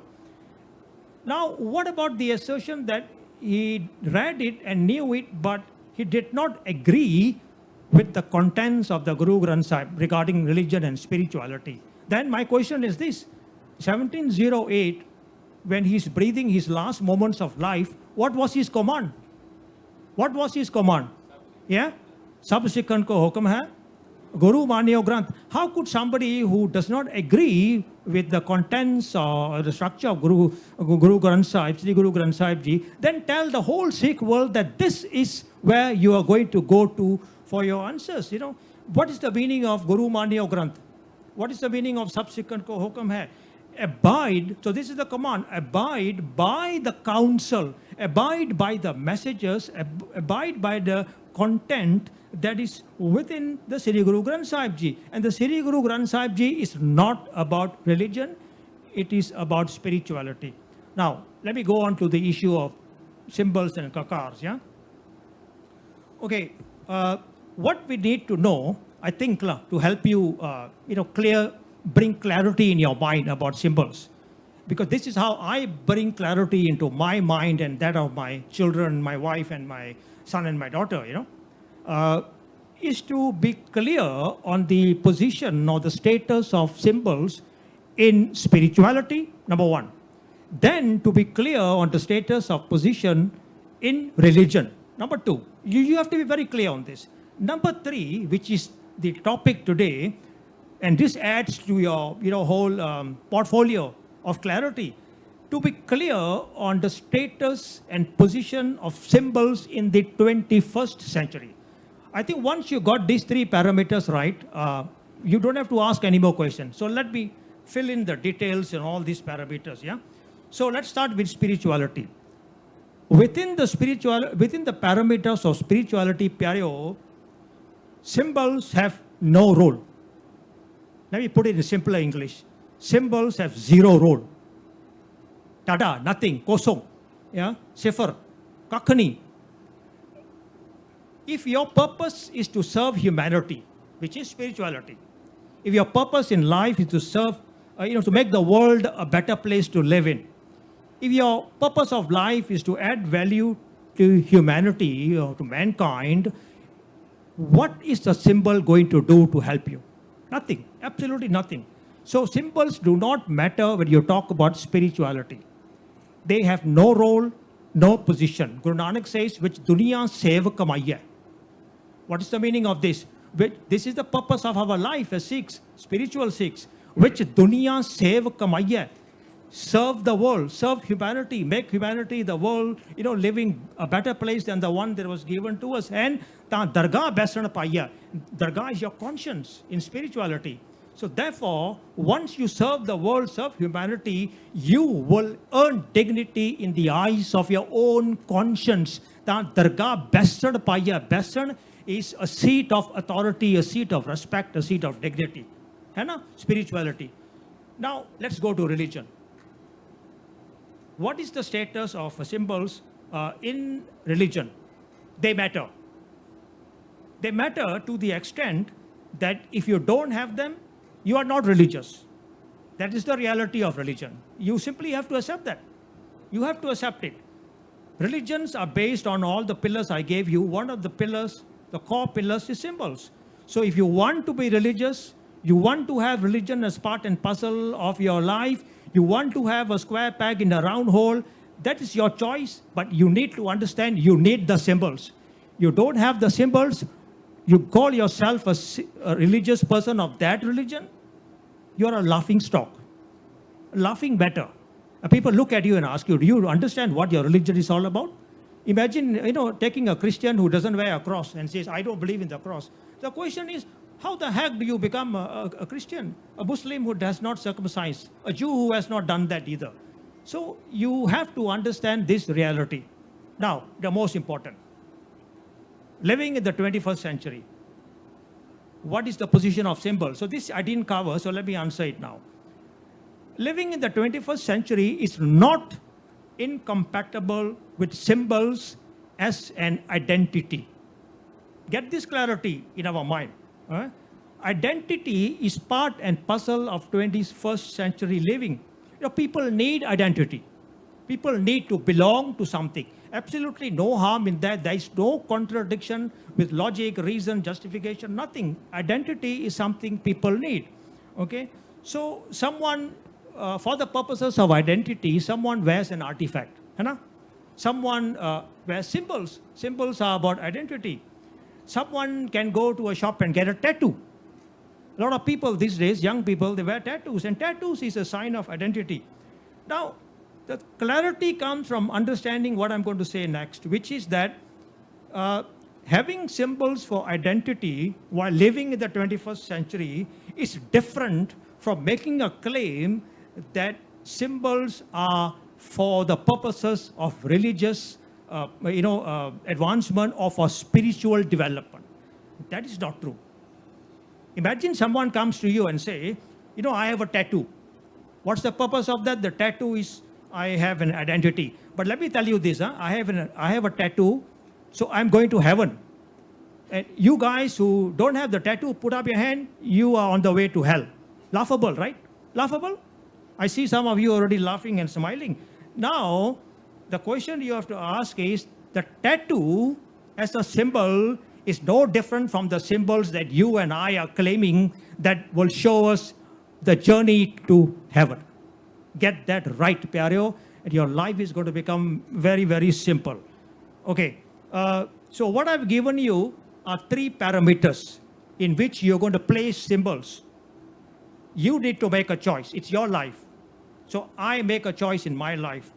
So you need to make a choice, and Gurbani says, Akali sahib seviye, akali paiye maan, akali padke bujye, akali kiche dan. Akal is the Arabic word for intellect.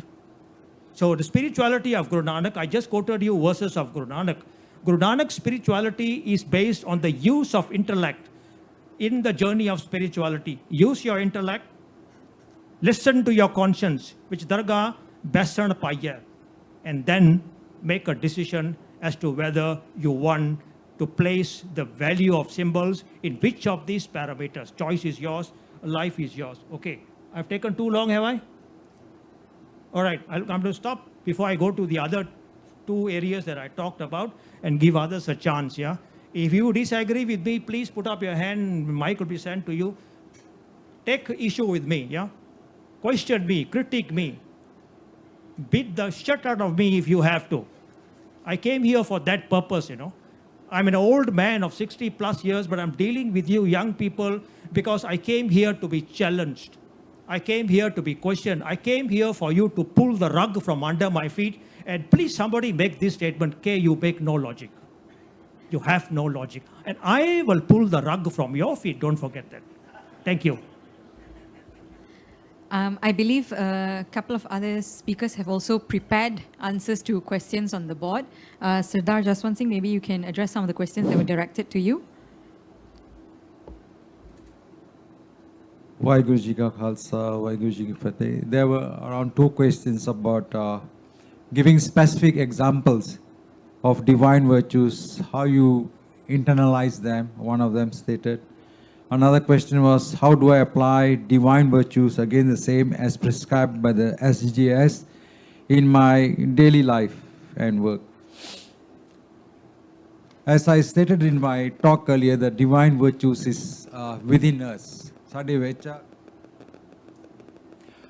sade andara, it is within us and all that. And I stated in my slides that when you read Gurbani and the thing come forward, okay, ki kenda sanu, upadesh ki kenda, and then sanu pada. Let me give you an example. If you have Shabd Guru with you, I Granth, let's say at page 784 in Rag Sui, I just hit 2-3 verses here. Mit bolara ji har sajjan swami mera. How simmal thaki ji, how kade na bole kauda. And then it goes on, kauda bol na jane puran bhagwane augan ko na chitare. So when we read this, so we understand that Guruji is telling us to always have our speech sweet. Okay, be humble, that we should not be in a raised voice, we speak that and all that, because this is the literal meaning. Because then when you go into the Rahau, Guruji tells us more about in the Shabd. Then another thing, Kauda bolna jane puran bhagwane augan ko na chitare. So Guruji kande we don't speak Kauda, don't have any bitter words and all that. And we don't be judgmental, don't find fault with others. So these are divine virtues, the virtues we pick up. So we read, we understand them, and we practice them, that next time we speak with somebody else and all that, कि मिठा बोलना, कि किसी दा judgmental नहीं होना, उदे fault नहीं काटने. Another thing, or give you another example. We always read in Slok Mahalla Noma in Gurdwara after Partha Pog, where Guru Tegh Bahadur says, Kaun Nanak sun re mana.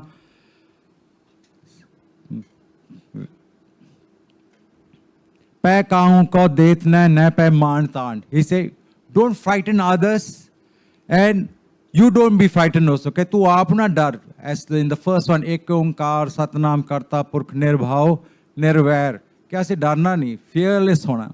Te Guru Nome Pasha, Guru Tegh Bahadur is telling us, don't frighten others, te tu aapna dar. So it's a guna, it's a divine virtue. So I'm giving you some examples here. Even when you read Rag Gaudi, you also talk about dar, that you shouldn't be frightened and don't frighten others. So when we read Gurbani, listening and reading, then we understand it and then we apply. As I stated earlier, we have to apply and also become the virtues. Then you become fearless. That's how you internalize. You can't be just reading. You pick up all this. When you're reading Gurbani, all the Shabd will tell you what to do in your life, daily life. You have to put them into practice. Putting them into practice, then you become one. This is how we continuously keep on climbing on the stairs.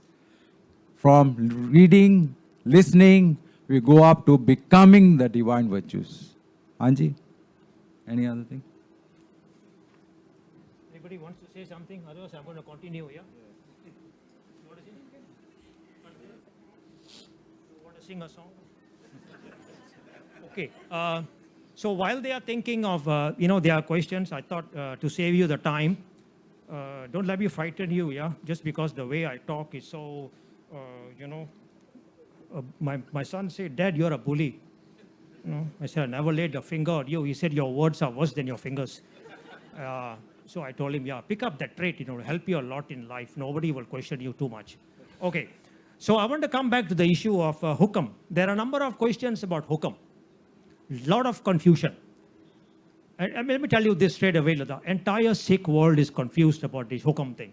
So I hope I'm going to spend like 3-4 minutes to give you clarity. Now, I don't give you answers. I'm intending to give you clarity by applying logic, reason, and justification so that you know where the parameters are, where the lines are. So this is one of the questions. I just took one sentence from there. Shouldn't we keep aspiring to overreach, overachieve, or should we be content with what we achieve and just simply accept the hukam, right? Yeah, so I want to be an engineer, but you know, the hukam says I'll be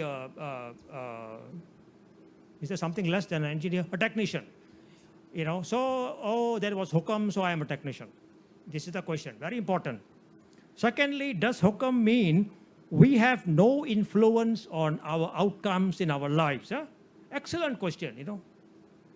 You guys deserve a Nobel Prize for this. Does it create helplessness? Another Nobel Prize here.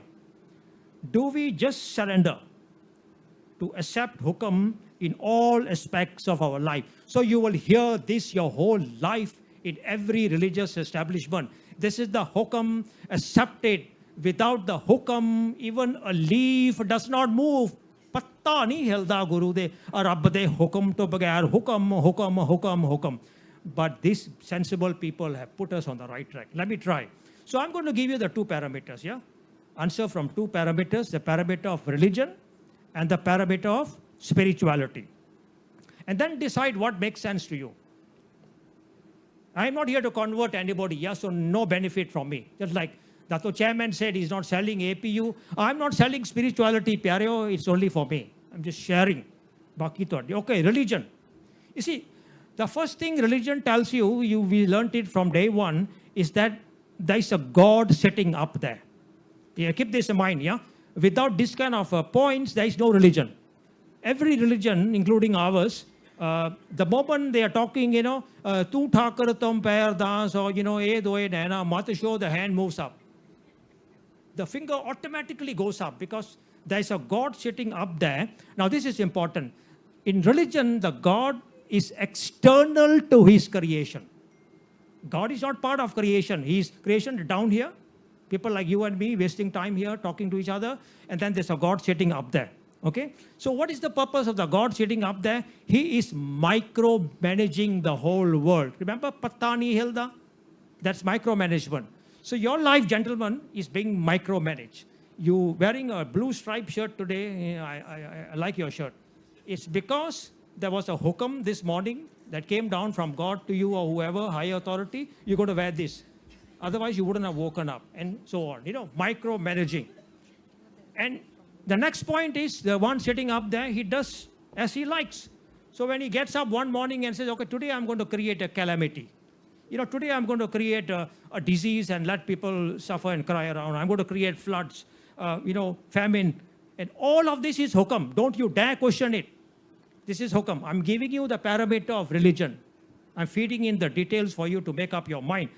This is the popular accepted view among Sikhs when it comes to hukam. Yeah? Why? Why? Because it sells, pyareo, because it generates millions and millions of dollars. If you don't have this notion, or the gurdwaras, everything will just shut down. Okay? This is what sells. You know why? Because we, the clergy, we can now intervene on your behalf. You know, the guy sitting up there, creating all these calamities. You know, so come to us, yeah? Make a payment here and there, and we will tell you, say this prayer, this thing will go away. You know, say that prayer, do this ritual, do this, do that, you know. So we will pray for you. So all the work we clergy will do, and you bear the cost of it. Just put money into the things, you know. So that's why you feel there's a contradiction. Because this parameter has got no logic, has got no reason, has got no justification. Why would an entity sitting up there first send down COVID and then make you suffer, and then laugh, and then wait for you to come and do a prayer and say, God, please, Lord, take this away from me. I don't like it. And then he says, okay, you said a prayer 10 times, you die from COVID. You never came to me, you are going to survive COVID, because he has the power, right? Ode hukam bagar patta nahi hilda. Now this is what has been fed in our minds. So now I'm going to give you the parameter of spirituality. So how to look at hukam within Guru Nanak's messages. First of all, the spirituality of Sikhi, spirituality of Guru Nanak, the God of Guru Nanak, the God of Sikhi, the God of Guru Granth Sahib. All of these do not believe in a God sitting up there. God is not external to his creation. God is an extension of his creation. God is within his creation. God is within you. So when you start opening your mouth and saying, oh God, when you're driving in the morning and you've done 3 rounds, you can't find a parking spot, and you start saying, you wind down the window and start talking up to God. God, give me a parking at least today, for heaven's sake. Just remember, you're talking to a person sitting inside of you. Why wind down? Why look up? Why raise your voice? Why shout? Why stand in front of something? Why put your folded hands inside, la? My wife sitting next to me and I screaming, "Oi, kiddhar fir turi firdi idhar aa." She's sitting next to me. I don't have to raise my voice.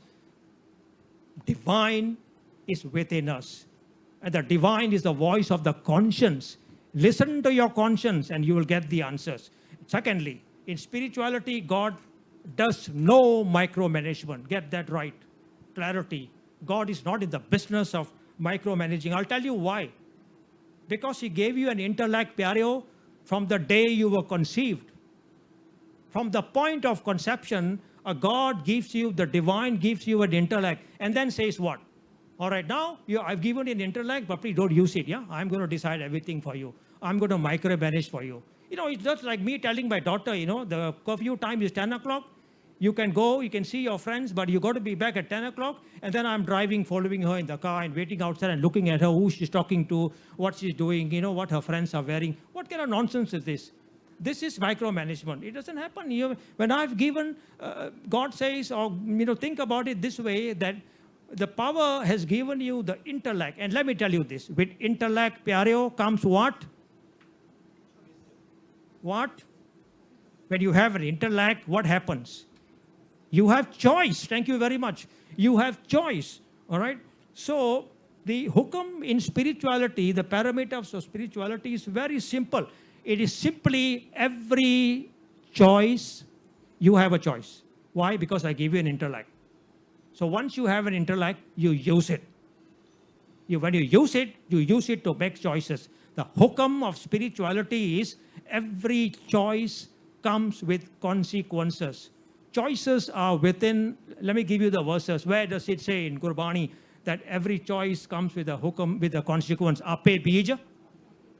Don't say khaho, yeah? You're not commanding somebody. Ape bij, ape hi khaho. That's what the clergy wants you to know. That we are giving the command. It's ape bij, ape hi kha. For the self. The ha there has an onkard. That's a grammatical onkard. It's not for pronouncing purposes. Ape bij, ape hi kha. So I make the choices and I will face the consequences. I plant an apple tree and then I will have to eat the apples. I cannot go tell my neighbor, hello, Gurpreet Kaur, I don't like apples. Can you eat it for me? No.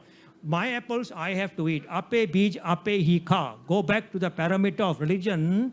The clergy will tell you, if you have planted apples and you don't want the consequences of apples, come to me, I will pray and we will turn your fruits into oranges. Don't they tell you that? Yeah, that's the meaning of hukam within the parameters of religion. Now in spirituality, ape bij ape hi kha, apan hathi apana. Ape hi kaj sawariya. With your own intellect, with your own hands, you make your choices, and with the same hands, you will pick up the fruits of your labor, the fruits of your consequences. Another verse. Jeha bija, bij is to plant. Jeha bija, so lune harvest. Consequences. Jeha bija so lune, karma sandara khet. So spirituality tells you that the hukam works on yourself as just as the law of nature works on a plot of land. What you reap is what you have sowed. So we make choices and we face the consequences. We have control of virtually all our choices, not all, but virtually all of our choices. Some choices are forced upon to us, but the moment we accept them, they become our choices. And we have control over some consequences. So disease, floods, pollution, these are not in hukam. These are not sent down by some God sitting up there micromanaging. These are the consequences of the choices that we make as humankind, that we make as citizens of the world. These are choices that we made as trustees of the creation that was entrusted to us as human beings with an intellect. We made these choices. We made the air filthy. We made the germs and everything that goes around killing us. So for heaven's sake, Guru Nanak says, stop blaming somebody sitting here, sitting there. And what is the worst? Stop blaming people. That dosh na devu karta. A spiritual Sikh never blames anybody else, let alone the creator. A flood is the consequences. So is every other pandemic. It is the use of our choices. So, Pyareo, there is no contradiction in the realm of spirituality. You can soar, to whatever heights you want in your life. Nobody is stopping you. Nobody is controlling you. Nobody is managing you, says Guru Nanak. All you need to do is to make the choices that will help you soar. Every choice will take you from 5,000 feet to 10,000 and then to 20 and to 30 and so on and so forth. No control, no contradiction. So I hope I have answered, those two questions. I know it take a long time, but I have to compare and contrast everything with what you already know, which is religion, what I knew for 40 years until I went to the dry cleaners and told them to clean out my brains of all that stuff. So I could put in spirituality into my thing. But I understand that, it's not just my problem. It's a problem with Sikhs all over. Not a problem, but a challenge, So I have to clear out what is in there first and give you the other side of things. Hopefully, you can then make a better choice. Hanji. You're going to say something? Okay, I will justify my sitting here. Thank you very much for giving me the chance. There were a few things discussed today, and I would like to relate this as a government servant. You heard Dr. Sarjit talk a lot about youth movement. Do you know we don't even have a national youth council sitting on Majlis Belia, Malaysia? We don't have. Officially recognized by the National Youth Council. The National Youth Council is a very powerful organization in Malaysia. Lot of benefits, lot of opportunities for youths to do training, to go overseas on trips, lawatan sambil belajar as they call it. We have been helping Sikh youths to go overseas on a very indirect way. The Tamilians have got the Hindu Youth Forum, Tamil Bell, the Chinese have got Gerakan Belia. We don't have. Interestingly, but I must mention, when I was the state director in Perak, I tried to form the Perak Sikh Union, Youth Union. But unfortunately, the next day I was told off by parents, you're putting the youths together, and we're not very happy with it. And truly, there were some characters who became the leaders and they were not accepted by the society, so we had to close it up. But after that, we didn't bother. But after today's talk, after hearing Dr. Sarjit, I realized we should form a National Youth Council, Sikh Youth Council, and register with the Majlis Belia Malaysia. Now, coming to languages, I think it's quite true. We as parents also sometimes should take the blame. I would like to say about myself, my children, we speak English with them. We, as parents, speak English with them. If you speak Punjabi, they will understand, but they will not be able to reply in Punjabi. Okay? So I think sometimes the parents play a very important role, and we have to accept it. Don't take it as a blame. We have to accept it. I want to just give two instances of, or two or three instances of Pakistani families whom I know. One of them, this Pakistani family, when the children come back home, in the house, no Malay, no English. The first rule, speak Punjabi. Another Pakistani family is staying in Titi Wangsa. He sends his children to Tat Khalsa Gurdwara to learn Vaja and Jodi. But his main aim is that when they go there, they learn Punjabi. They speak Punjabi. And they started going to Gurdwara to get the kappa. He's quite happy with that. He's not going to convert them. So there are people, the parents with that mindset that motivate. The other aspect I will talk about is the role of women. I sit on some international bodies and in coming to active living and physical fitness, which is very important today because, in Malay they said, tubuh kita direka untuk pergerakan. So you have to continue activating your body.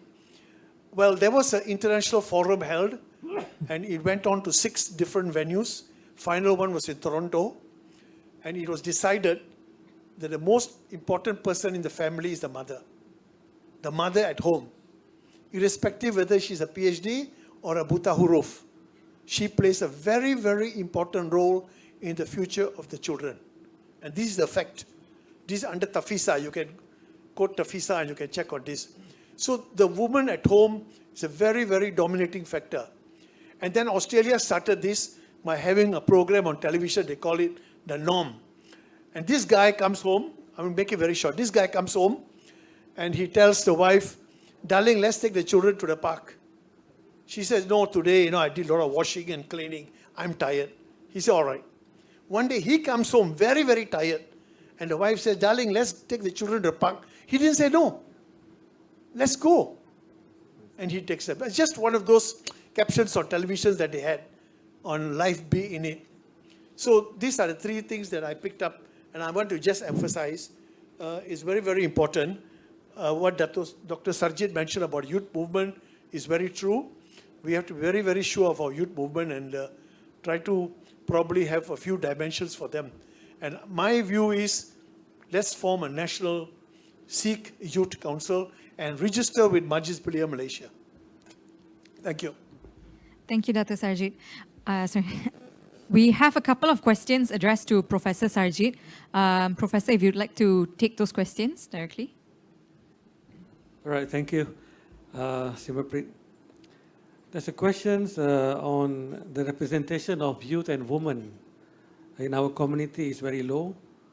And all the organizations consist of older men who have held position as such for a long, long time. Politics are heavy, bias is strong, and how do you plan to engage the youth when all the elected representatives are older folks that we cannot relate to? Lack of women in position as well is huge deterrent for young women. What are the plans to combat it? It's a very good questions. It's PhD questions. So we need to do a PhD thesis on this. Well, I think if you want attention from this group, you need to create a group. You need to create a kind of movement. Then you get attention. If you're just working in silo, I don't think you'll get anywhere. So form a group within the Gurdwara, for example, or within the organization that you are a member of the organization and you feel that you want to bring some ideas that is more important for the young one.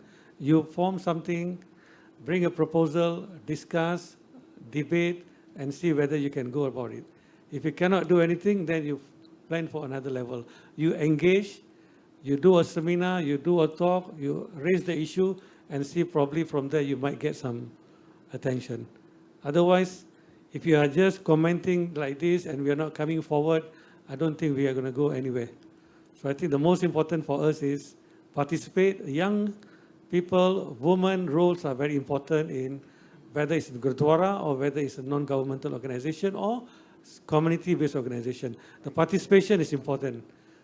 We engage, form a caucus group or small group, and then do some proposal and raise to the management and see what they say. And then if they can't do anything, then you work on it. You get your own group to support. And then I think from there, the management or the NGO might come to you after that. So I don't wait for organization. Yeah? When I do work, I don't wait for organization. I just initiate, I do a talk, I share my articles, and then I get the youth to participate. So even when I go to Gurdwara, most of you go to Gurdwara for our needs, but when I go to Gurdwara, it's basically I'm doing a research. I ask the young people, are you happy with the Gurdwara? Are you happy with the committee? What do you think about the committee? All right? So for me, going to Gurdwara is part of a research, part of getting information. What is the status? Whether they are happy with the management, whether they want to contribute, and so on. So I think to wait for the Gurdwara, I think we need to form a group and to bring the matters, whatever we want to do, and then work together. If we cannot work together, then we find another cluster or another group to form something. Thank you. There are many questions here. I give to my friends. I just like to add in what Dr. Karminda said earlier about Hukum. Most of us here take it, the word Hukum, as destiny. That's how we get word of. Okay, mathe de likhya hoya hai, sab kuch. That is not the case and all that. Or karke Rab sade andar hai, he's within us and all that. And even the first question, kivs chara hui hai, ke kuda tapal, Hukum razai chalna, Nanak likhya nal. The Nanak likhya nal, we are interpreting it as it destiny. It's written and that's it. So it's written, so it is like that. The Nanak likhya nal means it goes with you for what the decisions you make and all that.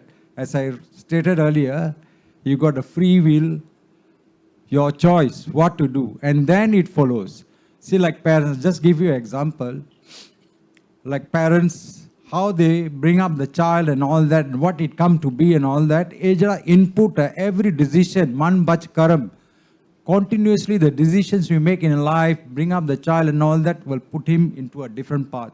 So, koi bacha, different path ho janda. It continuously, sometimes the blame, not the blame, it comes from our grandparents. It's the evolution, jo aasi shuru kita tha, it's the evolution of things happening. Continuously, we are changing. So same thing, like earlier example was given, the floods and all that, it is because of all our doing, what we have done to the climate of this world, and come back to us. The pandemics, the floods and all that, it is all our doing through evolution. And asi aap kar diya. So whatever decision, that's why Guru, if we study, I mean, we read Gurbani, it says, Man bach karam, whatever we look, whatever we hear, our Panj Indre, our taste, what we are seeing, what we are listening, what we are talking, everything will take you somewhere else. So that's why we need the divine virtues to straighten this up. That whatever we see, whatever we hear, whatever we are taught, are in line with the divine virtues. Or else, it will take us to somewhere else. Because that's the decisions we make every time. What we look, what we say, what we hear, will take you somewhere else. So this has to be kind of sieved away by the divine virtues, the Gurbani itself, the Upadesh itself, the Gurmat, what Guruji is telling us to do. You want to say something? Yeah, just continue a little bit. In the Gurbani also says, Sab kich ghar mein, bahar nahi, bahar tole, so parma pulahi, which means he's within you. He's not outside there. Now, if you are in the middle of a road and you see a car coming, what do? Sit there? That's Hukam. If you think that is Hukam, you will sit down there and say, okay, never mind, let the car come. But you will move. That means he has given you that intellectual decision making, right? That you're supposed to move. Move. If you don't want to move, then that's the consequences of you not accepting his hukam and not following that there is free will. So there is free will. All right? So I'm going to, sorry.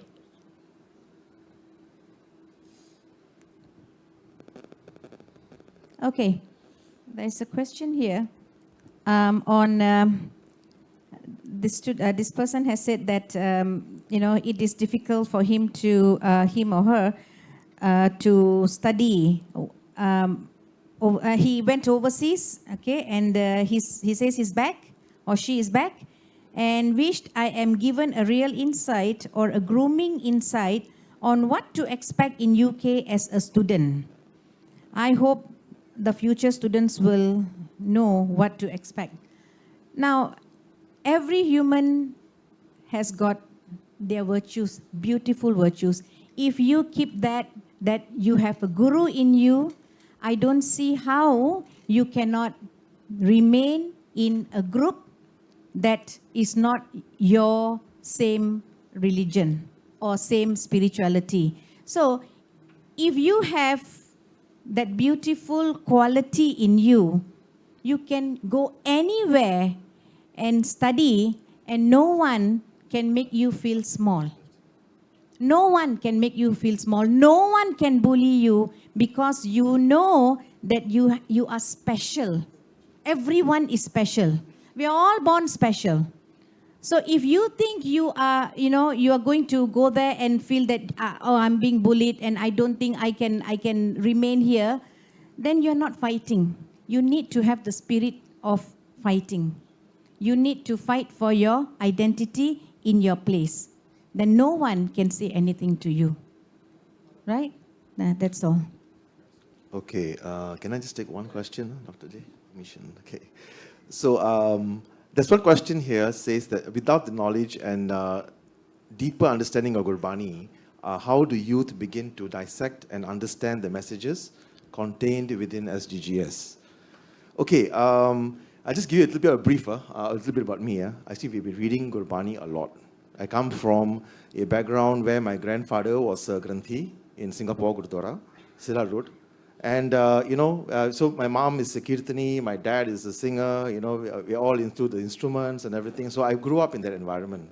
So Gurbani came like second nature to me because why? We're listening it every day. We're reciting it every day. Mom is, constantly, putting, part and, all that, the prayers, right? So the distinct here you have to understand is understanding Gurbani and listening to Gurbani blindly, there is a difference. You see why we are very used to it. Sometimes you're doing some work, right? We put, part, go on, let it run, and if you're doing our work, right? Is that understanding Gurbani? Can you understand Gurbani in that way? No, isn't it? So even in your work, in your school, in your class that you're studying your subject, right? You put focus, right? You cannot be putting songs, listening to disco, and then expect to pass the exam. So that's one core thing that you have to understand, that you need to read Gurbani, but then you have to understand the verses and the messages contained within Gurbani. Yeah. So the next part of the question is, how important is it to go through the entire 1,432 pages of SDGs? First of all, there's only 1,429, and then we have the last page, so put it to 1,430, right? So is it prescribed for a Sikh to get through the entire SDGs? Or is just more practical to understand and imbibe the values from a couple of Banis for practical reasons? Now I'll tell you about my father. My father has got no clue about Gurbani. He has never read Japji Sahib, okay? He probably just knows the word Vaheguru, but his entire life, he hasn't heard a fly. My father. So is he a Sikh? Will Guru accept him? You understand what I'm saying here now? So coming back to the point of virtues, you heard about that, right? Quite a lot, isn't it? That's the tough game. Because within us, we have both sides of we have the criminal side, we have the, you can say, the evil side, of giving us wrong thinking, wrongdoings. At the same time, we have the good side, giving us good thoughts and, towards progress. So, choice, isn't it? Yeah. So Gurbani actually helps us to align our lives according to the choices that we make so that we don't go wrong. That's it. That's what Gurbani is supposed to do. And your choices that you make towards spirituality, we don't even think about these things here. Where got time? We have so much happening in our lives, we have no time to actually allocate to understand Gurbani. To work towards our spirituality, because that is a concept which is pretty alien to a lot of people. What is spirituality? Not what we've been told or what we've been shown, in media. That's not spirituality. Sit down, for 1 hour, 2 hours, 5 hours, I've done all that. I'm more spiritual than before. Probably I become worse. You know why? Because I think, oh, I can do this 5 hours direct non-stop. How many jobs have I done? How many parts I've done? What happens is, you have the ego, isn't it? I become more egoistic. So nothing of doing more blindly, right, can lead us to the path of Guru Nanak. No way. Yeah, so we have to understand that. So I think that's the question. Yeah, thank you. I take the last two, yeah? Okay, I was just told by the MCs that, we should wind up here. So 2 more of my areas left, very brief, divine virtues and clergy. So there was a question, give us specific examples, is there on the board. Can you give me a specific example of a virtue and how can we internalize it? I think that was the word used by Veer Jaswantji, Dr. Jaswant, yeah? And secondly, another question about virtues, how do we apply divine virtues as prescribed by Sri Guru Granth Sahib Ji in my daily life and work? Okay, I'm just going to give you the flow chart. Just one example, okay?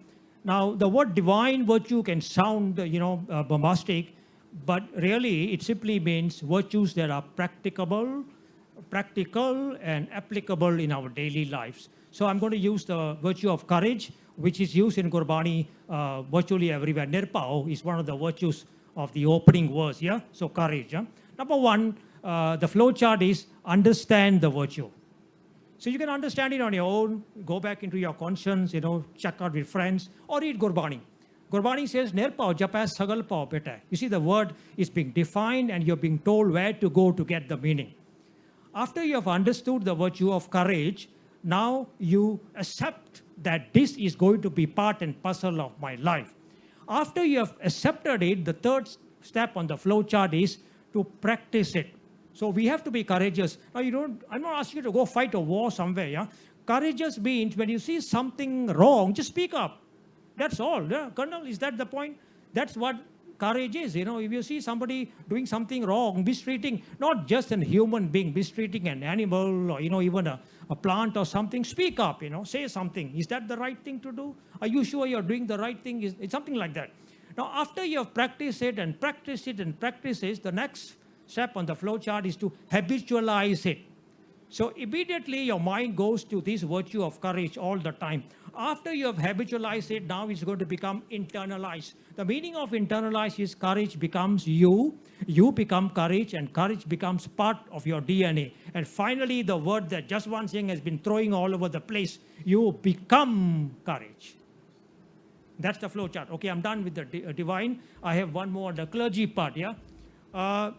Number one, somebody asked, what sort of transformation do we need to do for the clergy? This was the joke of the century for me. Transform the clergy. Okay. What role can the clergy play? Second question. Good question. How do we correct the dysfunctional role of Granthis? Yeah. So I don't think you're going to like my answer. You're not going to accept it, but it's from my conscience.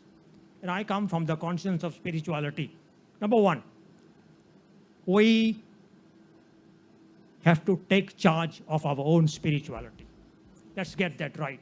A Sikh of Guru Nanak takes charge of his destiny, takes charge of his spiritual destiny and temporal destiny.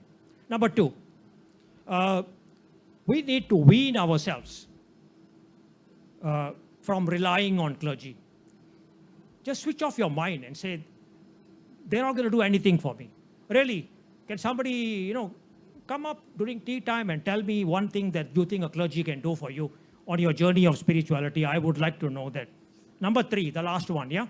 Clergy will be clergy. So take this as a statement of the clergy for the whole life. Like, clergy will be clergy. They are there to earn a living. Anything and everything that does not fall within the constructs, within the parameters, within the boundaries of earning a living, they could not care less. That's about it. Thank you very much. Thank you for such an invigorating discussion, everyone. At last, we have reached the end of our allocated time. We hope everyone here today has truly embraced the meaning of being a Sikh and learned something new today. Amanpreet, Jasjit, Sharwin, and all of you who's going through tertiary education at uni, kindly enjoy your life, because this is the place you will mature. At the same time, don't forget about your paper qualification, because that is what is going to open a lot of doors. And the heavier your paper qualification is, the heavier door it will open. And thank you to all the speakers, representatives, and participation. A special thank to Asia Pacific University. Let me tell you, this is a beautiful UNICE campus. I'm not trying to hard sell APU here, but all my 3 children have gone to uni, and this is a beautiful uni. It's a beautiful city uni. The campus is really beautiful. It's comparative to many city UK unis. Congratulations to APU and the team, and for their tremendous support in making this seminar a reality. For the questions that we were unable to answer, thank you so much for your questions. I think we are quite overwhelmed and very, very appreciative that everybody, if not everybody, a lot of people came forward with a lot of questions on the board. Unfortunately, due to time constraints, I think if we go on like this, we would be here all night. I'm sure a lot of the speakers would be happy to take your questions over tea. And if ever we get the chance, I'm sure they will try and answer it in any other platforms as well. So at this point, we'll also like to thank Live Sikh Malaysia for recording this seminar today. And ladies and gentlemen, that brings us to the end of our program. Do take note that tea is served right outside on the foyer, outside the auditorium. We hope all of you had a chance to socialize and network amongst yourselves as well. We have a lot of professionals, a lot of students here today. So we do apologize also for any shortcomings on our part. As your hosts for today, do have a safe journey home, and hopefully our paths will cross again someday. Take care and have a good evening. Waheguru Ji Ka Khalsa, Waheguru Ji Ki Fateh.